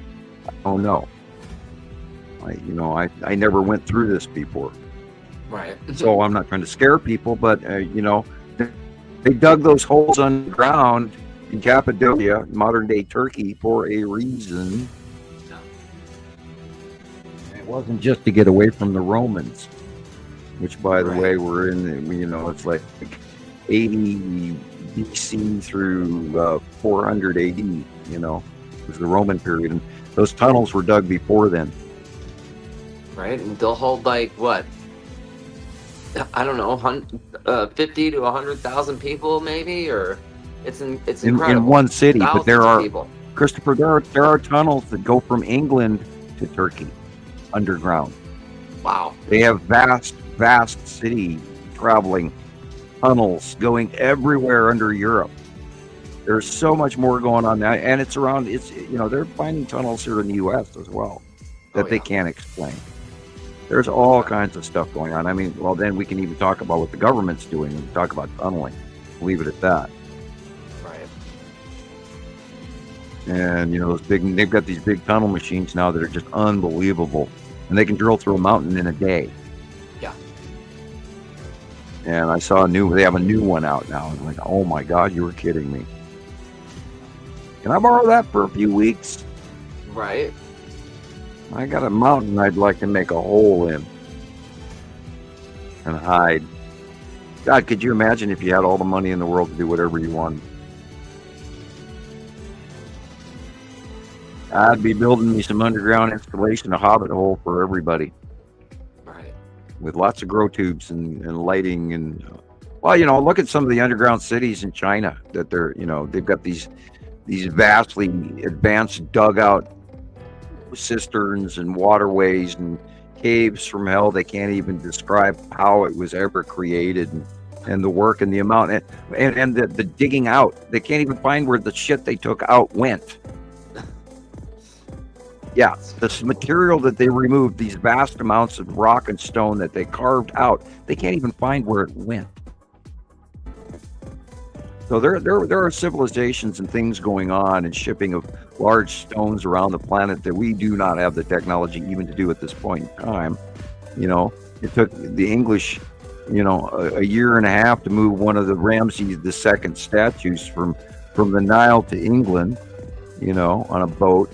And, you know, and that's only a chopped up version of the statue. They had to break the damn thing to haul it away.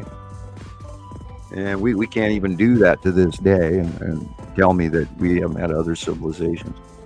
Big cutoff. Look, in the upper left corner right there, it's blue. That's Matim cutting in on the left. I hope he films it. Go to the left. See that rainbow color right there?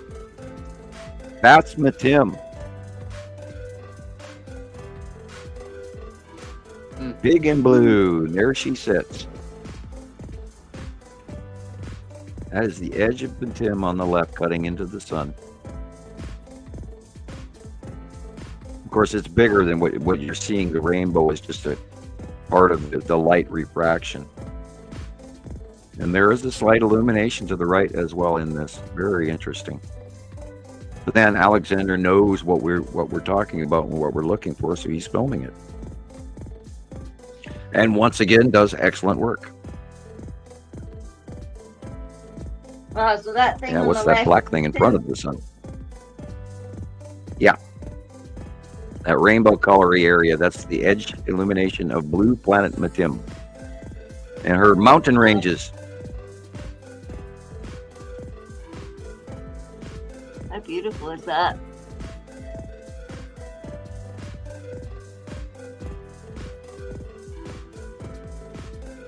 I'm blind. Yeah, I walked away from last week's show. I have a tendency to close one eye and then use my right eye. And I had done it so often last week's show that right after I got off the show, I turned the computer off. I went to the kitchen to take my, you know, my dish and my empty pop can to the kitchen and take care of it. And I'm looking around in a different illuminated room, and I was totally blind in my right eye. I was like, oh my God, I can't see. Because I'd had that eye staring at pictures for how many hours did we go last week? 5-6 hours, you know, yeah. Blind. Yeah, 6.5. It's almost 7. It was almost 7. I'm catching myself doing the one eye look again. Yeah. Oh, I just found a new picture for you, Rebecca. I sent it. Okay. Let's see. Yeah, now that rainbowing is probably debris material from the asteroids of Uri. Not just clouds, because otherwise all the other clouds would be rainbowy too, but they're not. Come on, kitty cat. Ow. Now, just above the edge of the roof and that antenna right there, right behind that is the lead asteroid. See that big circle right there? In front of a Saturn yellow moon, and you can see the ion tail goes from the antenna to the upper right, or towards the right middle. That's where the ion tail off. And you can see it in the variation when he changes the angle of his light here, right there. See that big round thing right behind the antenna and the roof tip? Cutting into the sun from the right. That's the lead asteroid, and then behind it in the entire upper left, or in the upper right corner, is the Saturn's yellow moon. And remember when we were talking just a few months ago about Saturn's yellow moon and how much smaller it was compared to what it is now? It's just like amazing. And I don't think we stress that enough, like how fast this is transitioning. I love that he can do this. He's, color grading it. Did you find my latest QB thing? I bet you his editing takes a long time too. Yeah. Look at that. Me or? Yeah.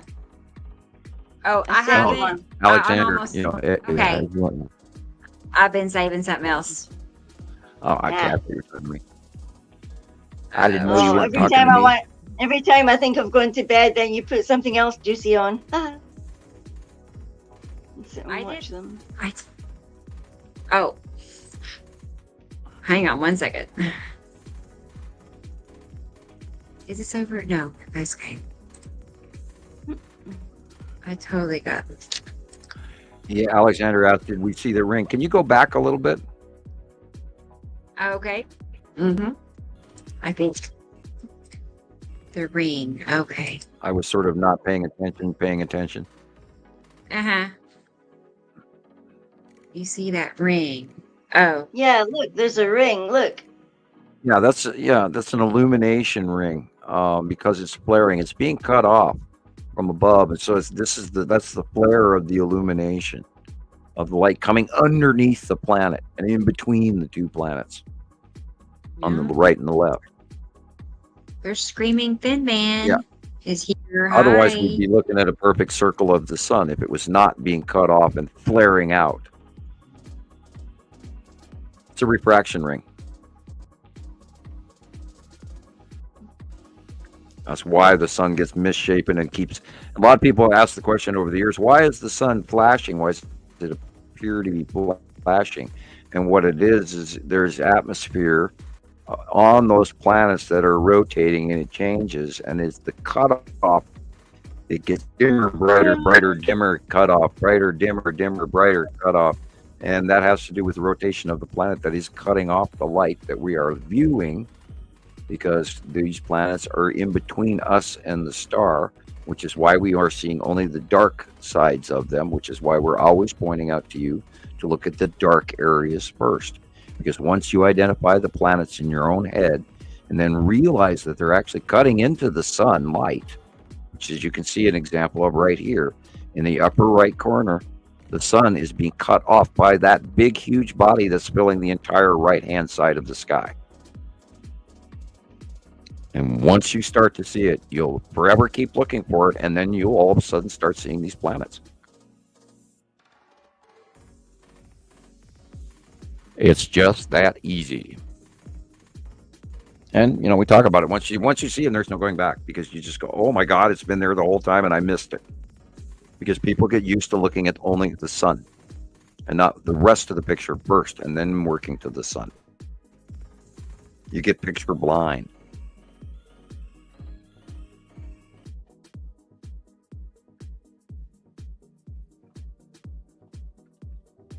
Now, it's easy to convince yourself there's a planet right there behind all those clouds.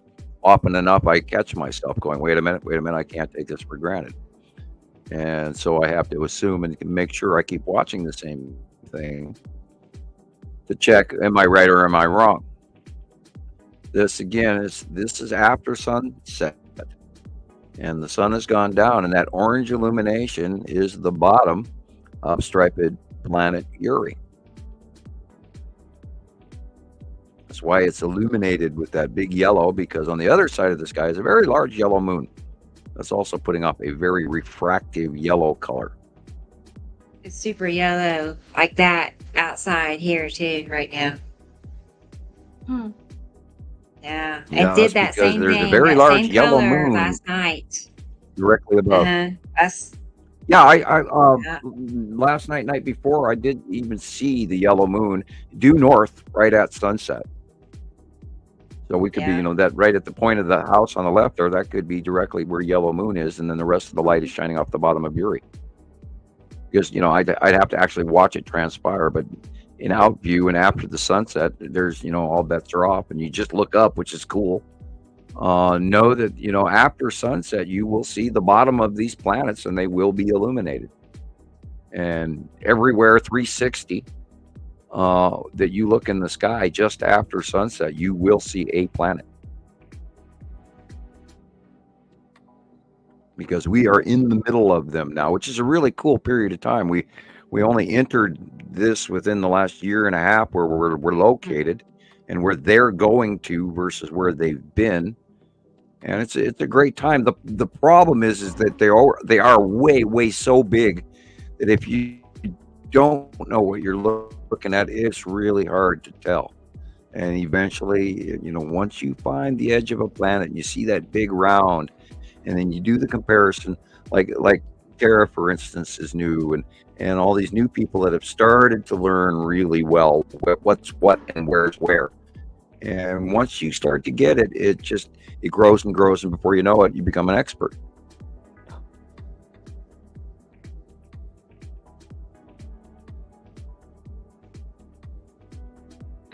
Okay, he's asking Alexander, the light. Oh, okay. Yeah, the flickering of the light, that has to do with the rotating atmosphere of the planet that's cutting into the light as well. Flickering, no, per se, because of the solar storm, there won't be really any flickering like that.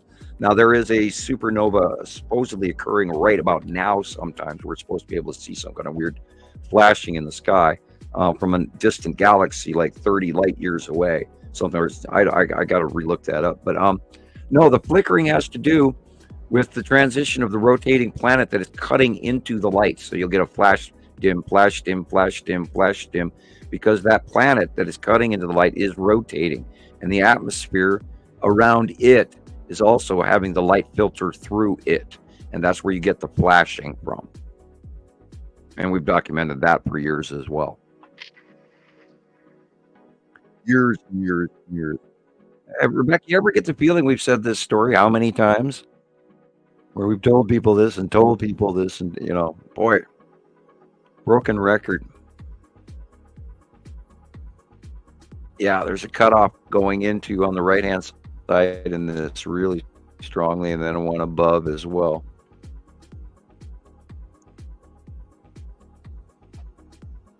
Yeah, that is the light shining in between rotating objects in front of us. Look how wild it flares. Flaring. Bright, dim, bright, dim, bright, dim, bright, dim. Yeah, there for a long time, there were a lot of people that were really focusing on that, and they were going, oh, it's this and it's that. And we, it's the sun simulator, and they need to put another gallon of gas in the generator. I just laughed my ass when I read that. They need to put another gallon of gas in the generator of the sun simulator. And oh God, I mean, wow, we went through that with people for years too, because we have never ever seen any evidence whatsoever of any sun simulator anywhere up in the sky. Just because there is a patent does not mean it is real. And the mock experimental version is still in the lab in China. So do your homework. I'm not telling you, Alexander, that. I meant people in general. Because Alexander has done his homework. And we do appreciate it very much.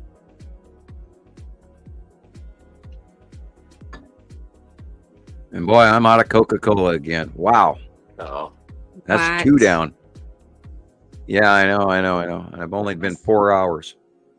Right? Yeah. Hey, I can't drink too many of those things. I get really uncomfortable afterwards. It's like 2 weeks ago, I drank 3 Cokes in a row in about a 6-hour period. And then I got off the show, and it was like, oh my God, what have I done to myself? I'm so full of carbonation, I could scream. Or pop. I was really uncomfortable. Like a bottle of pop. Someone I feel like a bottle of pop, and I'm gonna pop. Yeah, look at that blue. Look at that blue cutting in there. Man, look at that. Well, it could be the blue asteroid in front of blue Matim. Amy is asking what causes that perfect hexagon shape of our sun when they photographer. Yeah, I've seen that before too. I have seen. Well, that has The to do sun with a shaped. lens scenario. Yeah. There's also Kinda for like cutoffs that. as well. Uh-huh. Rebecca has volumes of pictures of sun groups because she started collecting them, about 2 years ago now?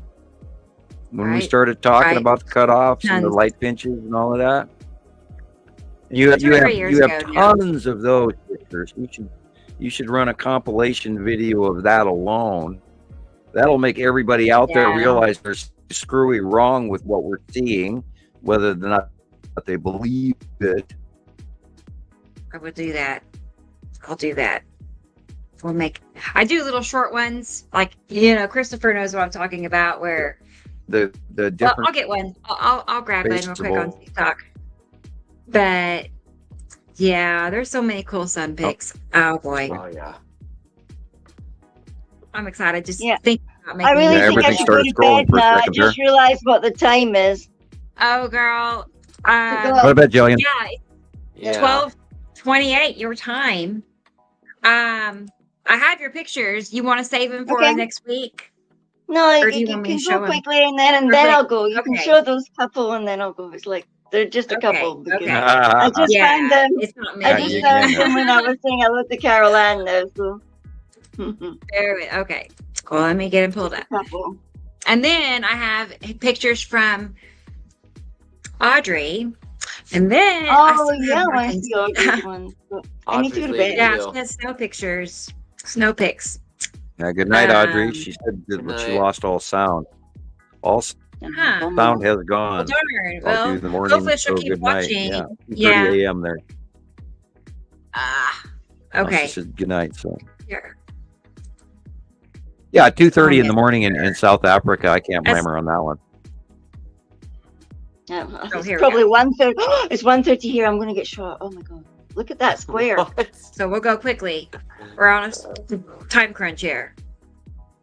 There it is. There's a Look at cube. it. Yeah, it could be the long box going Yeah, away look from at us. it. It does look Mhm. square. It does look And- very square. There is a side orb. I believe that it's going away from us. That's why we see it more cube shaped than long box. It's more square rather than rectangular. Yeah, and that matches some of the stuff we saw coming in the last week. It was heading away from us. So yeah, that could easily be the long box cube because it is on the right hand side of the sun. Yep. That was Criteria, it. I just criteria. laughed. I thought, oh wow, look at that thing. Ah, wowzer. Just wave. How y'all doing? And- You guys How y'all collected Good. all your Yeah, I'm a commodities? bit late now. I gotta go. Yeah. Are you enjoying your summer vacation here on planet Earth? Mm. Have you seen the sights? Have you seen the Eiffel Tower? Have you been to Scotland? Seen the pyramids of Scotland. There you go. Okay. Let me get those. Oh, poor I Audrey. saved it. Yeah, see her I snow know. stuff.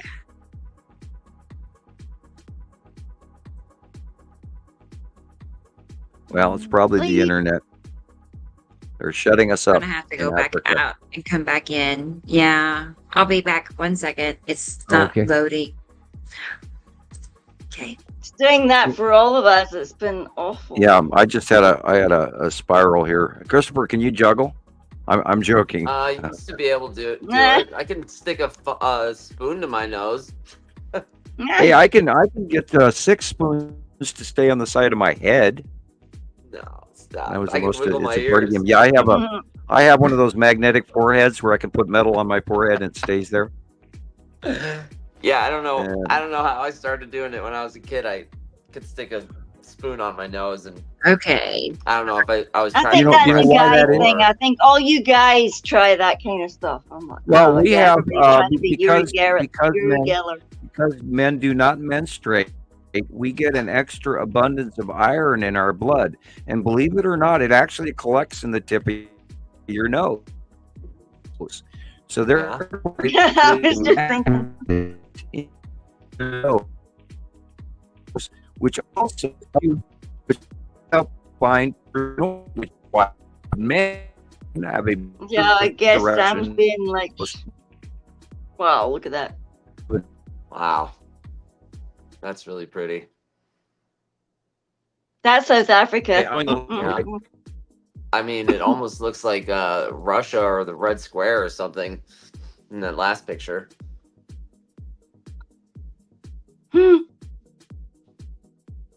Oh. I wonder what they think, you know, what they're thinking about all that.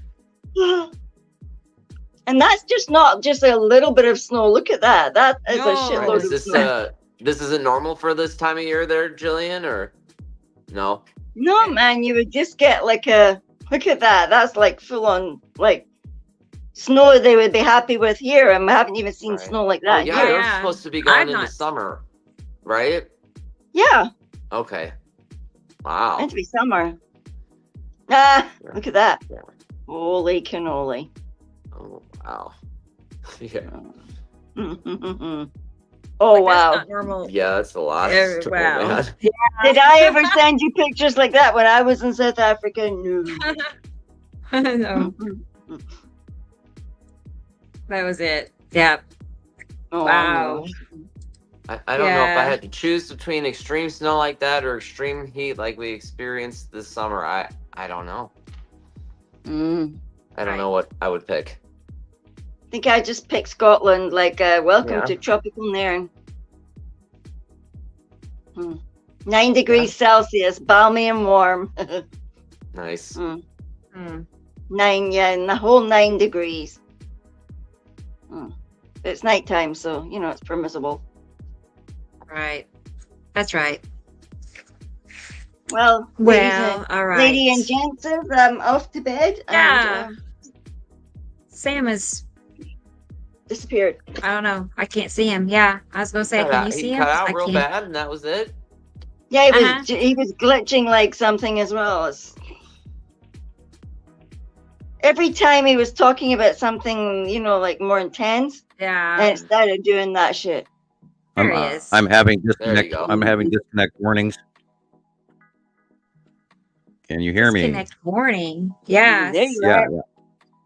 Yeah, you guys were Christopher blacked out, and then I scrolled, and then I got a disconnect warning, and then it came and went, came, went. So maybe we're okay. We'll see. Yeah. All right. Well, okay. That's that wonderful internet that I pay so much money for every month. Yeah, tell me about it. Almost time to pay the bills. Night, people. Sleepy Good night, tight. Jillian. Yeah. Good night. All right. Good night, Telling you Jillian. good night. Good night. Good night. We Good will night. see you again next Saturday. Cannot wait. Already. Yep. Can we Good help night, you? Wendy. Can we help you Good exit? night. Yes, please. Yeah, help you? Okay, I'll give you the boot. All right. Yeah, I've made the screen too big. I can't find the little red thingy bob that goes like that. Yeah. All right. Bye-bye. Talk to you later. Bye. Good night. It actually says kick the guest. That's what it says. You can ban them or you can kick them. Kick. That's what it says. Kick the guest. Kick 'em. And okay. Anyway, kick it. I know. Oh, you know, you All can have the right. little, you should get a soundtrack generator, you know, and it goes ding, ding, ding, kick, you know. There you go. Bye, you know. Yeah, we need a soundtrack generator, definitely. We could do that. Yeah, we do like a soundboard.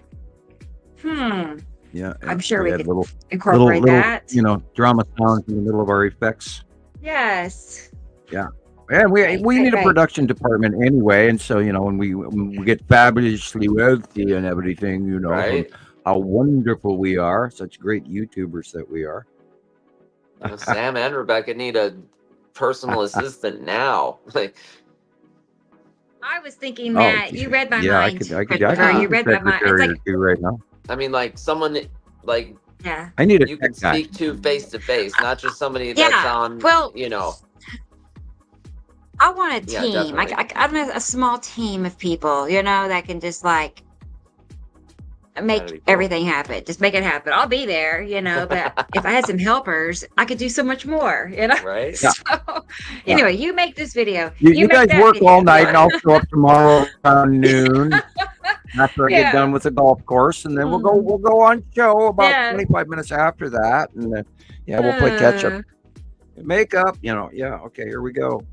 It's like that. Yeah, I could use we could use a production team, and I need a tech guy so that I can up my game here, and he can somehow work. Yeah. My problem is posting. and getting Sam wants videos to make made and then getting videos them too. uploaded.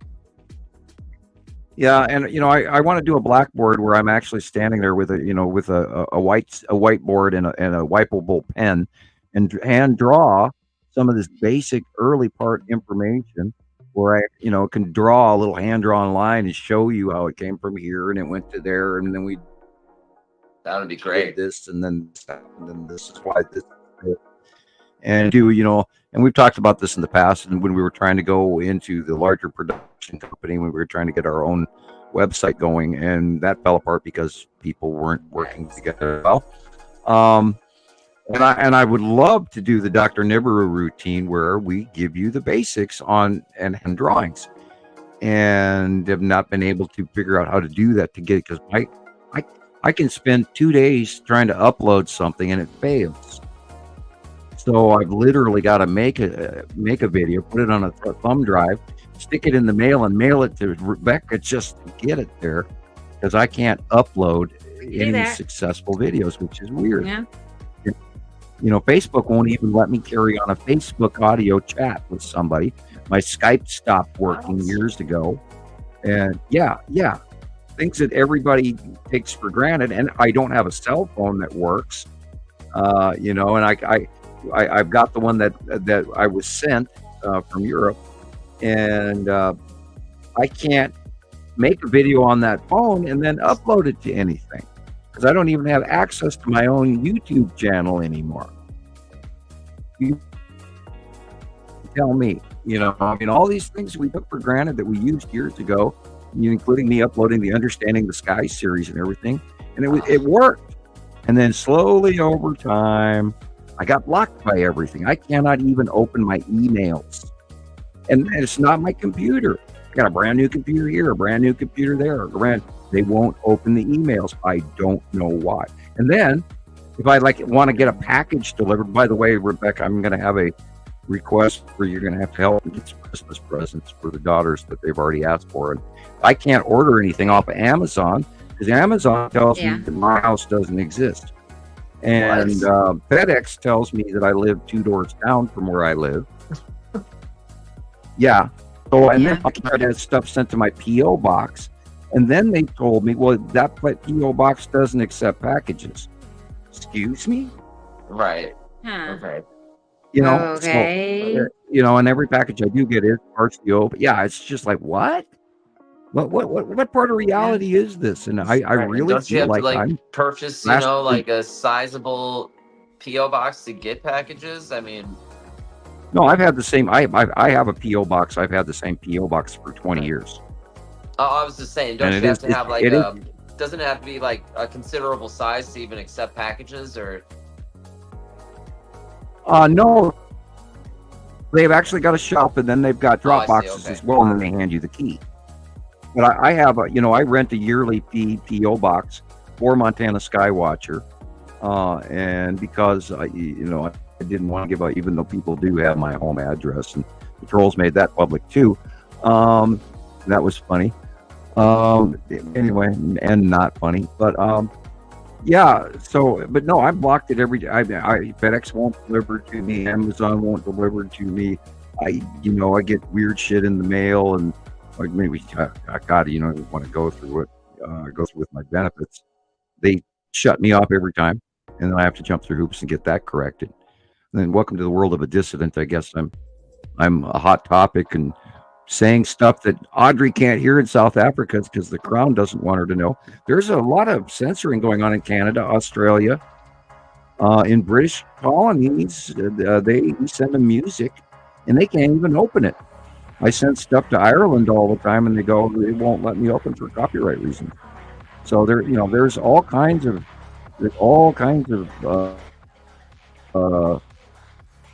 limiting going on that is just insane. That doesn't make any sense, and that's why I need a tech guy. Boy, that was a long way to get all the way back to the tech guy. I need a tech guy to go around some of this crazy You need a tech shit. guy. Yeah, I was. I'm trying to think of that one gaming.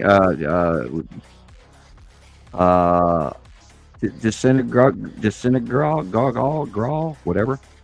There was an encrypted channel. I was using that for a long time to talk to people in London, and then all of a sudden that stopped working. It's like, and wouldn't re-upload or it wouldn't incorporate any of the uploads, and then so I was completely voided out of that. And that happened the same time around Skype when Skype quit working, and we were doing Skype for like 2 years, and out of the blue it just quit working. So I think I'm blocked. I think there's a federal flag on me. Unbelievable. And I get in trouble with Facebook all the time still. And we figured out that Charlie Chaplin, World's Greatest Speech, is what got me in a bunch of trouble. And I just got off the Facebook blocking on Nibiru Anonymous and Nibiru or Montana Skywatcher Anonymous, which is, I'm a co-admin, and I got blocked from them, and that ended on, what was it, the 28th? Was it the 20th that it ended, Rebecca? I know, and we don't even know why. Well, also Facebook in my main group, like, automatically made it to where your post had to be approved by admin. Like, I couldn't turn it off up until a certain date. It had to. I couldn't shut it off. Right. I didn't set it up. I couldn't turn it off. Right. Wow. So Sam's posts have. I've never seen that before. Yeah. Never seen that before. Pre-approved. Yeah. Interesting. Yeah. Pick me. Right. Pick on me. And I think I went through recently. This is like 4 or 5 Facebook jails that in the last 3-4 months that I've been through now again. And people telling me they're calling me and my phone isn't ringing. Yeah.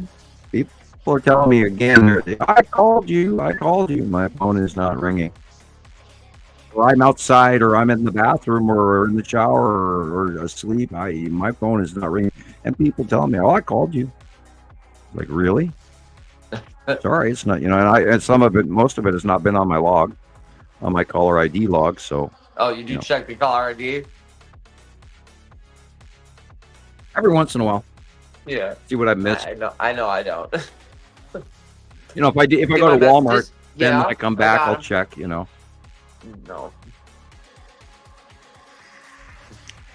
Yeah. Yeah. Yeah, it's. Yeah, well, if you look at it, I'm amazingly still on Facebook. I'm amazed that I still have internet. I'm amazed that the Big didn't roll up to the front of my house and kick my front door in by now. And I was shocked that I actually got past 2013, because I thought for sure by then, the moment I started talking, that they would kick my door in and I would vanish, or they would accuse me of having child pornography on my computer or whatever. Oh. And this is why I'm always telling people I don't have any pornography on my computer whatsoever. This computer is not even for personal use. It's absolutely only for Montana Skywatcher, period. There are no new pictures on my computer whatsoever, and I am not planning on jumping off a bridge ever, in case of the suicide. Oh yeah, he committed suicide, blah blah blah, or whatever, or pulled an Epstein, and we'll leave it at that as a joke. That's bad. It's a bad joke. It's what, too soon? Anyway. I'm amazed that I am actually allowed to talk, even though my non-disclosure agreement is over. I am still in awe that I am allowed to share this information, because can you imagine what they're going through trying not to get this public? Of course, most of America is not ready. Therefore, they're going to be blind, and they're not going to look up anyway because they're too busy looking at their damn phone. Right. Really, they are. Scary. And I'm in awe that people don't see them. I'm in awe that people don't see the weather changes. And I'm in awe that they don't realize that record-breaking temperatures every day in Arizona this year isn't being talked about.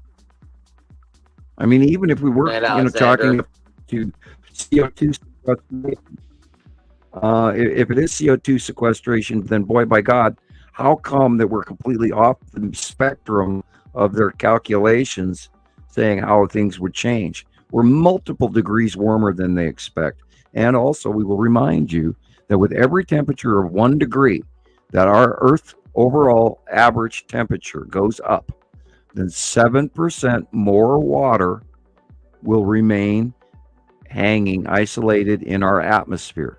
Wow. And if we go up 2, then it's 14. And we go up 3 degrees, then we're looking at 21% more moisture in our atmosphere. And it's going to be worldwide flooding. Oh, or the boil off on the planet cores and deserts, etc. There's extreme weather coming no matter what. This year is this year. We talked about what was going to come last year in September. I was telling everybody, oh God, next year we're going to fry. And what happened? I told people this a year ago. I told people in 2020, I told people in 2021 what was going to happen. And if you go back to Radio Wasteland on YouTube and look that up on, Samuel Hofman, the yearly whatever, if they've got it listed as projections for that year, 2020, 2021, you'll see I was exactly right in those as well. And this, of course, is where I'm not trying to brag, but my accuracy ratio has been almost perfect.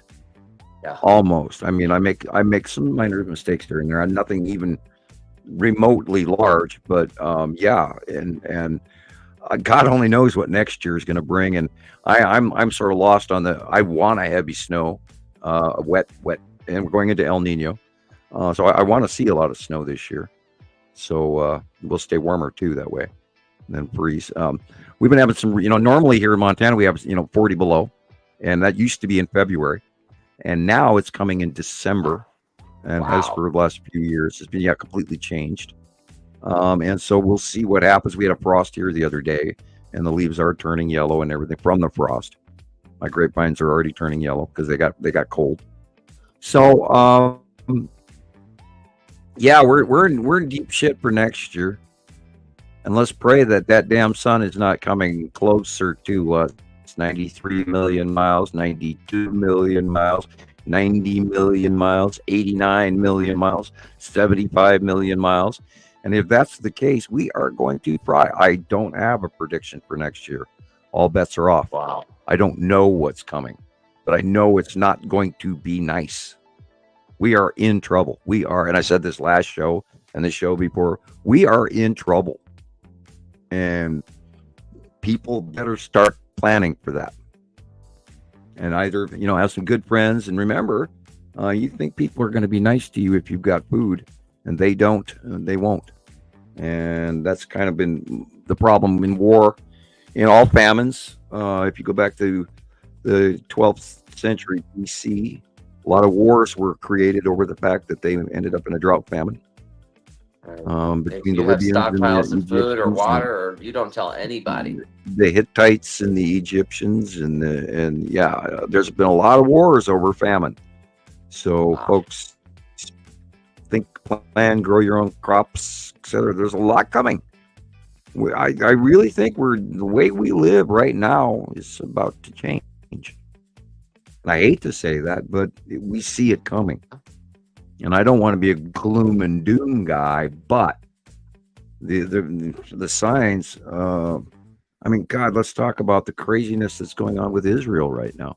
I thought they were supposed to be the country of God, and yet they're bombing. And I'm not trying to condemn them, but they're bombing the crap out of people, and that's cool. They better damn well stop that war. Just common sense. Stop blowing the shit out of little kids and women and children and men and people just trying to live their lives. Is stupid. And start getting along so you don't have to shoot at each other. Try working at it instead of just pulling the trigger.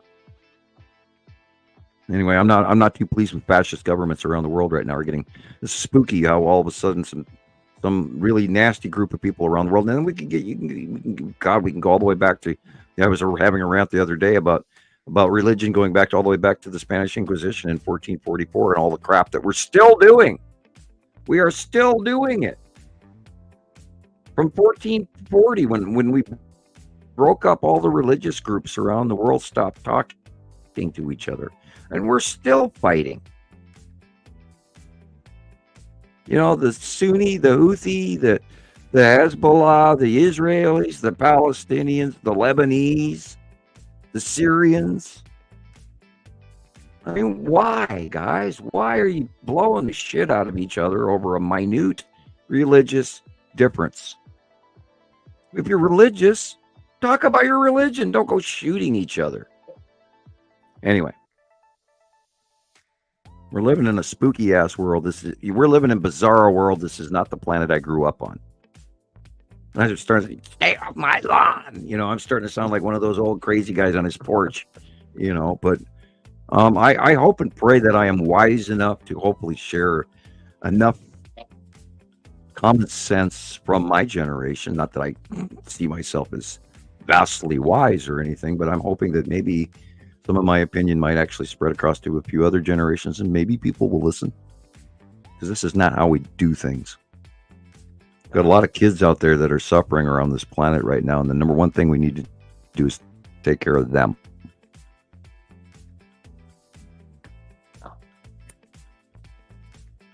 It's that simple. Stop being greedy, stop stealing from each other, stop killing each other, and start taking care of our children and our environment and our cities and our neighbors. One of my very kind neighbors came by yesterday and knocked on my front door just to check up on me because they hadn't seen me in a couple of days. So this is what we need to do, people. We need to knock on each other's door, share a can of brown bread or whatever. Hey, I made some spaghetti sauce. Would you like some? Hey, I baked a loaf of bread. Would you like to have one of these? And yes, it can be a little uncomfortable to go and meet new people. And yes, it can be dangerous to meet other new people. But the idea is sane. The idea is proper, that we've got to, and we're all suffering from this crazy, whatever planetary shit that's going on. We're all uncomfortable. We're all grumpy.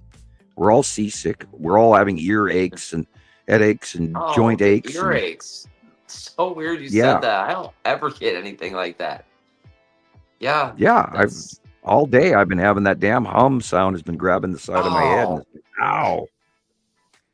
So weird. These are the planets. And that trumpet video, one of my favorites, and go to the Sky Sounds on YouTube, Nibiru Followers Anonymous, and watch that video. It's just, if you don't walk away from that video knowing that there is something really huge going on outside of our planet, making those sounds for the planet, whether it's our planet or whether it's from the sky, regardless of what it is, when I think it's both, regardless of what it is, that should tell you it's in the Bible. These are the trumpet sounds in the sky of Armageddon. And and I hate to go there, but we are there.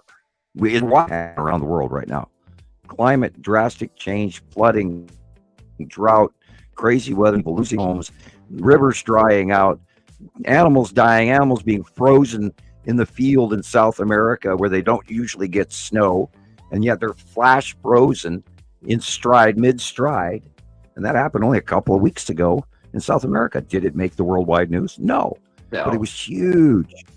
It was a huge event. Animals frozen in place. Mid-stride. That's just... That's 2012, the movie shit. Yeah. We're there. It's happening. And this is why you've been warned. This is why I try to warn people. We're in trouble. I mean, just ask anybody in Kentucky, Louisiana, Tennessee, Georgia, Florida right now. That was a Category 4, 150 mile an hour winds. Your house can't stand that. They said nobody could survive the surge, the storm surge, 20-foot storm surge. Unsurvivable. And they evacuated millions. And I think, and then what was the count? 50 something? A lot of people died in this storm. Normally we get, 2. Hurricanes or tornadoes, we get 5 or 10 people that die because, now granted, the National Weather Service has gotten better in warning people.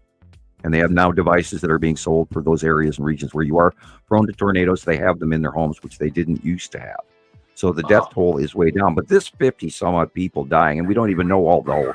Tomorrow they'll probably be higher.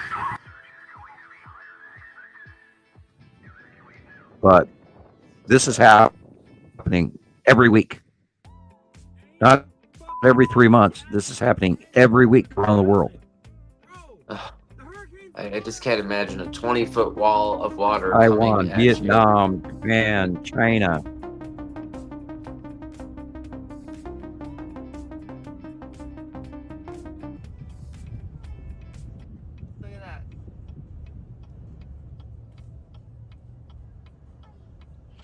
And also 2 weeks ago, we know that the Earth tipped because the moon was wacky. Oh yeah.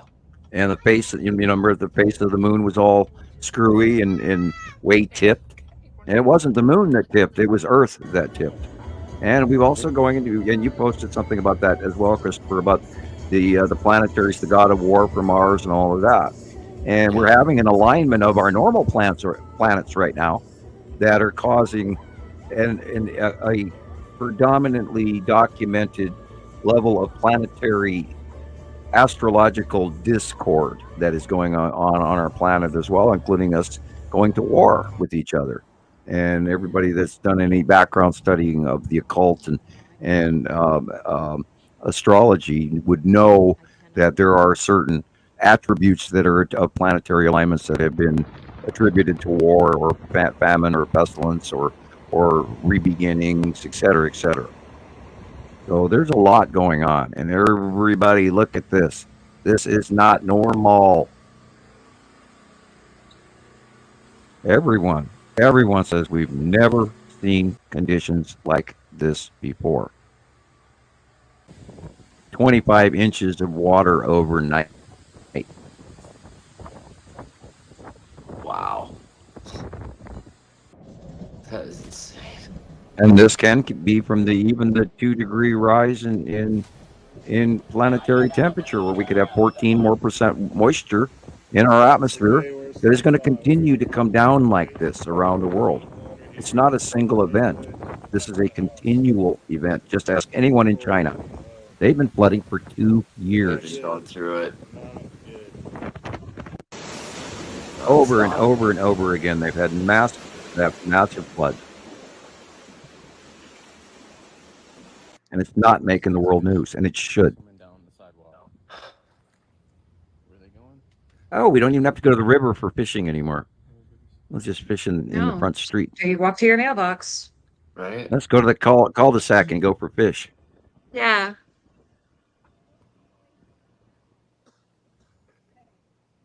If flooding isn't bad enough, you can have fires too. That occurs when houses float up off their foundation, and then the gas main gets broken. Mm. Oh. That was real bad after Katrina. Oh.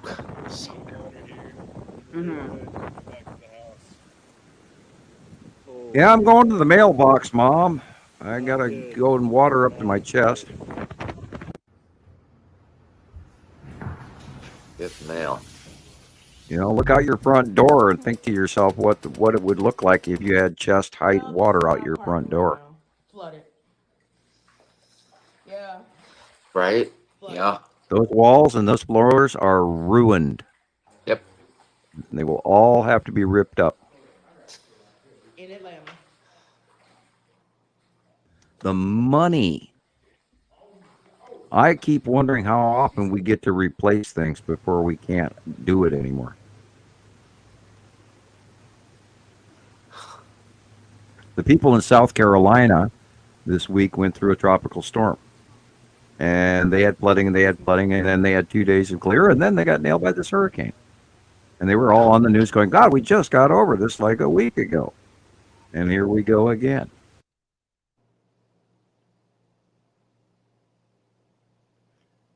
My God. Free firewood.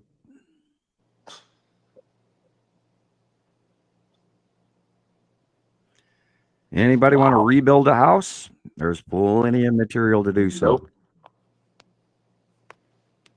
Look at that. And a lot of people stop paying insurance because of the last few storms and the fact that our economy has gone so bad, and the fact that insurance companies are pulling in so much money and they're getting dumped. And some of these people will not be able to rebuild. So we're going to see more homeless people. Awful. that are being beaten up by the system because you can't even afford to buy a house right now. No. Or replace your car. No. Oh boy, are we in trouble. I can't afford a car. There's no way I can't. $50,000 for a new vehicle? It's crazy. Yeah.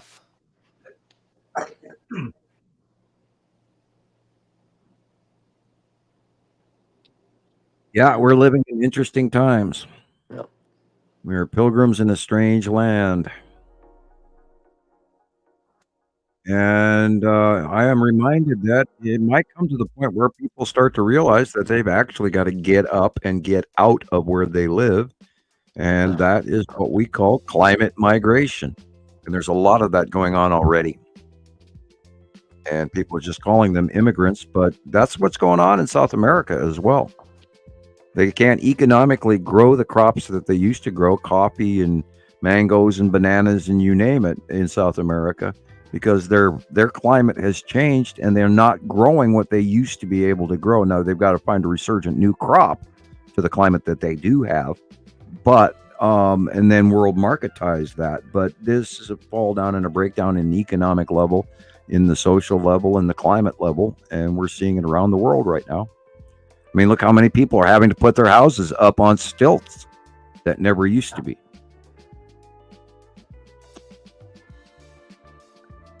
Yesterday morning, before Hurricane Helene passed by Cedar Key, I mentioned worst case scenario, storm surge would reach the roof. And we saw overnight, the peak of that surge, a wall of water crushed this tiny island, and it took out the faraway inn.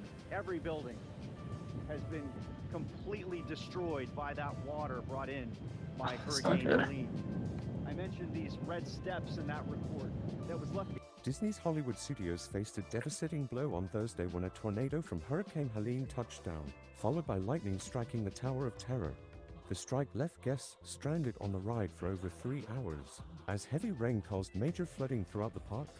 As the tornado watch remained in effect, emergency crews worked to evacuate stranded guests that were up in the tower. Fortunately, no injuries were reported. However, the flooding caused severe damage to the park. Disney is currently assessing the damage as Hurricane Helene continues to affect. Well, Disney should have closed. Yeah, it's surprised they were open. Wow.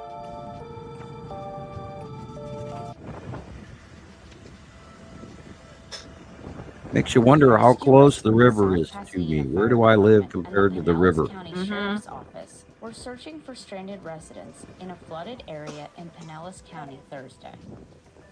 Wow.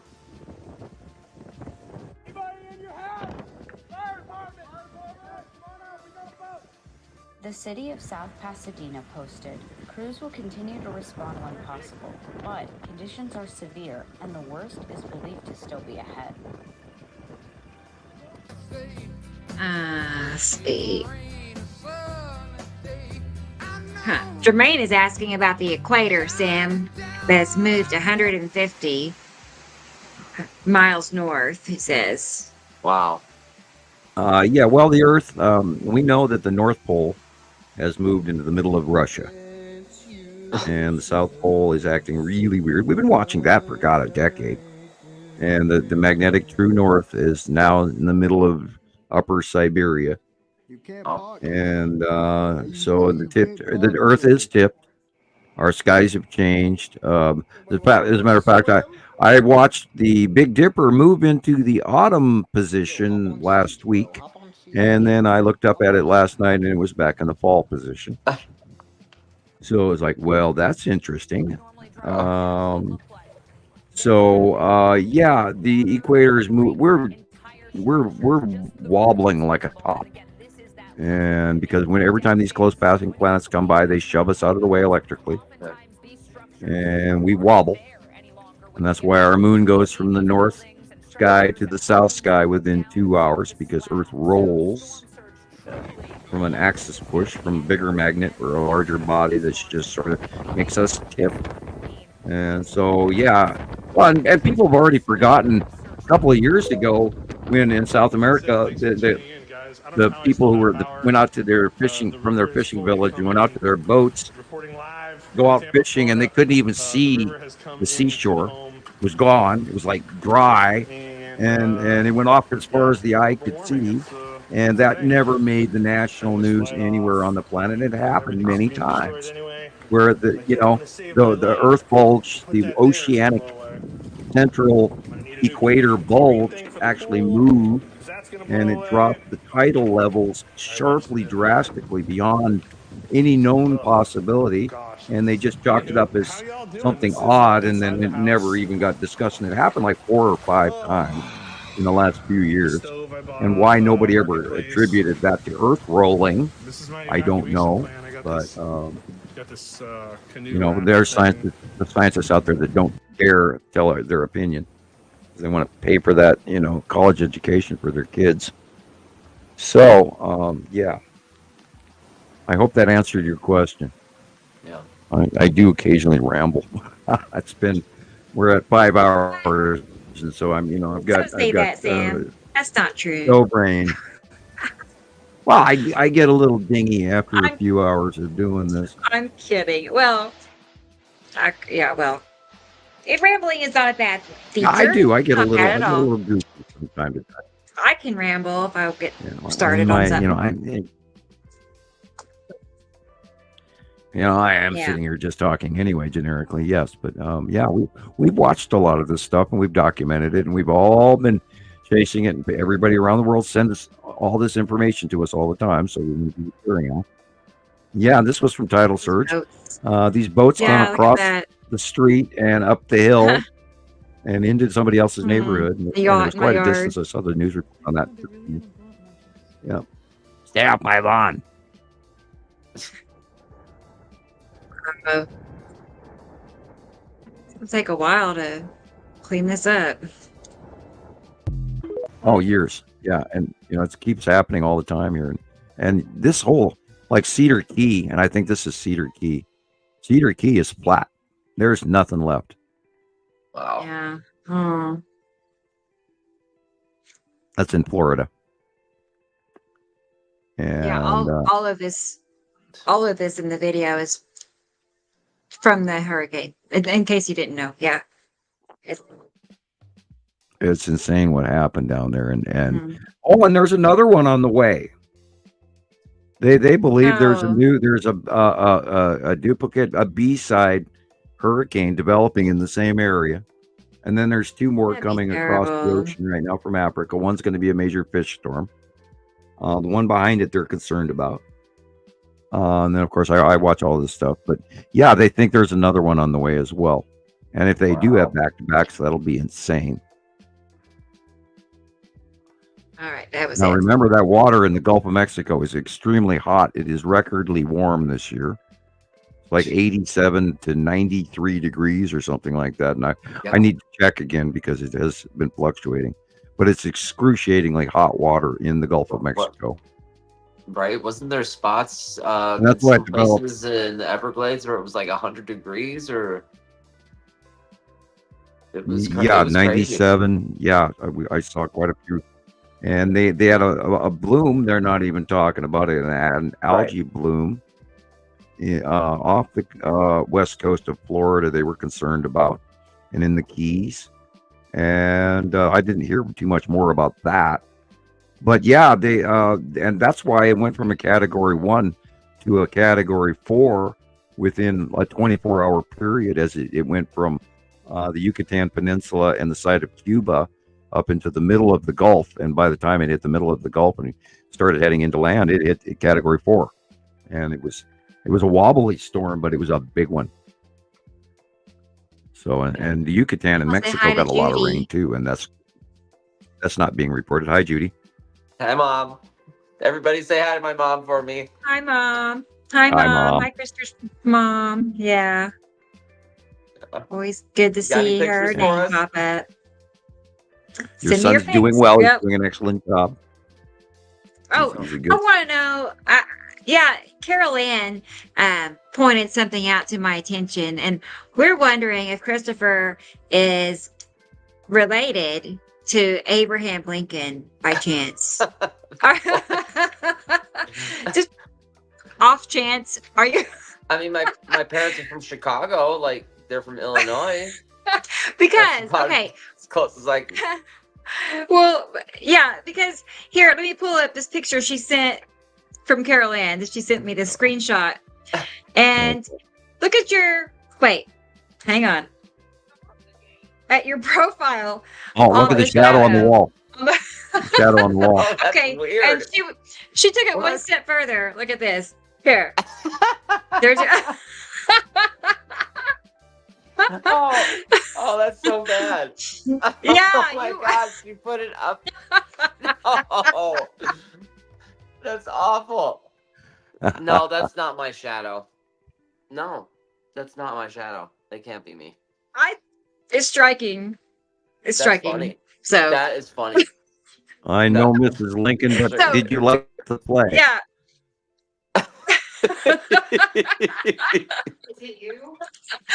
Oh my god. It's so That was funny. painful. Yeah.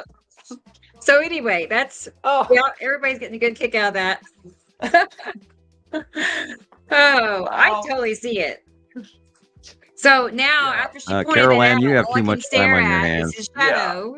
That was great. Thanks. Yeah.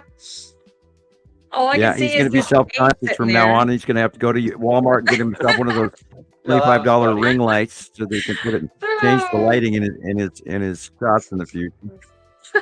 Oh, Alex was it on this too? Yeah. Oh, okay. Yeah, yeah. I get it. I don't know. Jermaine said That was that's not pretty good. I don't know what that means, but I oh think you must boy, have pointed it out. that's That so was funny. funny. Yeah. That was funny. So now all I can see is that shadow sitting there. I can stare at that now. Gotta get rid of it now. Oh somehow. boy. Oh God, you can't even stand up. I told you he'd be worried about his lighting from now on. Yeah, Judy Well, you said know, not that she knows of, but Do you remember when we first started doing Yeah. the podcast, how behind Jesus there were people that were commenting and it looked like there was a demon that was trying to get out of the wallpaper behind it when he was Yes. living in that other apartment? And I went back in that show and I tried to write down the time, but I could never catch it. But yeah, I was even seeing that as well behind Jesus for a while, that it looked like there was a demon face on the wall behind him. But yeah. oh my god.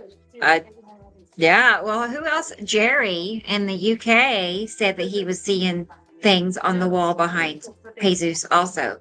Right. Yeah. He told me multiple times he was seeing a face. And well, now he's got a halo So- behind him. So, he was Yeah.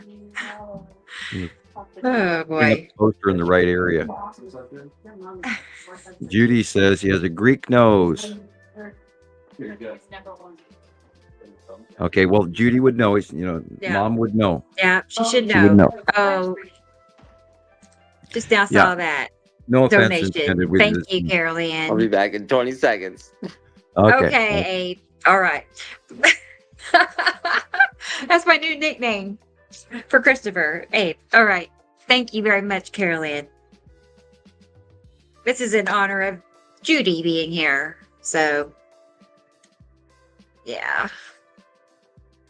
Yeah, just now saw this. And everybody's saying hi. So, let's see. Okay. Yeah, we hope that you see the passing planets soon, Judy. I know you're on board with the premise and everything, and I hope that you get a real good view of them here anytime soon, and not get terrified by the asteroids below them. But yeah, it's unfortunately it's something I try to point out to everybody. We should pay attention to this. It is important to focus on the fact that there is a whole new ball game going on over the top of us, and it's scary. But if we want to protect our children and grandchildren and parents and everybody, our family members, we do need to know these things, and somebody has to be informed. Yeah, Carol Ann, good job. Nice breakup at the sidebar there. Change the subject or topic for 5 minutes, and we all had a good laugh. Appreciate it. I know. It was pretty funny. My face still hurts from smiling. Yeah, my cheeks are definitely tired from smiling already. So It's. I mean, I didn't make this. She put that there's a together. new. See, that's pretty clever.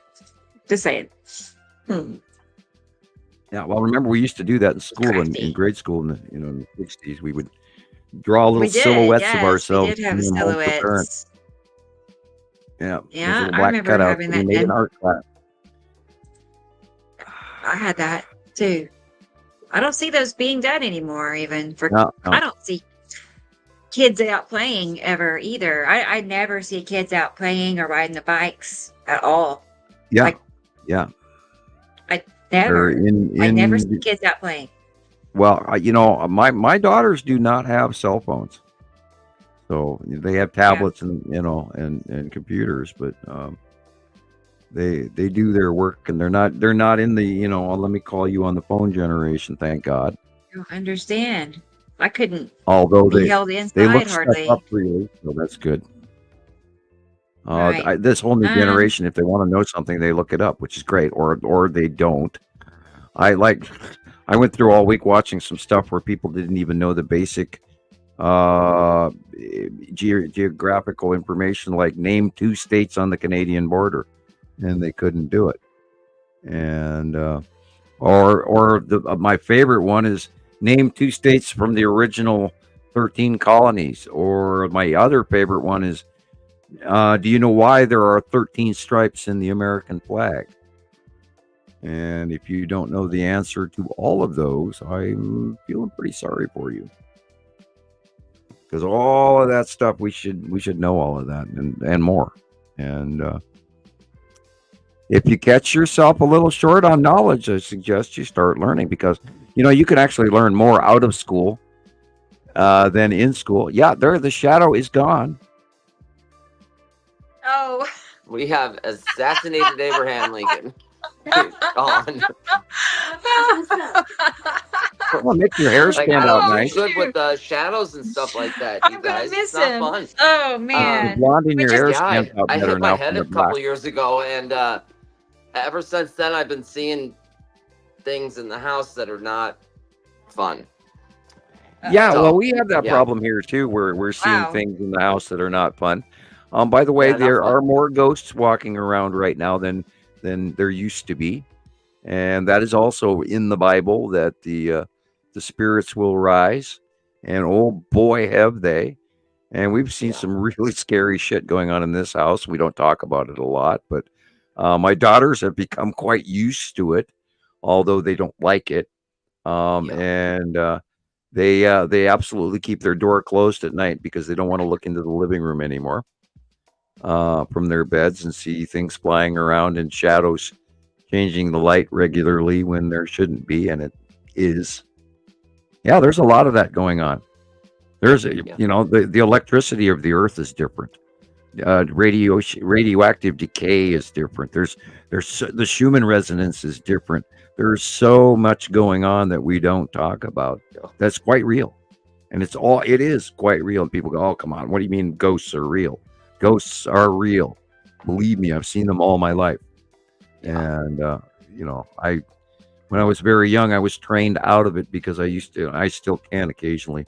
If I look and focus, it's pretty scary when you can see a rotting corpse sitting on the couch next to you. And then they transition between the bone skeletons, and then they go all the way to their original persona wearing full body clothes and skin and all of that.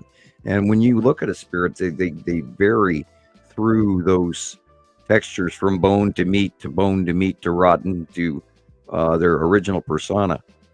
It's quite real. They're real. And when you see shit flying around in the corner of your eye, it's real. And when the cat is watching the ceiling, it's real. So, and when your dogs get up and start barking and growling at the corner, it's real. Or even when another thing is when the planets are going over, the neighborhood dogs start barking. I've been hearing a lot of that again lately, where all of a sudden all the dogs down the road start barking. Even I hear insects, like really chirp, like humming, chirping, whatever they're doing. I'm up at the field up here, so it's such a heavy, loud, it's sound when I'm out there filming. Yeah, I think that when the planets are over the top of us, sound does change. Airplane sounds, thunder changes, the sounds. Now remember, the birds have been waking up in the middle of the night since 2010 and start chirping at something they see that we cannot. So there's a lot of things going on that around us that we cannot see. And I'm reminded of the Miami sighting. I got to chuckle about it now, but I mean, what do we know about the 2 million people were on edge that night when the sighting of my. Now we saw other footage where there were absolutely things in the sky that helicopters were chasing, and they don't just throw up a helicopter chasing somebody to burn that fuel for the hell of it for a movie. They don't do that. There was a lot of shit going on with the Miami sighting, and again back to the first part of this show, the soft disclosure about the cubes. And where Congress has been now informed that they were quote unquote on the way, which is a soft disclosure saying they're frickin' here. And they are. And we've been watching them for years. And we've got thousands of captures. I mean, absolute, definite proof. Cubes. No, looks like clouds. No, we're talking cubes. And we've got close-ups. We've got them next to the sun. We've got them in front of the sun. We've got them next to the planets that are there also that they're not talking about. Yeah. So there is. So you don't think that any of those pictures we saw earlier are more on the way? You think those are just older pictures, or all that are coming are already here? I think that we could all. On one hand, I don't want it to happen. On the other hand, there could be a very large soft disclosure of extraterrestrial life because they've been leading forward to it for many months now. And then I think we're just going to, news just in, sighting over Tokyo, or, it's like a Godzilla movie or something. But it's possible. We know they're there. We know they're already there, and they've been there for years. And the trick is, because, Jesus has seen it by eye. I've seen it by eye. I believe you've seen it by eye, Rebecca, the cube itself. And I know, Christopher, you have seen the long box many times by eye. And they're there. I sent Rebecca some pictures. I think I saw it the other day. But it's kind of, I don't know. It's a little distorted, and it's like standing on, it's standing on, it's kind of coming in her, like, vertically. But there might be a side orb there. It's just, I think it's kind of hard to tell. But I posted it on the Facebook group and everything, so you guys. I talk myself out of it too, and I make light of it. No, I saw it again, and no, I saw it again. But like 2 years ago or a year ago, something like that, I sat out in my yard for a couple of hours and watched the absolutely non-clouded Texas cube go overhead.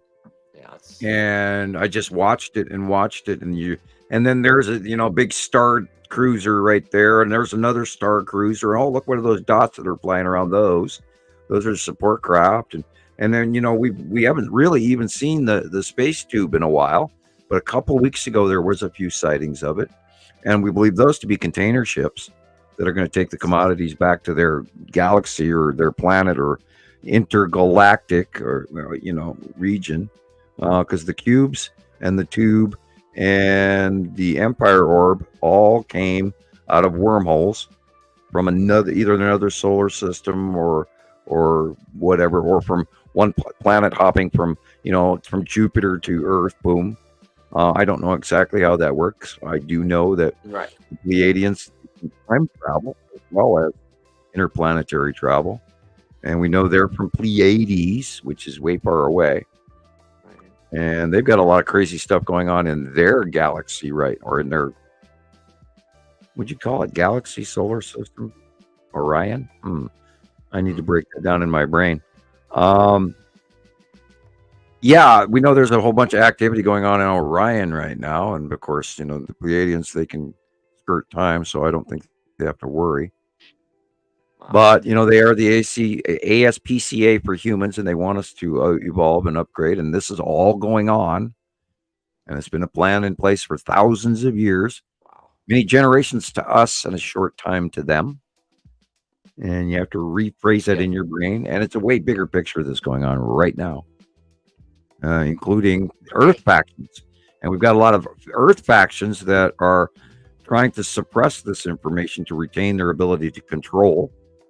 Because as long as they've got all the money in the world, they have all the control. And they'll be having to share some of their pile to retain their power, which I'm sure that quite a few factions have had to pay the people above us, mom and dad, that are here, and add to the commodities being provided. And I bet you they've been contacted many times over by now. And I believe that has a great deal to do with even the arrival of the Norway spiral orb, because at that point in time, the G7 countries were all in Germany on that weekend that the Norway spiral occurred, having a G7 summit. And what a better way to get the world leaders from the G7 in gear to watch the arrival of the Norway spiral orb and the intergalactic occupants of an extraterrestrial race, to get you to fall into place to realize that their technology is so much higher than ours that we pretty much have to give them what they ask for. Right. Now, you may not like that part of right. I've had people tell me that that spiral video isn't real, but I looked into it and I read all about it, and that was cited by hundreds and hundreds of people. That is absolutely legitimate. They still don't have any clue what happened. I know exactly what it is and how it was even created, but I cannot tell you publicly because I would be breaking classified information. I know exactly how and why it was there, and I also know why the Texas Cube got where the Texas Cube got. And why it arrived there. It's the same reason, but different scenarios. The same reason. So do your homework, do your research, write me a letter. I might answer you back if you're ready to know. Although I'm not trying to break classified information on purpose to hurt any government or hurt anyone's opinion. I do try to remain within the rules. Now, NEOs, anything within 3,000 miles near Earth object is considered classified, and I tiptoe on that regularly, and I hem and haw around it, although I'm not trying to break the rules. I try to remain within them. I have kids to raise. I want work kicked in. But, I know exactly why it occurred, but it's not something I can go into publicly. I even kind of know how, but and that has to do with Stargates and all of that. You can go watch the TV movie Stargate. Excellent description, and that will give you the answer to how they create a wormhole and open it and then travel through it because of that the dialing in. So anyway, anything else, Rebecca? I was now that we can transition. going to say these pictures that Chris sent. To me, I see a cube in there shape, a cube shape. I can go back. No, I was just going to say that. Go back one picture. There's one long box right there. That's also really, really big, big. Yeah, I mean, it is really big. There, it's and I kind of caught it moving, it's just wild. Yeah, and some of those little white blippies are ships as well. Let me blow that up even right there. Yeah, it's going away from you on this shot. Yeah, there's that's the one long box picture where you can see the whole thing. And a very big side orb on this sitting right there on it's just vertical. It's just wild. Yep. Well, we got a lot of matching pictures in this week, last month, 6 months ago. And it just keeps happening over and over. When you've got a square hypercloud, I'm not a lower cloud. It's not an atmospheric lower part of our weather. This is an upper cloud not in our atmosphere. And it is the long box cube in the upper middle, from the middle of the picture in the upper area to the right. And again, it's going away from us. It's a rectangle, and there's even drawings of this in the temples of the Valley of the Kings. Wow. And in the carvings of some of the Valley of the Kings tomb is a carving of the long box cube. And we forgot about. I hadn't even seen pictures of it for a long time, but the Mayan or Aztec, I don't know exactly who made it. It could even have been Olmec.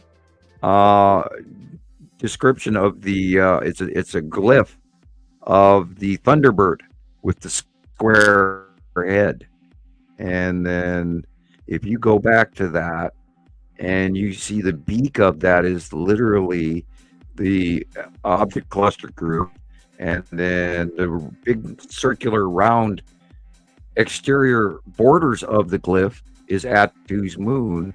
And the Thunderbird symbol by the Olmec, Mayan, or Aztec, whoever made it, is a direct time marker representation of when the Texas cube and the long box cube came out of hiding in April 2019 and parked in front of Attu's moon, exactly like the hieroglyph.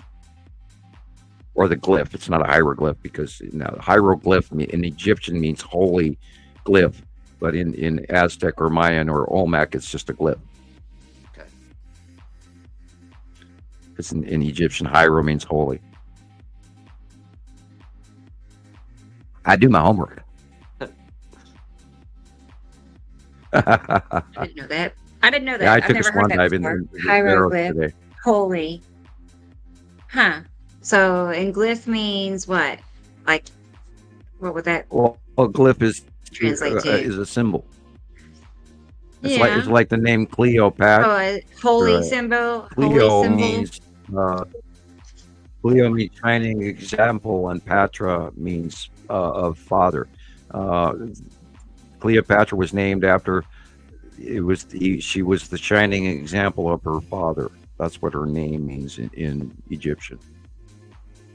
And side tidbit. There was just another fast translation I know I can read a little bit of Egyptian hieroglyphs, and I know some of this and some of that and some of this. Not well, but I know little things. Like, I could go to Luxor and point out Ramses II's hieroglyph for his name, because it's all over the place. And it's also carved in deeper than any other one.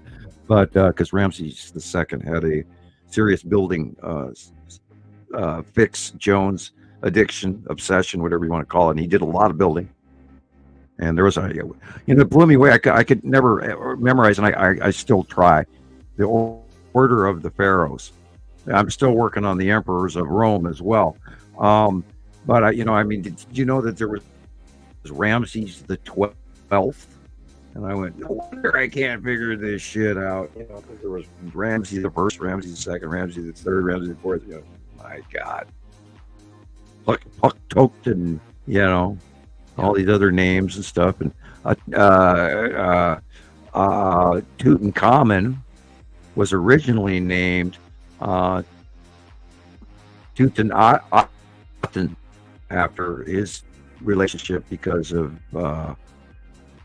Ramses the First changed the religion of Egypt from a polytheism to the one worship of Aten, the sun.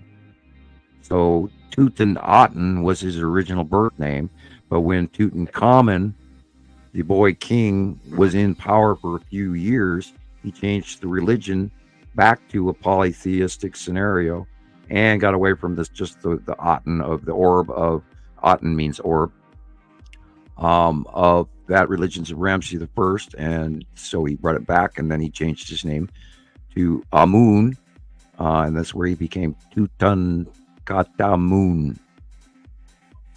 Wow. Anyway, sorry. Egyptology sidebar. Mm-hmm. Yeah. Well, Interesting. It's all important. Brain ramblings out of Sam's breath. Yeah. Well. Yeah, there's lots of different translations. I like Latin, and I like Italian, and I like Spanish, and it's cool when you learn new stuff. And I took French in high school, and I can't remember shit to this day of it. We just sweet ici. Yes, I am here. That's about it. Okay. And radiateur and a few other. I was like, God, where did all that years in French class go? I can't remember any of it. I remember. That's when Father DeMay hit me in the head with the Bible. Oh no. Memory loss. Father DeMay was my French teacher, and he did not like me. I think he actually gave me a concussion. Wow. Screwing off, hey, you don't screw off in class in Catholic school. No. They hit you with shit. Yes. But the Bible now? Come on now. Oh, it might have been the French book. I don't know, but he hit me in the back of the head with a book really hard one time. I was a pain in the ass. I really was. I got in trouble a lot too, though. So I did too. I know. I really did. yeah. So that's why we're all here, because we're all free thinkers, and happened. we refuse to believe what we're being told. And we refuse to bend over and say, yes, I believe that this is true. Thank you. Yeah, we have climate change because we have too much car exhaust and too much plane exhaust. Okay. Yeah. Yeah. Meanwhile, we can tax off it from pig farts and farmers against ridiculous taxes in Australia. FART, farmers against ridiculous taxes. FART, fart. There's a committee. And they're taxing Australian farmers, and they're taxing American farmers for every cow fart and every pig fart that is on this planet. Yeah. I am not kidding you. Great. Hey, before you know it, they're going to put a fart tax on us. Yeah. Oh, well, we figure you eat beans about 3 times a year. Therefore, you must pay $17 per year for, climate change fart tax. Well, they already do that in...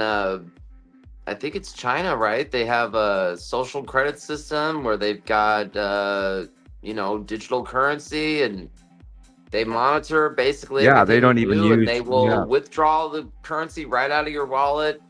Don't jaywalk. They'll put your face on a billboard and shame you publicly. It's something else. Mm-hmm. Oh, speaking of China, China have is in a serious tax where it's like they will tax you for the smallest, carbon. Oh, you're doing too much of this, carbon tax. It's wild. It's either Mylon or Bylon. They have a let it rot policy going on in the youth of China. China's economy is failing. Oh, by the way, again, and this is information from Ireland, the Pope has decided to call in all religious Vatican banking into the central bank of the Vatican by the end of this month, which is 2 days from now. They are pulling in all assets into their bank.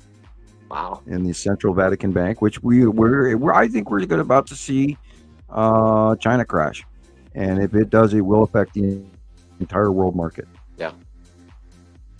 So people, I would suggest if you have some money in the bank, be careful with that. Maybe get a little cash at home.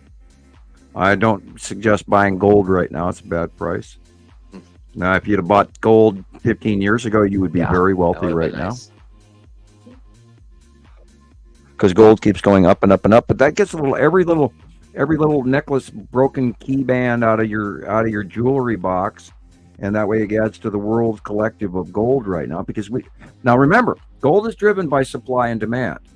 Right now, we are producing more gold on planet Earth than we ever have in the history of mankind. So would someone please tell me why the price of gold is also the most expensive that we've ever seen in the history of mankind, which is the exact opposite of what the market of supply and demand reality would be dictating, would it not?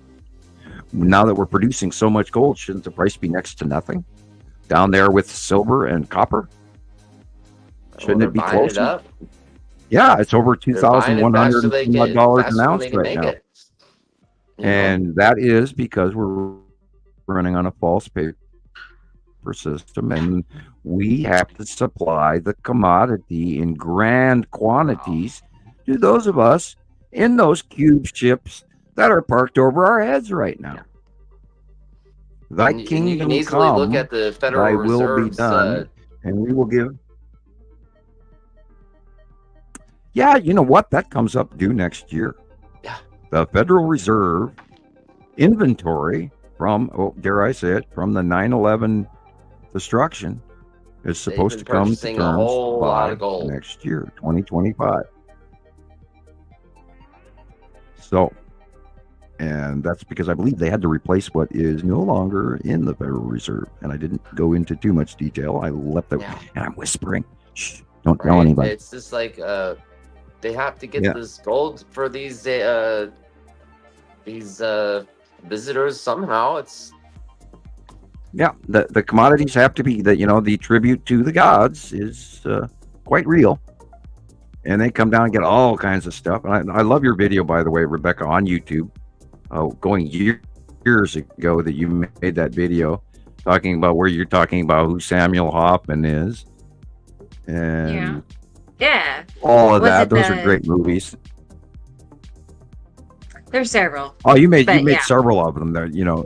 A few. Yeah, and I love those, you know, and it's a little embarrassing, but I do love them. And I like Was your it the videos one better with than the- mine. I watch my old stuff and I go, oh God, Oh, shut up, no. Sam. I You know? I feel the same Yeah, way. and everybody goes, It's oh, hard I to love watch the yourself. Understanding the Sky series, and I watch them, and I like, watch the I Understanding the can't. Sky series, and I'm embarrassed. And, you know, you can go to YouTube and you can go to my old site, and I can't even do anything about it, so I'm not recommending that you subscribe. You could, but you won't get any new notices because I can't post anything on it. But you know, and I've got 20 and 30,000 views on this and that and the other thing. But I watch those and I'm embarrassed, and everybody tells me they love them. You know, it's like, oh, okay, weird, you know. And I couldn't even bring myself to watch last week's show. I got 2 minutes in and I just turned it off. I'm going, I'm getting so embarrassed by this. Why? And I don't know. I don't know. And I went through a weird week. I think we're all going through weird times. And like Jesus said, even he felt uncomfortable. And I was really depressed yesterday. I was like, why do I keep doing this? Nobody's listening to me. Why, you know, I'm highly, absolutely accurate. And, you know, this is the greatest damn secret. And I'm giving you all the freaking answers and no one's listening. You know, we only got 600 views. What? You know, but then today I'm, you know, ready to hit the starting gate again. You know, off we go into the next race. And so it is disappointing. I mean, 14 years we've been screaming this day, everyone we could get to listen.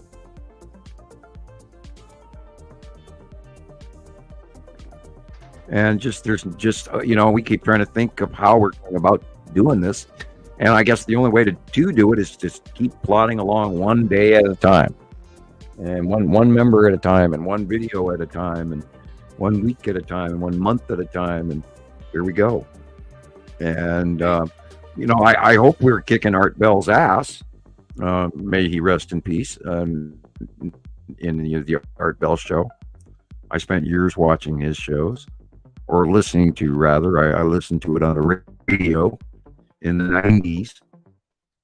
And I used to sit there and take notes and cut out stuff out of newspapers and out of magazines and try to collect all this information. And I was recording, you know, the Weather Channel, trying to understand all that was going on with climate change and the Y2K thing and all of that. Oh, man.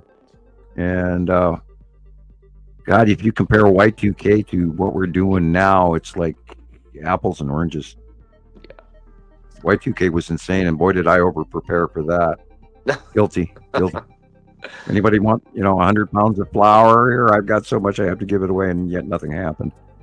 And now in 2024, I have a lifetime supply of every spice I could ever use sitting here right next to me in this room in my pantry.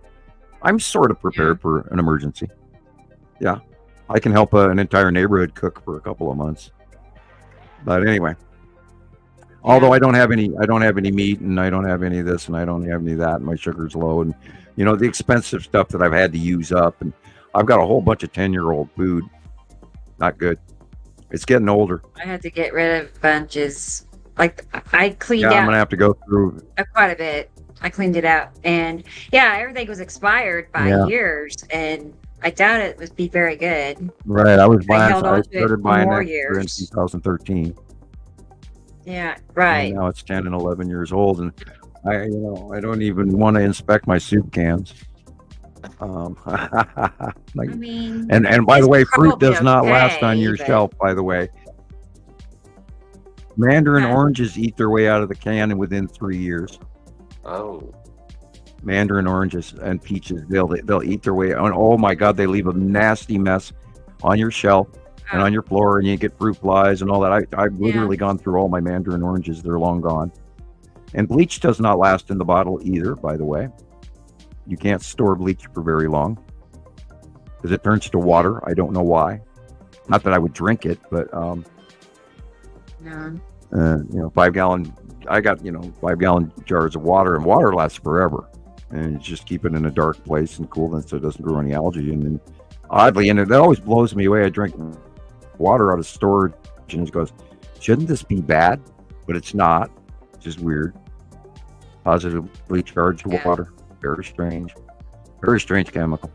So make Earth like we're water bags that talk. Electric water bags that talk. Talking water bags. Okay. Yeah, that collect shiny rocks and make really cool little stick houses and shit like that. And then the weather comes in every 3,654 years and washes us away. We're cool. And then there's far less of us. And then we rebound, and then we become the Jetsons all over again. I still believe that if in 1980 they would have released the information that I came up with on my paper alone, if they would have released that information, we would be the Jetsons right now. Wow. We'd be a different society. We'd be if they told us that ET was real, that Project Bluebeam and all that going back to the 70s, if they released that information coming back all the way from 1947, when we got into the treaties with the aliens. Now everybody knows that information. If we would have been forwarded that by the government, and everybody would have come away from the funny little green men guy. He's over there at the cafe talking that he saw aliens, and let's all laugh at him, because that was the theory in the 70s and 80s. And anybody that ever said that they saw ET, they got laughed at. And that set all these people up to realization, or the lack thereof, that we're alone in the universe. And Carl Sagan, the tiny little blue dot Earth, and there's nothing else out there. No, people, I have met other races face to face, not channeling, not seeing them in mirrors, or I believe. No, I have met other races, and they are quite freaking real. And if people would have been told in the 80s, we would be different. It would have changed how we live. It may not be major, but we might maybe take better care of the Earth, realizing it is not ours, to go to the bathroom in, and to abuse or suck all the oil out, or fill up the oceans with plastic, or billions of cigarette butts in the ground, or whatever, or radioactive nuclear power plants all over the planet.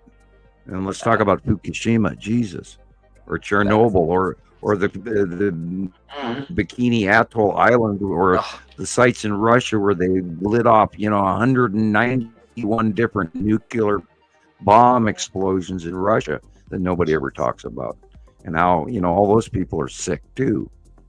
And hey, while we're at it, independence for Siberia. That's another story you can look into. May the country, may Siberia become independent of Russia, because they damn well want it. Hey, Andrea. Anyway, I could get political interest too.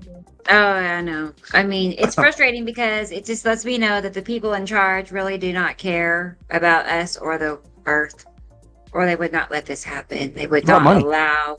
About power. About it has to be more than just money. I can they see can just part of print it. money. It's like money. I can see part of it. Well, they get money. You get a person. You get a person in a level of authority, and they get this information, and the guy walks up and lays the file on the desk in front of the man. The man reads the file, gets the living shit scared out of him, and then will come up with a way to do his job and to not inform people, because he is entitled to that information and can't credibly deal with it on one hand. but also gains a level of power and authority from the other of it, and therefore can make money off of it, or know things that other people don't know. And then they come up with the things to them, well, because of hiding things, well, I can make this decision for other people better than they can. And that is the standard government belief pattern, where they say they're saving masses from an incredible shock as an excuse for their own personal greed. I don't buy if that. we would have known. Now, granted, there's also the thing. Okay, how many people are going to get mad to know that we were not? Okay, oh God, here I go. It's like, here, how far down the rabbit hole do you want to go? How many people are mad to realize that God did not make us? Okay, we were not made by God. We were made by demigod. We were placed here. We were handed food supply. We were handed certain amounts of knowledge within us, genetically created knowledge, ability for thought processes of higher intellect, etc. We were changed from what we were originally, and then they added a whole bunch of other shit as well. I'm not going to go into the technical stuff, even though I know it. The point with it is, we were placed here to be a workforce on factory planet Earth. In a nutshell, we're a clone populace that was created. We have a clipped 24th chromosome. We were created in a freaking petri dish. Am I cutting out? No. Because you guys both look like you're frozen. Chris looks frozen. Yeah, I'm moving a little, but okay. Sure enough. And you know, when I tell this story, sometimes they black me out. And demigods come back every 3,654 years and pick up the commodities that they need desperately in their biosphere to keep up their technology, to keep their planet running and safe and healthy. Because they too, we lost Christopher. They too have a screwed up environment, but on a larger basis. They have a larger planet. They have a society that I don't know the history of their society at all. And they have a hierarchy, and we know they live thousands of years, and that's all we know. I don't know much about the Anunnaki at all. Scott, something I ran into about 5 times this week, where they're talking about the Lizzie race, and they're mixing it in with the shape shifting. I can't even put it all together because it's so half-eyed, cockeyed, crazy. Those of you guys are screaming the lizard race and throwing out that kind of disinfo. You're wrong, and B, I wouldn't do that were I you. If you run into a member of the lizard race, or the Dracos, or whatever you want to call them, and they look you up because they have a higher tech level than we do, and they look up some of your statements, are you sure you want to say that publicly? So I'd be a little careful of, people in glass houses shouldn't throw stones. So I'm trying to even remember what but they were tagging the lizard race along with something else.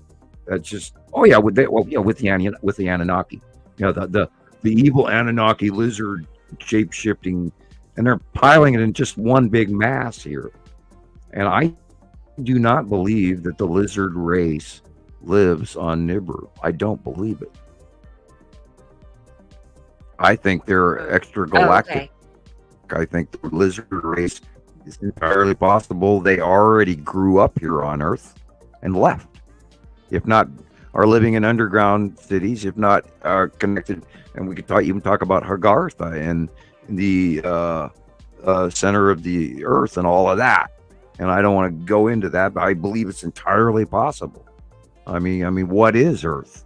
Earth is rather unique in this solar system that we have here, where we placed here as a small sphere, or a Dyson sphere, and then spent 5 million or 5 billion years gathering dust on this Dyson sphere. So there's no telling what the real complete truth is, but I can tell you absolutely that is way bigger than your average Joe Facebook living on Earth can even imagine. And I know a handful of secrets, but I don't even have, and I talked directly face to face with, a time traveler from another, star system, and was given all this information, and I still don't completely understand it. And then I got some information from the government and some information from, a government extraterrestrial as well. And hi, Caroline. There's certain things we can talk about, and then other things that you just barely dare say to be not wrong, but also not to offend. Go ahead. I'd say Tara had a question for you, asking when and how did you deconstruct yourself from your religious upbringing? Like, how did you exit that mindset? I never did. I never disconnected from my religious upbringing. It's a part of my upbringing.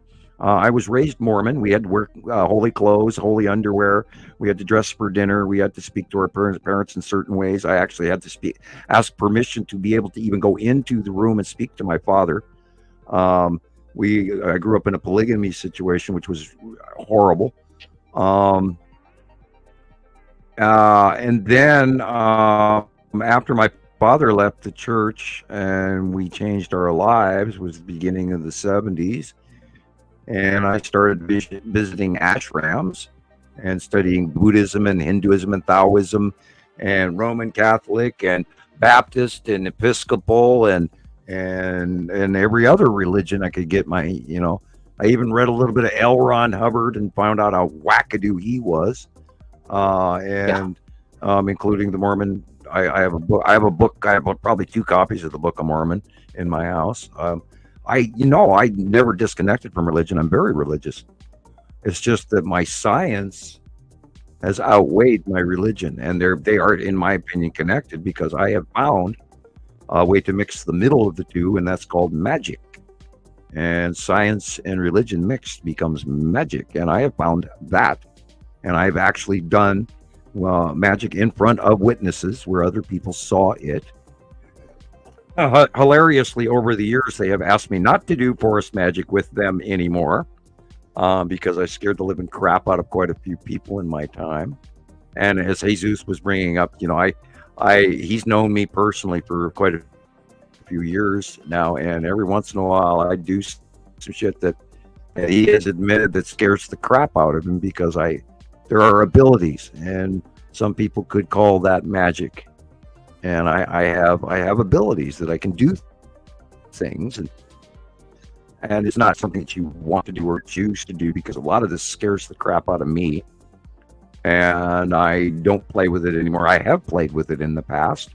I've watched it blow up. I've watched it work. It's not a toy. I am very good with tarot cards. I can look at you and pretty much see your future in certain ways.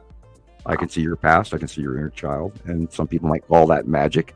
And other people might get the hell scared out of them. And other people get mad at me and get angry and then troll the crap out of me because I attacked. Remember that? Do you remember, Rebecca, when somebody got a couple of years ago, he attacked me using remote viewing, and they were running around telling all these people. He attacked me using remote viewing. I never understood how somebody could be so confident that they were remote viewed. Like, how would you begin? And then when I did question them, I mean, they were very, very offended that I didn't believe it just because they said I don't know. How would somebody know? I know. Like, I don't know. You can't really. I've had a lot of remote even if you did, I mean, it doesn't work like that. I know. Anyway.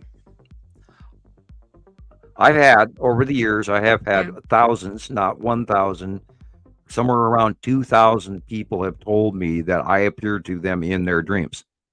And I barely even sleep. And so, when I do, I am posting, I'm clicking my pillow in my sleep all the time, still talking to people. So it's entirely possible. And a lot of people have been really, really sure that it was not made up, that I did actually visit them in their dreams. And part of the Pleiadian message was what the Pleiadian told me is that I would have a dramatic effect on people that I doubted was personally possible because I was just me, and how could I possibly do that? And then, I was given a less than adequate response to that information because apparently I'm supposed to do a lot of change. We are supposed to change things in the future because this knowledge. So, and we'll leave it at that. That's the skinny of it in a nutshell. And I do anticipate changing the future. I 100% believe that. Right. Don't you think it will just evolve? Like it's just going to happen, like we've already laid the groundwork. If we just keep doing what we're doing, is what I'm saying. If we just keep doing what we're doing, it's going to happen. Yeah. You think?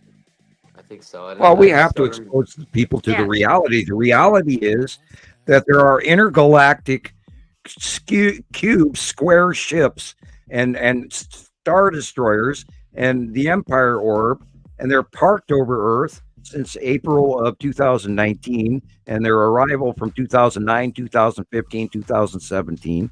They're freaking here, and we can't even get anybody to make a comment on YouTube about it. It scares people so bad, or they just completely flat out disbelieve us. And we are getting sightings of them every week, dozens a week from around the world. Christopher's been filming it for months now, and he's getting regular sightings, and I'm getting regular sightings, and people are sending them in all the time. And Alexander and Robert in New Zealand. They're there. Yeah. How many times? Yeah, they're here. They're here. Going outside. It's crazy. Yeah, and you'd think by now that the rest of the world would want to know that. Yeah. I mean, I did. I walked up to a guy, complete stranger. I had just made my purchase at the store. I got some milk at what we call town pump truck stop in Lolo here. I live in a truck stop town. Anyway, complete stranger. He was behind me in the line, guy in his early 50s. And I said, if large factions of aliens in ships from another planet or galaxy, intergalactic, from one galaxy to another or whatever, or from our galaxy even, from another planet, were parked over Earth in a large factional group, would you, as a average Joe citizen, want to know? And he actually pondered it, and he first said, I don't know.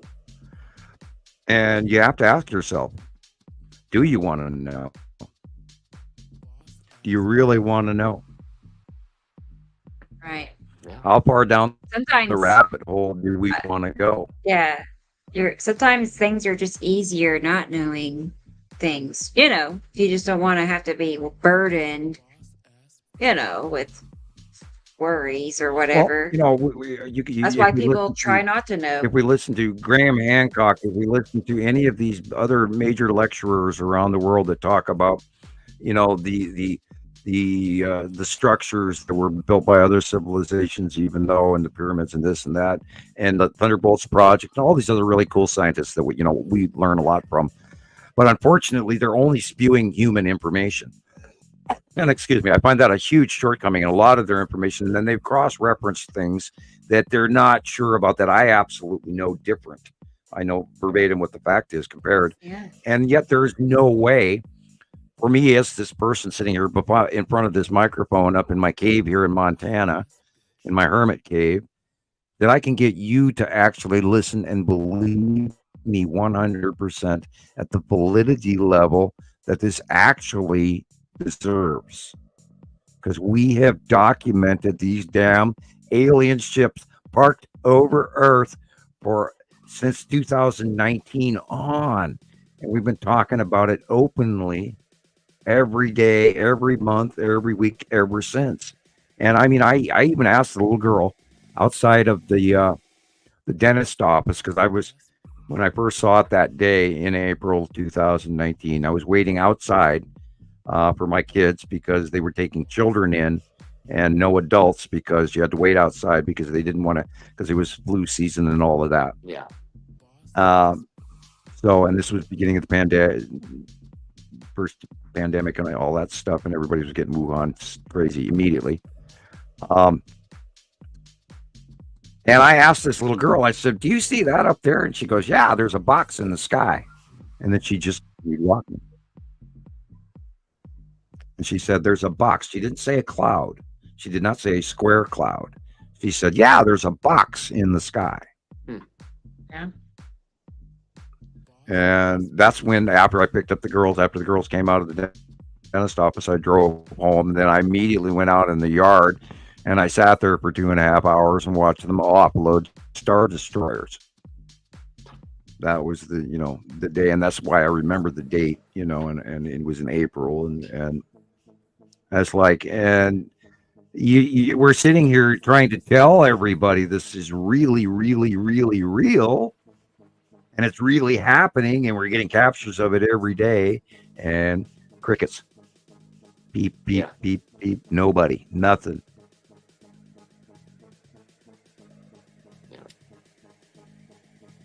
Cool egg. Yeah. Yep. Did you see that, Sam? Eggs. Yeah, I see baby brother, but I'm wondering how old. I'm wondering how old baby brother is. Oh, baby brother. I believe Probably, that's a term I of don't know, endearment, 20s. not as in. Oh, okay. Well, then I don't think he's a ask, baby, but please ask his opinion. If he believes us or not, or what level of belief he has, and good sign. do let us know. Yeah. Well, this is, you know, this is why I also invite anybody that really wants to be a member, or even a 5-minute member, a guest visit spot on the show. Contact us ahead of time, or try to get a hold of Rebecca, and we'll work you in for a guest quick. You know, you don't even have to be. You don't have to show your face. You can have a picture like I do, and then you can visit and talk to us. We hope you have a microphone, etc.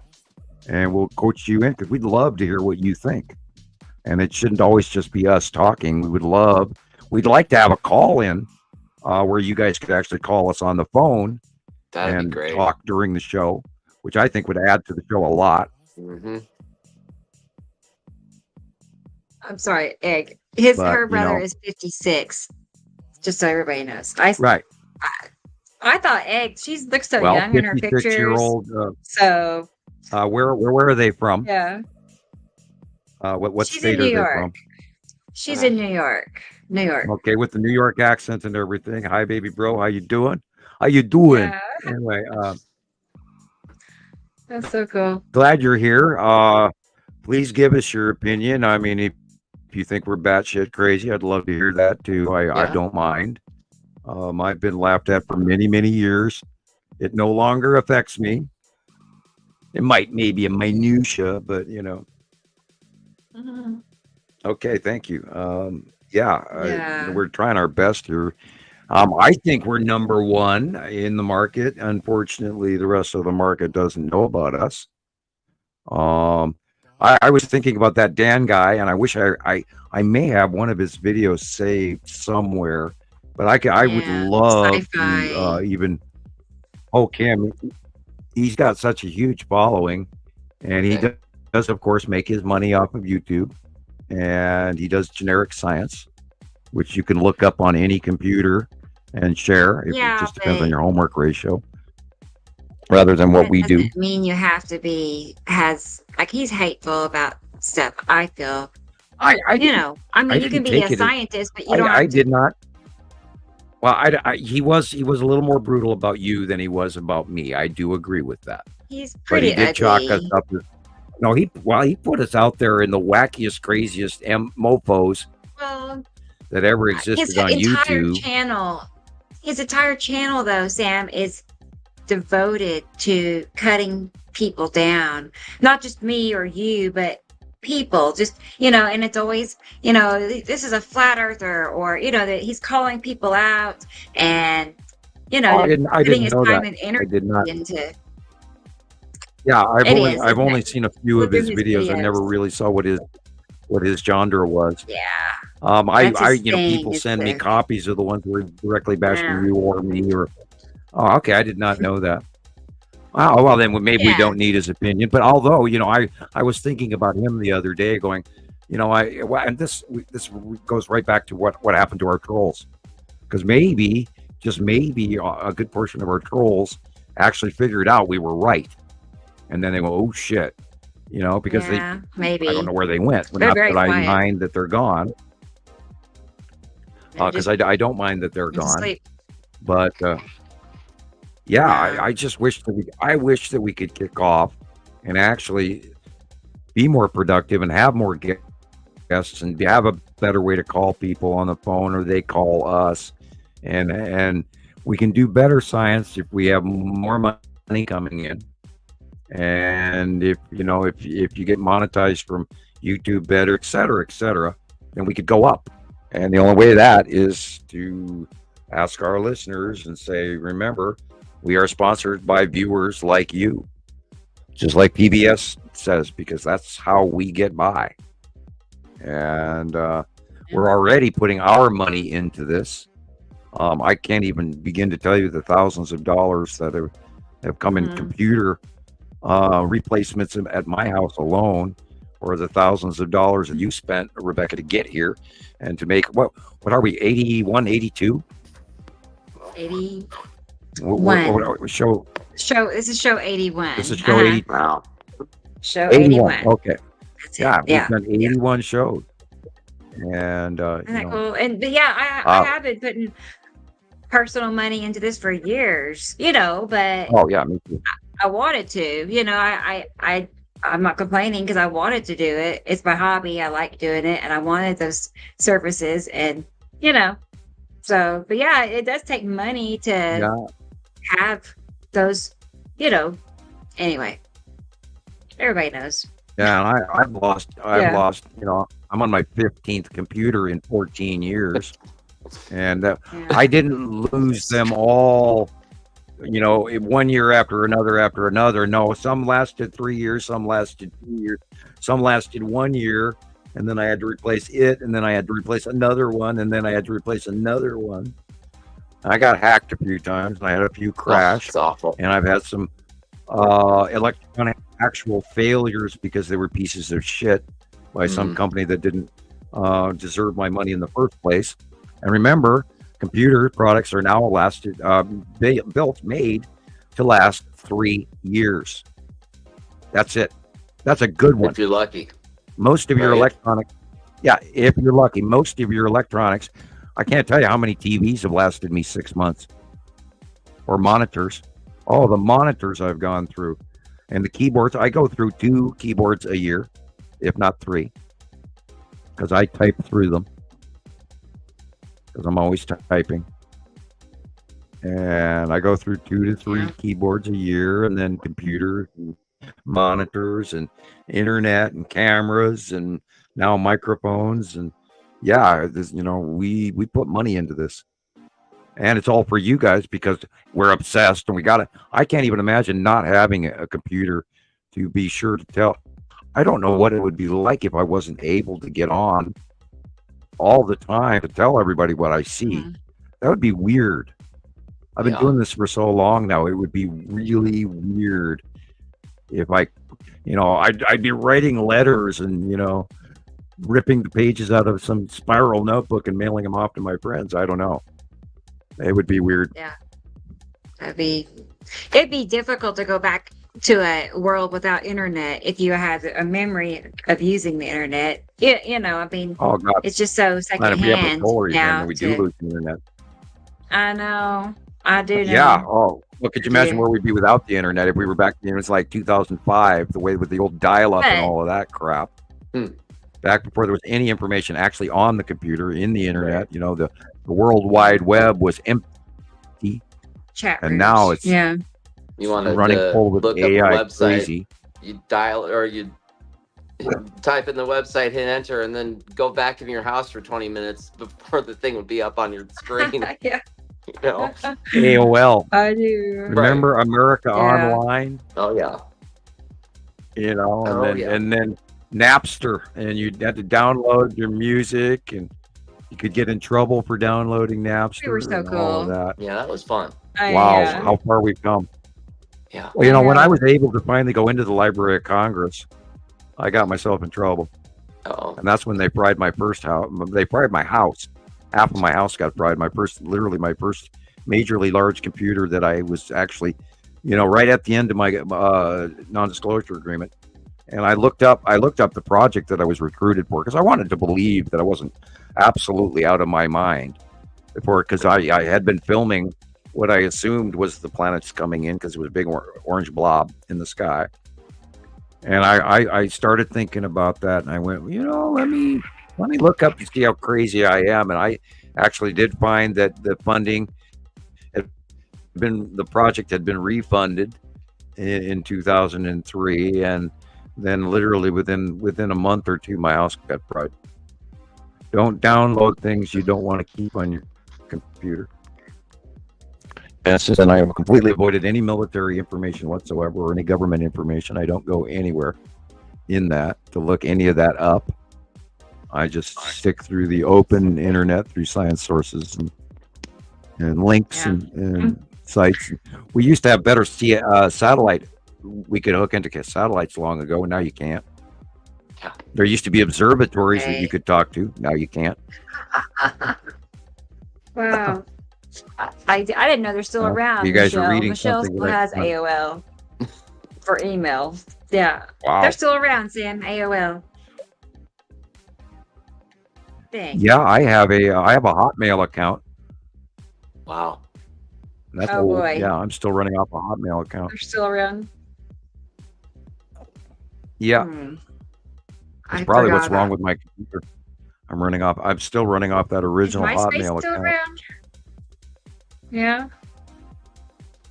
Wow, I don't know forgot about MySpace anymore. I forgot yeah, about that. I was never on MySpace. I forgot about that. I thought I somehow was, like, one blended of the that into last people, Facebook like- in my brain. Yeah. I didn't get on Facebook till like late compared to all my friends. But I remember all those people that were asking us to join Truth Social. Whoa! Oh boy! no, You I need don't to come remember that. over here and do this. We could talk there. I was like, no, thank you. Yeah, I got invited Truth to Truth Social Social? probably about 50 times.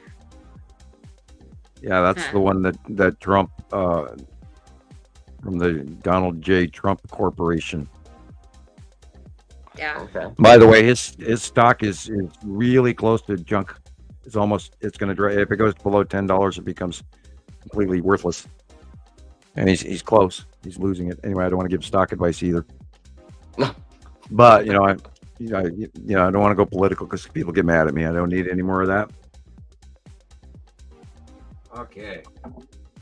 Back to the cough drop. Let's change this, topic.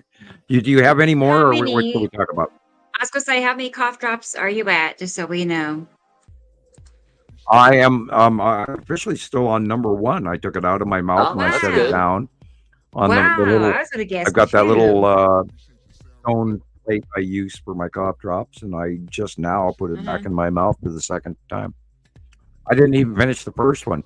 Brought to you by Ricola. Anyway. Well, Ricola rocks. I like my Swiss Alpine Obviously. herbs Ricola. Yeah, I like them. Yeah. They're also square, and the God, what is that? The cherry flavored Halls. Every time I was putting those in my mouth and trying to talk, I almost choked. So I switched Those, back to Ricola the again. Luden's cough drops or something. Are They're not really. those really Oh, cough God, I drops? remember those. Are they really cough drops? I don't know. I know. Yeah, I that told was you I little used to old get ladies my mom back to write in the me a note. 1960s. They pull them out of their Ludens. purse at church and go, "Here, kid, have some candy," and they're handing you a Luden's cough drop. God. Yeah, I that always love reminded me. Ludens. It's like, well, that's fake candy, but I'll take it. Right. Like Werther's. Oh God, when I was a little kid, we used to get packages from Germany and from Holland for Christmas, and we'd get Swiss chocolate and German chocolate and Dutch chocolate, and I tell you, the American candy versus what comes out of Europe at Christmas is 2 different things.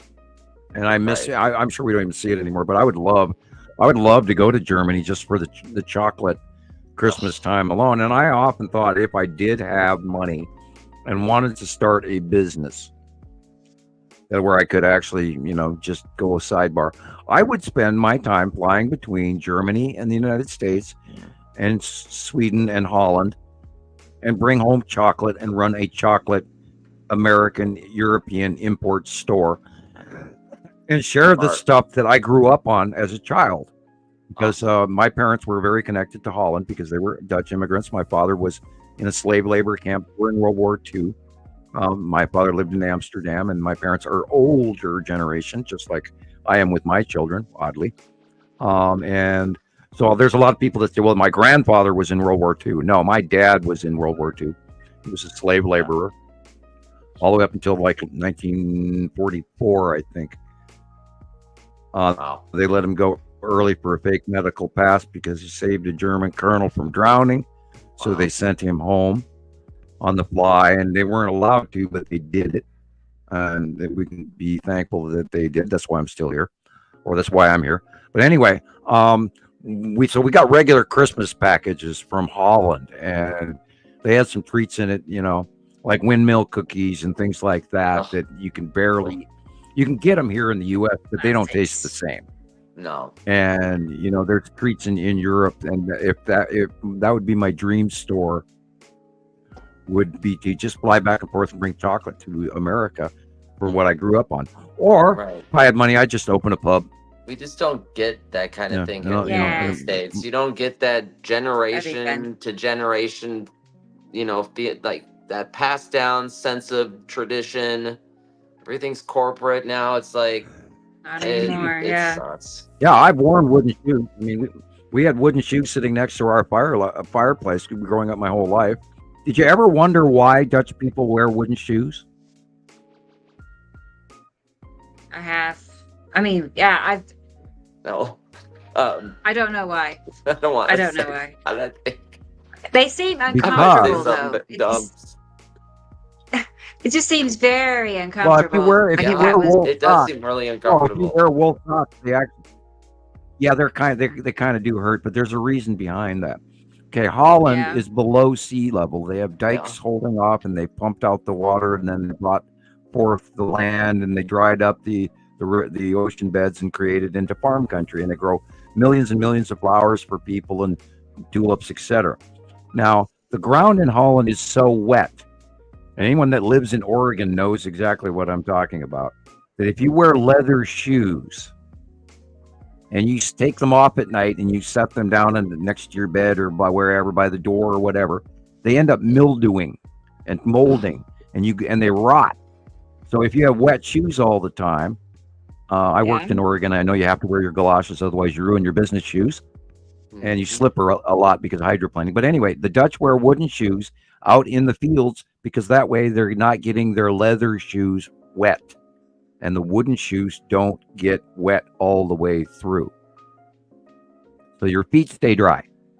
And then they take them off and they put them by the door. And by the next morning, they're dry. So, and they don't do they still wear wooden their shoes? good Is that leather shoes.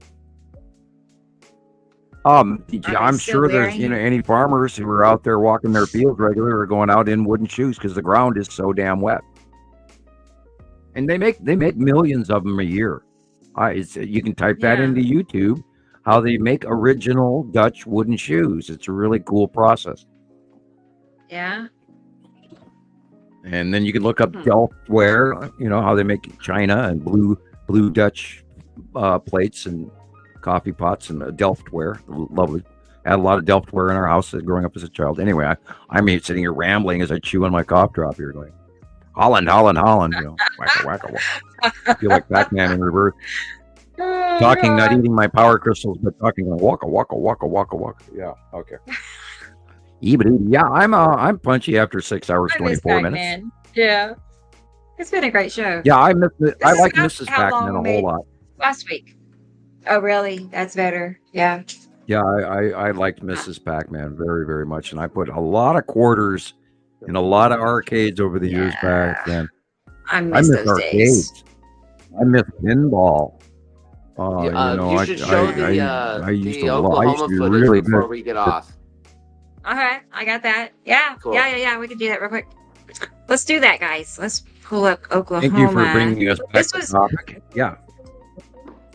a few days ago, like the 25th. Yeah. The 25th. So 3 days ago. Just pop up out of nowhere. Thank you, Chris. Storm event. Let's go ahead and get that pulled up here. Yeah, Oklahoma City had a hailstorm from hell.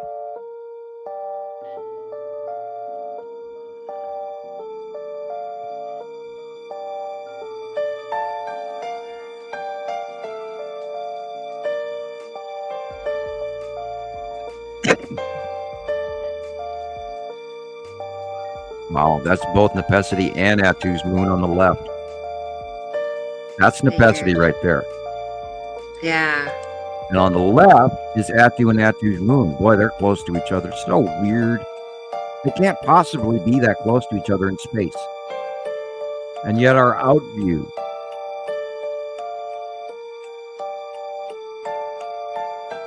Now that, yeah.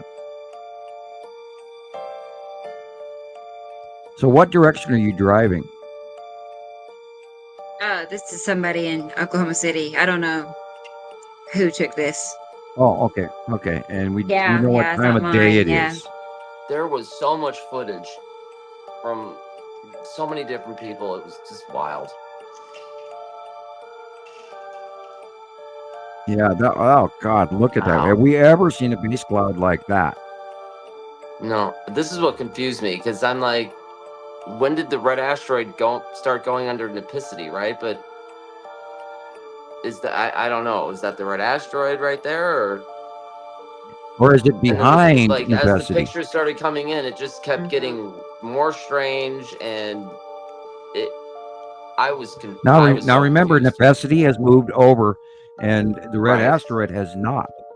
So that is probably the red asteroid behind, close passing Nepesity. Remember, Outview. That makes sense. There's these planets are so close to each other, and yet we know that they're not in reality. But in our outview, they are. Unless this is the strangest damn solar system I ever heard of. That I mean, that these planets are that close to each other. And that's been part of the crazy that we're right in the middle of them right now. Like, how is that possible when all of our normal planets are way spread out? Yes, that is the base cloud of an overhead passing planet. It's an odd. Look at that.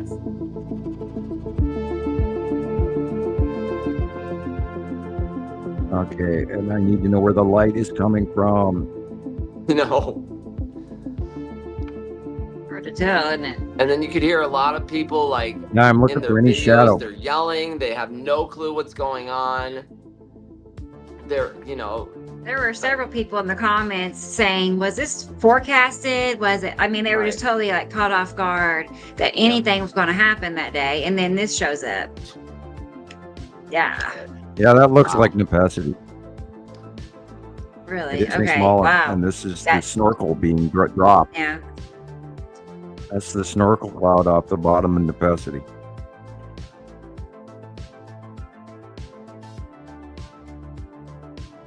And Nepesity is getting smaller. She's rising above us, higher up. And she was so close and in our faces for so long. It's been strange and weird. And I couldn't even fathom that process either of the last 3 years in a row, how close we were being driven past by Nepesity. You look at that square. That looked like the long box cube. Really bad. Yeah, this is beyond Earth. So the light is coming from behind us on the left. And it's being illuminated. So this is the bottom, definitely. Look at the color on that. The red is coming from is Saturn, which is behind this to the left. That's where the red and the yellow and everything. Wow. Yeah, that's Nepesity moving beyond Earth now as well, because that would be in the east. In the east at sunset. Because the light is behind him as well again here. So it's sunset and he's filming east. The bottom illumination. It's almost dark. It's almost sunset, and yet that illumination is underneath because the sun is still shining. Now that yellow comes from the illumination off the bottom core of Saru or off the yellow moon.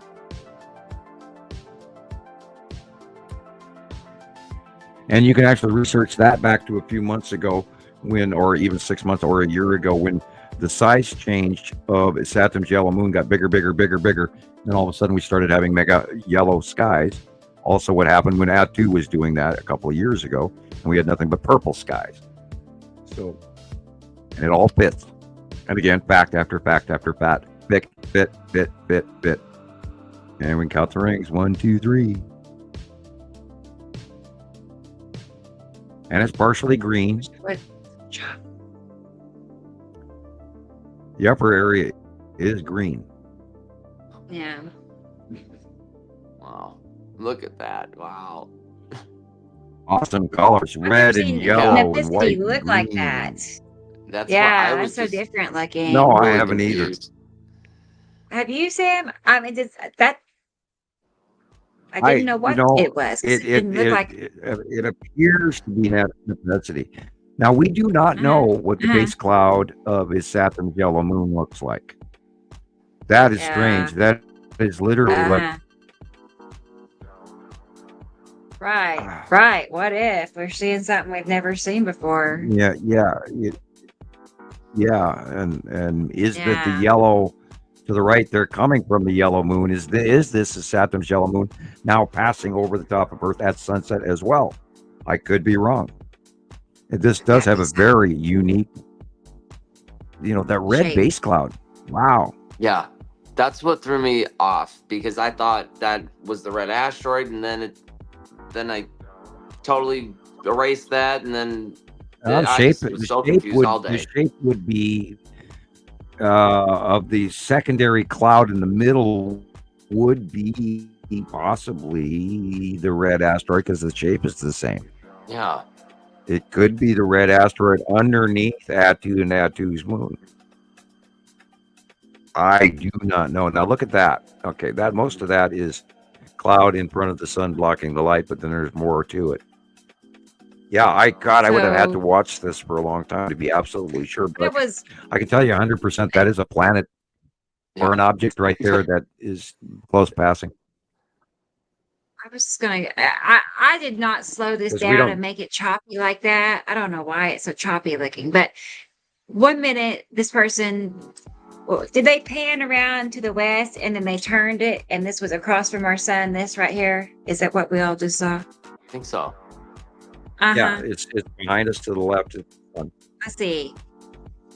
Yeah, if that's the case, and this is in the east northeast, and the street lights are turning on, so it is at sunset. Nepesity, and okay, we'll see.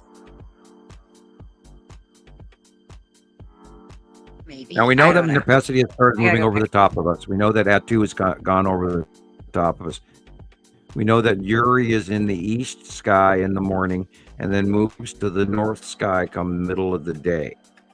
And yet everything else goes around us as the sun progresses into sunset.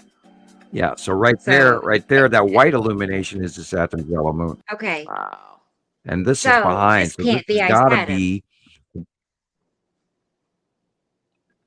No. Well, I was going to tell you last night. This is where Nepesity was last night. Nepesity and Atu were side by side in the east southeast. So that's what we're seeing again. And then that blue, Nepesity is in the southeast, Nibiru. And Atu is in the north. At sunset, Nepesity is in Earth to brain. Can vary. Okay, let me grab it. In the northeast, Nepesity is in the northeast at sunset, and Atu is in the south east at sunset. Because they're beside each other again. Actually, Nepesi's where that lower. blue is. Yeah. That's where Nibiru That blue should is be. where Nibiru is. Mm-hmm. Right. Nibiru. So it's like we got Nibiru, Nepesi, and Atu on that whole side of the sky. Right. And then Uri, you spin again, you go to, and then you go Atu, and then Uri, and then you're literally facing the sun again. And then you got Uri. In 360. Ice Yeah, it's amazing. Starts all over. And that change, the change of Nepesi's movement, where she has gone from close pass over in our front of us, now she's close pass over the top of us and beyond. She did not do a month and a half ago. She is rising up. She is getting smaller, and we are seeing a different Nepesi. Okay. But that is most likely the drop snorkel. Wow. Cool. So Saru experimental would be right above the sun. Okay. Most likely. Yeah. Mm-hmm. Yeah. Off in the distance above the sun. And All she's rising up across the sky. too and coming towards us. She's coming towards us as Nibiru leaves. You got to remember this is a two-armed octopus. And Nibiru and Isatum are on one arm. And Saru, Uri, Atu, and Nepesi are on another. And then Matim orbits around Saru and Uri, completely separate orbit of all the rest of them, which is really weird. Yeah, look at the green band in the center. Yeah. That's Wow, Nepesi. look at that. See the green? That's Nepesi. Okay, now look. There's the right-handed snorkel drop tornado effect. Now, it used to be, last year it was on the left. Now that it's gone past us, passed over the top of the Earth, that drop snorkel tornado maker is right there. And yet we know that the big three asteroid group is still in the upper left corner. Right. So the drop snorkel tornado maker at the bottom of Nepesi is now on the right-hand side. And that we've seen that in the last 5 or 6 days. Green inside again. 1, 2, 3 bands. Okay, this is Atu's moon and Atu and Uri after sunset in the southwest sky. This is Nepesi again. Now remember, Nepesi is small. Boy, look at that. And that is that tornado maker up close. And now it's farther away. Weird. That yellow in the background is so weird. This could, God, that could be close past the Saturn yellow moon for where the sun was. I wish I'd have been there to see this. Yeah. Yeah, me too. Now, Oklahoma is so flat, we don't get this opportunity up here with the mountains in the way. Yeah. That's Uri. Really flat. That is, that's Uri stuff. This is, again, Nepesi.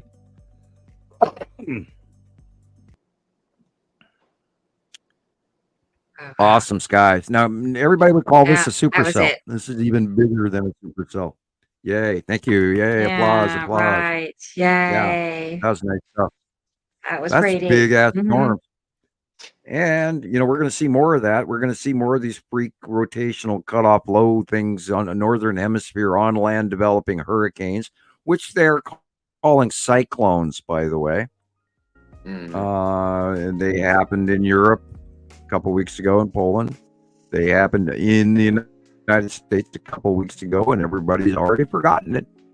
And it went through, and it created a superstorm all the way through Ohio again, and it went over and through, and that was what we were doing in April and May with all the freaky tornadoes and the close passes of Nepesi, and everybody's already forgotten all about that and all of those thousands of homes that got destroyed.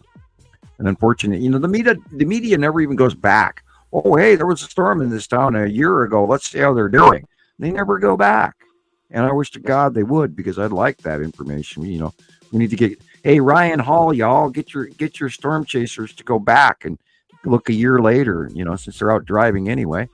And you're paying for all that gas, have somebody do a film of some of the towns that got devastated last year, or some of the towns that got devastated in May or April of this year, or the year before, or go look at bad ones this year. More Oklahoma, or any of those other towns that have been wiped off the map. And people need to talk about that. Oh, and there's a major. God, where was that? I think it's in Kentucky. There's a major underground toxin pollutant water issue going with the mines in Kentucky, where they're filling all of the mines up with water, and now everybody's groundwater is being toxically polluted with arsenic and all kinds of crazy shit. And they're having a real crisis going on there, and people are getting sick, and they're not talking about it. This should be making national news for the poor people in those areas that are actually living there and drinking that water and trying to, shower and bathe in that water, which is toxic and is going to kill you. Oh, yeah, we have super sponge sites all over the country. Yes, I know. We had to buy a filter for the shower. Anaconda here in Montana. Yeah, we had to buy a filter, it's like a 12-stage filter for the shower, because one day I'm sitting in the bedroom, and, I had the shower. I was going to take a shower, and I got it on hot, and the vapor it started smelling like a pool. Like, the chlorine was so powerful, I almost passed out, and we had to buy a filter just to get rid of that chlorine in the water. It was bad. Wow, that means you have major processed water recycled too. Yeah, they say we're supposed to have the best water in the country. I don't think so. If you go to Walmart and you grab one of those big cases of plastic water, I call them plastic water. Grab one of those bottles and read the back label. And read the label on the back. And if it says recycled water, do not buy it. You've got PCBs. You've got hormone products. You've got all kinds of stuff that don't get processed out of the public water processing plants. I live off of groundwater, and I do buy Missoula water. But you guys got to test your water. Right now, we're being poisoned around the planet, and it's scary where we've gone, and we're letting big corporations rule everything, and it's killing us, and we don't even know it, and we don't even know it. Yeah, and it drives me nuts. Yeah, there's a website you can go on, and it will tell you exactly what they have found, trace amounts of basically anything that's in the water supply in your area. And I'm looking at the water, and there's uranium in the water. I'm like, what? Uranium and arsenic and all sorts of just crazy lead and zinc and copper and cadmium and chromium and on those reports you have to look for the term electrolytes. Okay. Which every water report is going to tell you there is a certain percentage of electrolytes, and you know what that is? Urine. Yeah. Oh yeah, there's medication. Either in human the pee or cow pee or whatever. Hormones. Yeah, you have X percentage of parts per million of electrolytes, but they don't print that it's cow pee or people pee on the report. So you have to learn what the report means, because if you find electrolytes, you're drinking moo-moo juice that you don't want to drink. Right. But Big pee. Some of our water is really old, right? It's been here forever and ever and ever and ever. Some of our water. Yeah. So it's to be expected that it's going to be, peed in. Unfortunately, right? Yeah, but then you hope to God it goes through about 12 years of charcoal and gravel and through the ground and through the dirt and, through a few worm butts and it gets an opportunity to, get changed before I'm not you thirsty pump anymore. it up and drink it. I'm not thirsty. I'll pass. Not me either. No. Not me. Yeah. I have a good old cup of, I have me a bottle of that there fine Walmart plastic bottled water. Thank you. And I watch people drinking that crap all the time. They pull it out of their car and it's like, no, don't drink that. Do not store your water in the car. That plastic bottle is breaking down and is going to kill your grandchildren. They'll be born with 3 arms. I'm not kidding. Toxic. Don't buy bottled water and plastic. And not only that, the ocean. There is 5 islands, Sargasso Islands of floating plastic around the planet. So They're as big as the state of Rhode Island. Is Rhode Island a state? Yeah. Am I wrong? Okay, leave the state part out. As big as Rhode Island. Okay, where did my brain go? Hey, we're at 6 hours, 45 minutes. Maybe we should shut up and find something else to do. I'm a mad raving idiot. Pardon me. Thank you, everybody, for tolerating me. Right, water. Thank you again for tolerating me for another week. You know, in my crazy train up here from my hermit cave up here in Montana, spouting all my crazy conspiracy Show theory 81. shit. At least we weren't like hit so hard with all the technical difficulties. Like show 80 will just live forever. I'll never forget Now, show last week 80. was a little complicated. Never. We It was had a all little kinds of bit problems complicated, last week.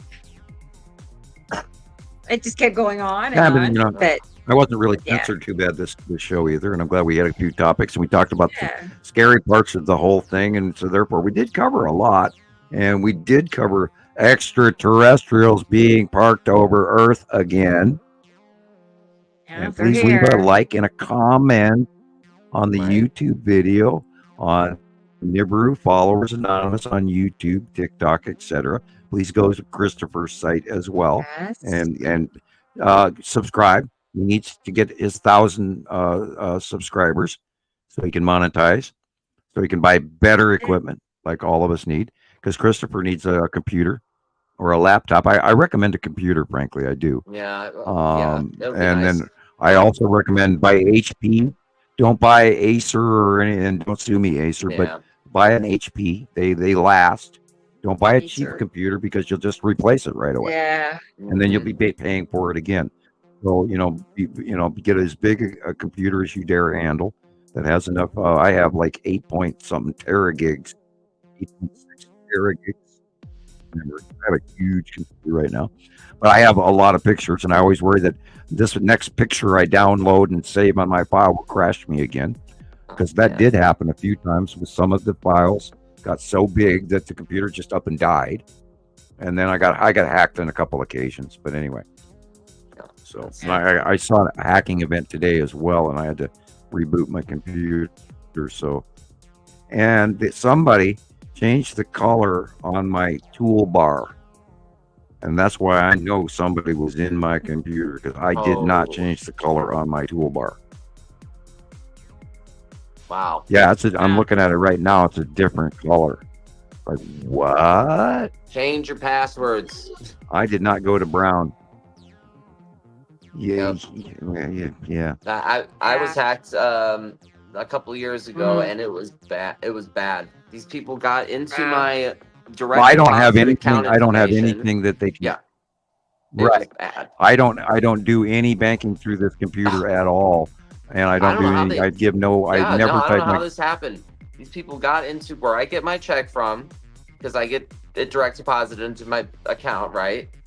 They hacked into that part on the employer, like the employer side, and they switched my account information to theirs. And then, of course, the employer calls and said, "Did you change your account?" I'm like, "No." And they had all sorts of my information and the employer's information. They had tax returns of mine from like 2000. They hacked him. Oh, it was they bad. hacked him. So I learned all sorts of and then they mined you stuff that I had no idea about. Right. Yeah, I have yourselves on absolutely the no internet, banking guys. on this whatsoever. I don't type any social security number information on this computer at all. None of I barely have any photographs of the girls. I don't put anything personal on this at all. So they're welcome to go through my files as long as they don't remove them. I shouldn't have given that answer right there. But yeah, they're not going to find anything. So, I'm changing all my passwords and making it more complicated on myself. It does not really solve anything. Hopefully they get bored and go away. But yeah, the color bar, the toolbar changed color, and that's somebody going in there. They're probably teasing me to let me know they're here. Because we know that George Orwell and all of that, and Men in Black, etc. And they occasionally remind me that they're around so that I can behave myself. Message understood. I'm going to be boring. Go get some more coffee and more donuts. And I'm going to go turn on the Star Wars game, I guess. Because we're at 6 hours, 49, 54, 55. Have I started watching Star Wars? It's no, I haven't. No, you got a lot of work to do. You still haven't started it yet?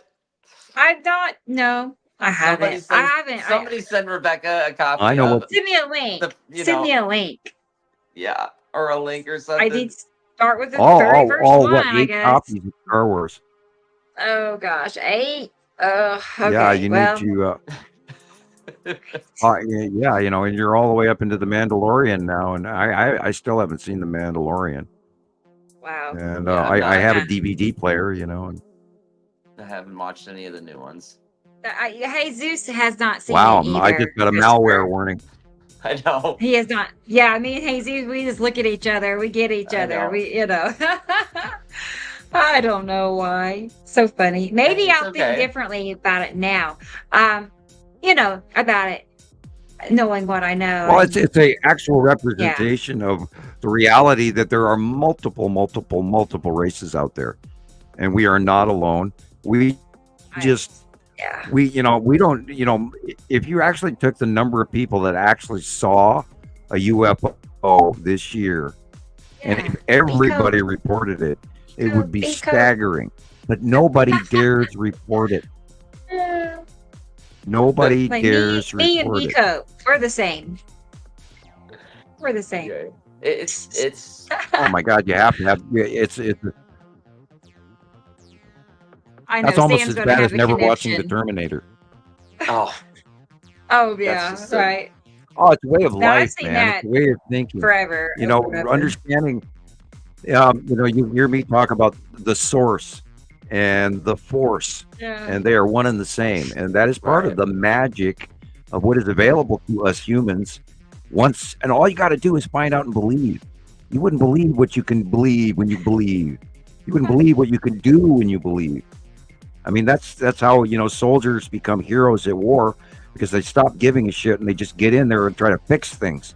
Damn it, I'm frustrated. I'm going to take care of it, and off they go.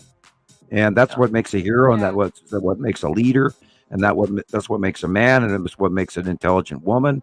And you just get in there and do it, because I believe. And I mean, if we didn't know that tomorrow the sun was going to come up, we'd have never gotten out of caveman. We always believe that we're going to be better tomorrow and tomorrow and tomorrow for my kids and for my future and for them. And why we try to be honorable and do the right thing. And that's why we have civilization in the first place, so we can group together and work together as a team, because everybody knows you cannot grow an entire crop of wheat by yourself. It takes a village. And we all have to remember that. And we have to learn that we cannot, you may grow all the tomatoes in the world, but then you're not going to have any pasta, or you're not going to have any oatmeal or barley, or you have to have other people, and that, villages share. Oh, hey, I grew a lot of tomatoes this year. Oh, hey, I grew a bunch of squash. God, I got more pumpkins than I would know what to do with. Why, I'll trade you, a block of cheese for this pumpkin. Thank you. That's how it works.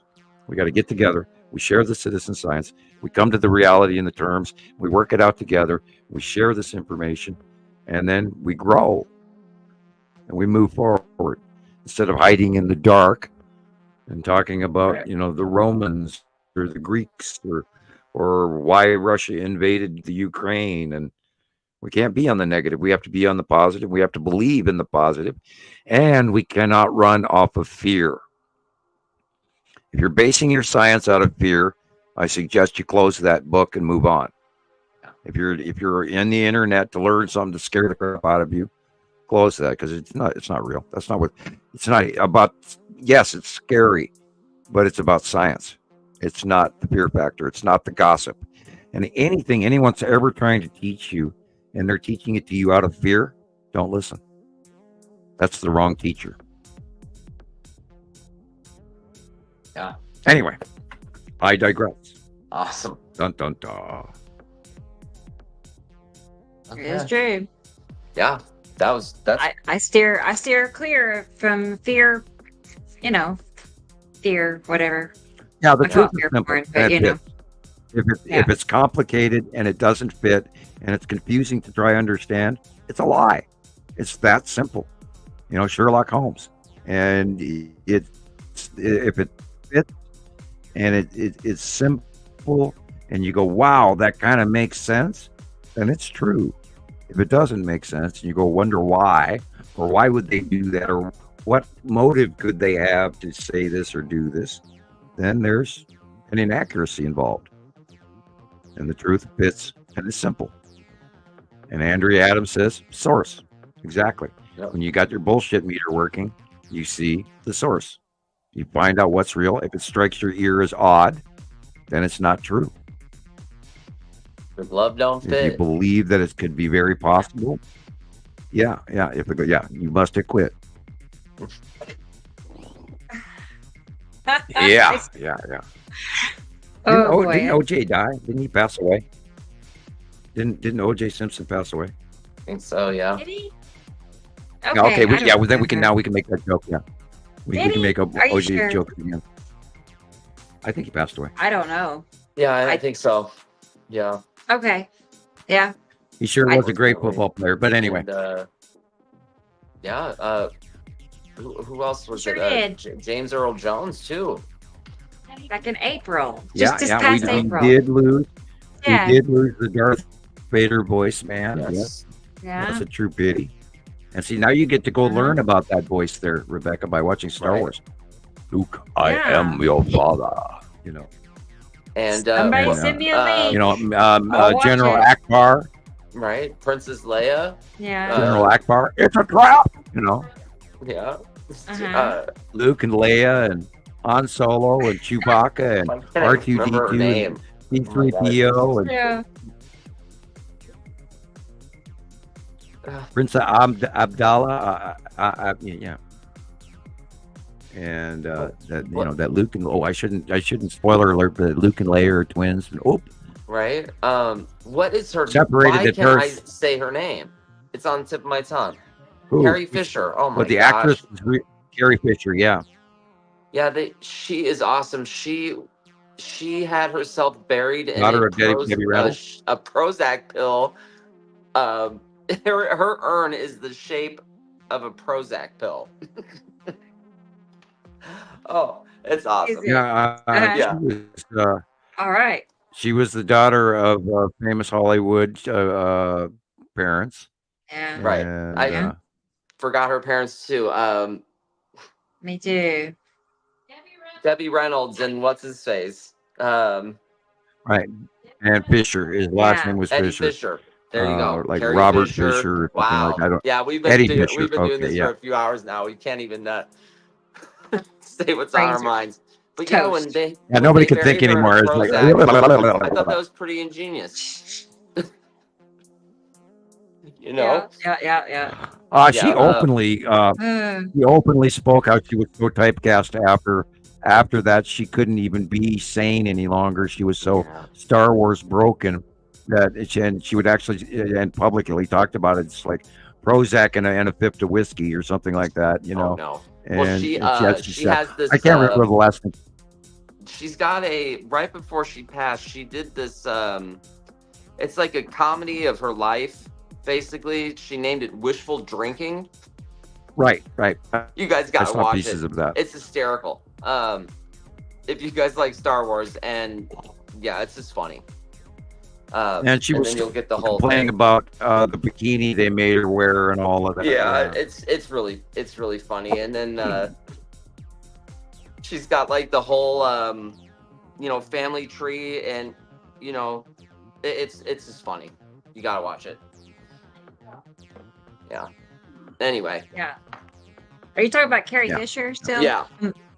Yeah. Okay. It's like her. Wasn't sure. It's on HBO, Princess I Leia. guess. Yeah. Yeah. Huh.